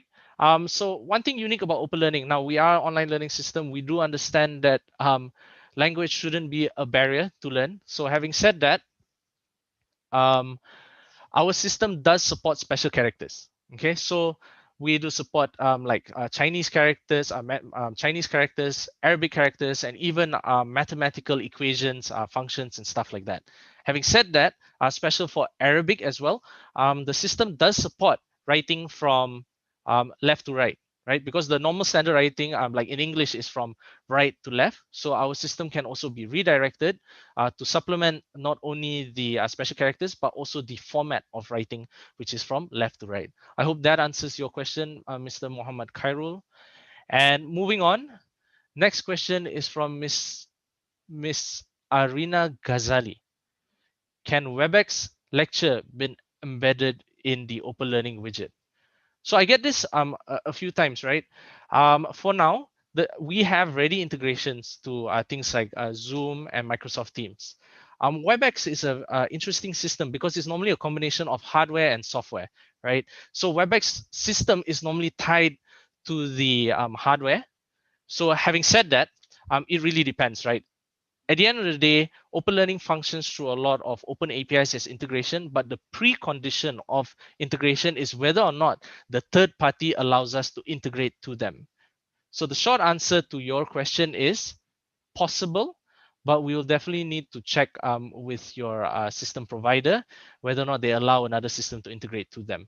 Or my team can definitely reach out to you if you would like to take this conversation further. I hope that answers your question, Miss Arina. Moving on, Miss Zul. Sorry, I'm not very good at pronouncing names, so bear with me. Miss Nur Zalika. Zalikha. Hi. Is there any integration of live teaching in open learning, for example, Google Meet, Zoom, or etc.? Okay, so to answer that question, yes, we do. As mentioned, we do provide integration to popular systems out there, things like Google Meet, Zoom, and Microsoft Teams. So those are ready. But the precondition to use those integrations is you must have an active subscription with the relevant service providers. It doesn't come with the system. Hopefully that answers that question. Next, moving on is Miss Catherine Poo. Right? Oh, I am ahead of time. I'm rushing because I thought I didn't have time, but I'm actually ahead of time. So Miss Catherine Poon, does professional bodies recognize open learning? So it really depends, right? Which sector you're talking about. Now, a bit about open learning's background. Open learning, I think up to today, we've already amassed globally around 100 clients. In Malaysia, we're servicing around 60 clients. Majority of them are in the higher education space. We've got public universities, we've got private institutes and colleges as well. We have corporates as well. We have large corporates, GLCs, we have small training companies as well. So we like to say everyone is kind of on this bandwagon. Now, when it comes to professional bodies, it really depends, right? So if you're talking about MQA per se, they are familiar with us. So that's one thing I like to put out there. But whether or not we have actually gone out and actively looked for all these endorsements, it really depends. Because even on MQA's standard, they're not they endorse programs as you apply for it. So they give the accreditation based on the formal proposal application, and then they cross-check what system is being used and so forth. The good news here is that they're so used to open learning that it makes that process a lot faster. In regards to the other bodies, probably you want to elaborate on that question so I can dive deeper. Hopefully that answers that question. Moving forward, by Mr. Muhammad Fairuz, are digital badges recognized by most employers like other normal certificates? Perhaps need awareness amongst employers. I fully agree with this point you're bringing. That's exactly why Open Learning is trying to do this movement. There is a gap. We do want to look.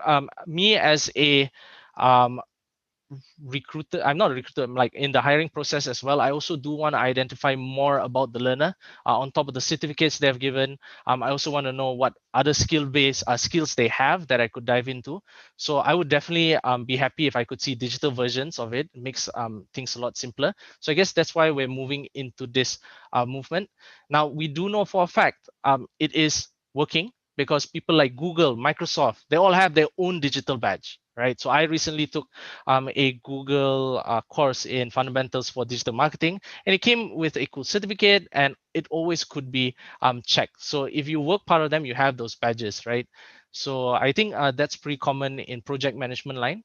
So I guess that's a long way, right? So not to go any further from that is whether or not it's recognized by the employer. It really depends whether or not that employer is aware of such badges out in the market. Hopefully that answered that question. Moving on, Ms. Theva, could open learning do profile-oriented model where a learner can do their compile their learning?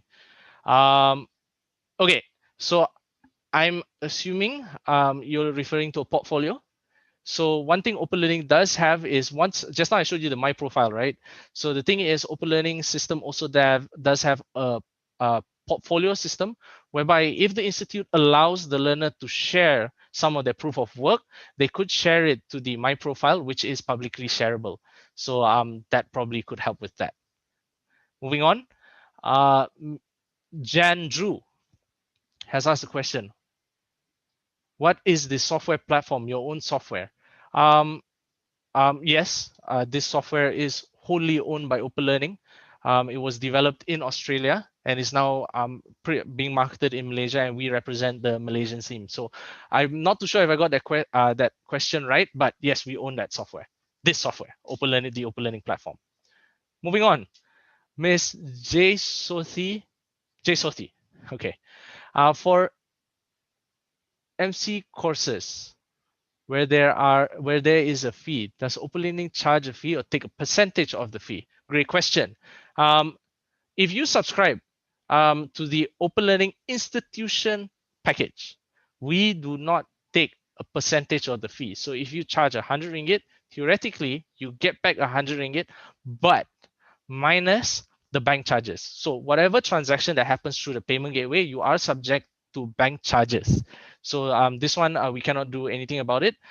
So you would receive the amount minus the bank charge, but Open Learning doesn't take a cut from the amount you charge. Hopefully that answers that question. Next, moving on, Yan Li. Once more, sorry. I try my best to get the names perfect because I do know that's important. Moving on. What's the difference between MOOC and Open Learning? Great. MOOC is massive open online courses. MOOC normally entails as free, right? So it's more the terminologies, right? Terminology, MOOC, Open Learning is the platform, right? So you have MOOC and you have various service providers that can actually perform MOOC. But to be MOOC, the course in theory should be free. That's why it's called Massive Open Online Course.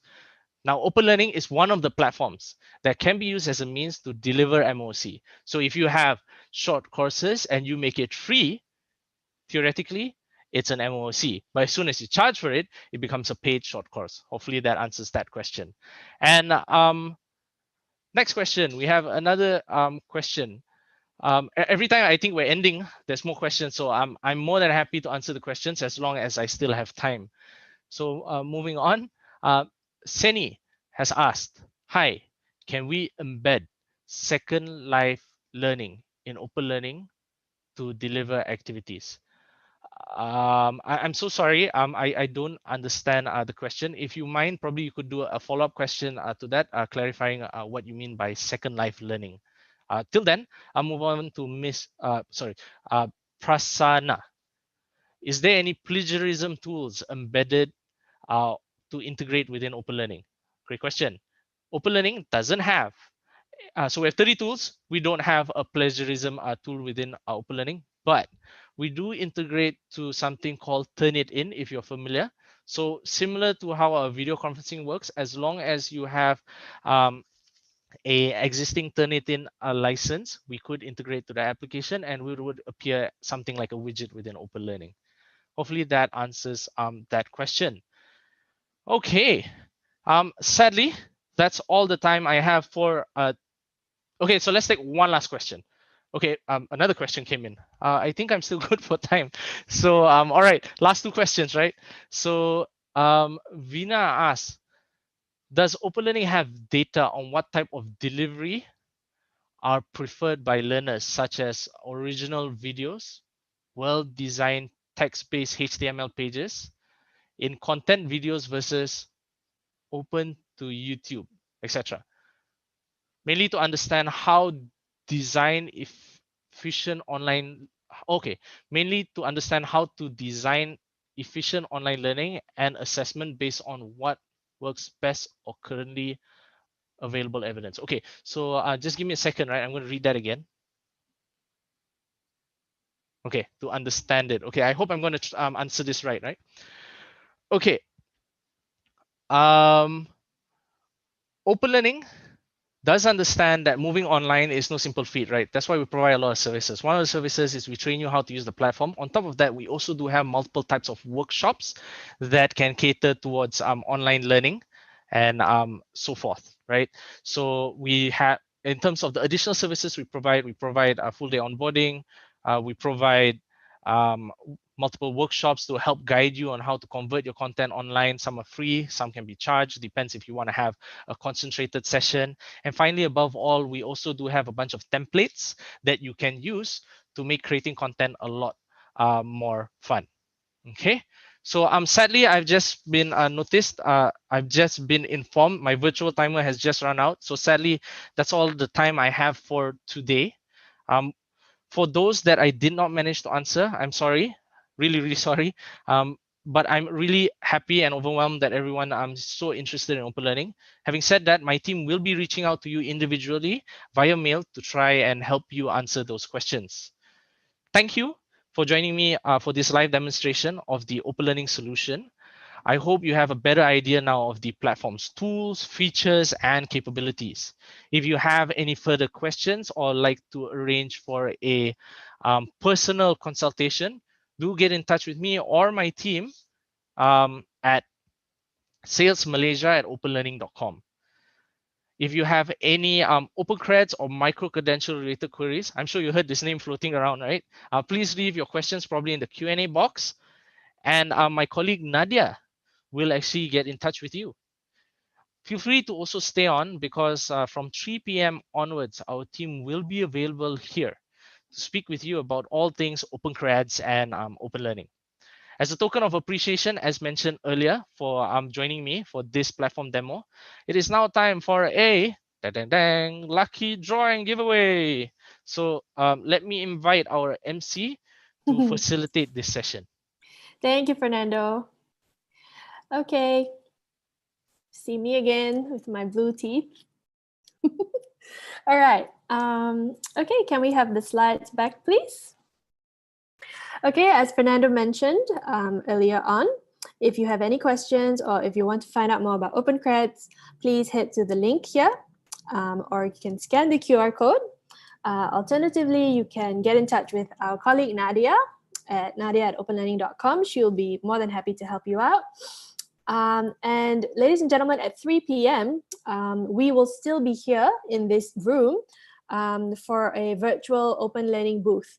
So if you'd like to stay and chat with Fernando or anyone from our team, you have any other questions, feel free to stay back. We will be here till 5:30 to answer any of your questions or just to find out what your objectives are and to point you in the right direction as well. So feel free to stay back here. And at 3 p.m. as well, we have a partner workshop led by Datuk Dr. Ho Sin Chai and facilitated by Marshita Ismail, our Head of Learning Services, on the topic of developing a micro-credential strategy and action plan for implementation. Now, this workshop will be held in another room. So please ensure that you've registered for the workshop should you want to attend. If you've already registered for the workshop, all good. Just go to your email inbox to look for your unique access link and join that other workshop room via that access link.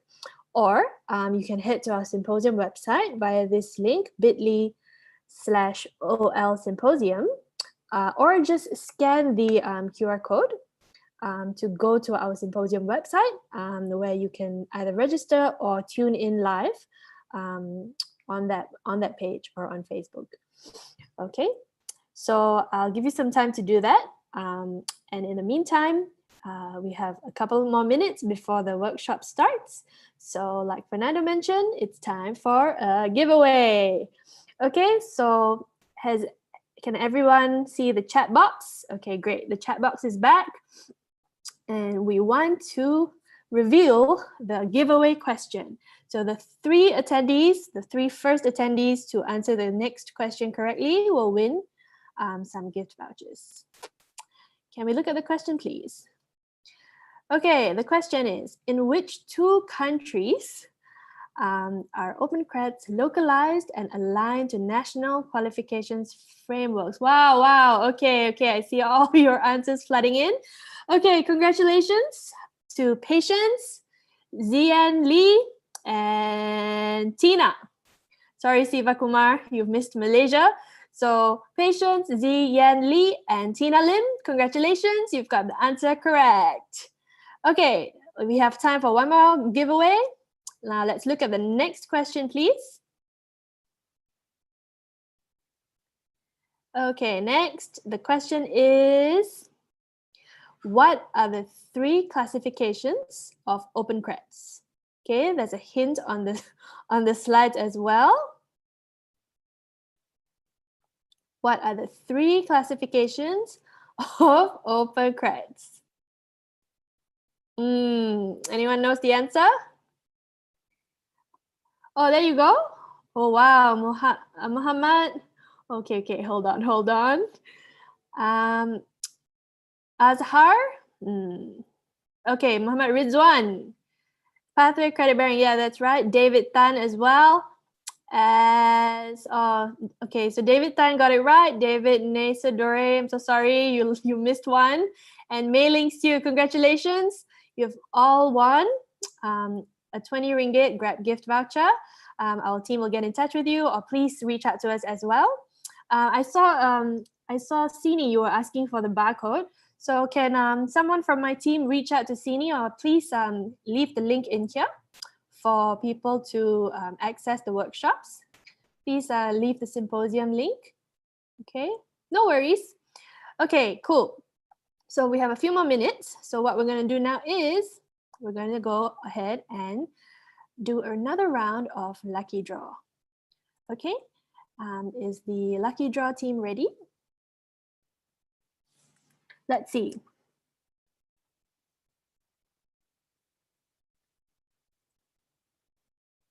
Hello, lucky draw. Okay, there you go. Okay, are you guys ready? All right, let's see who the lucky winners are for this round.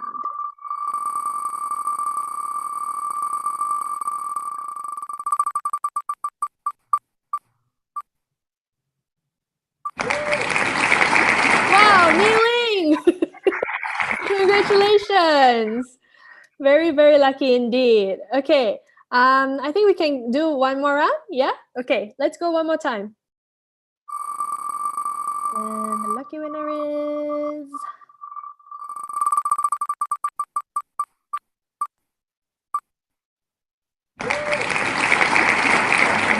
Nur Hidayah Rahman.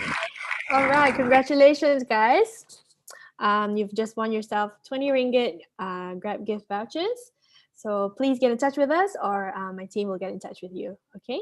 I see that we've shared again the link to the workshops.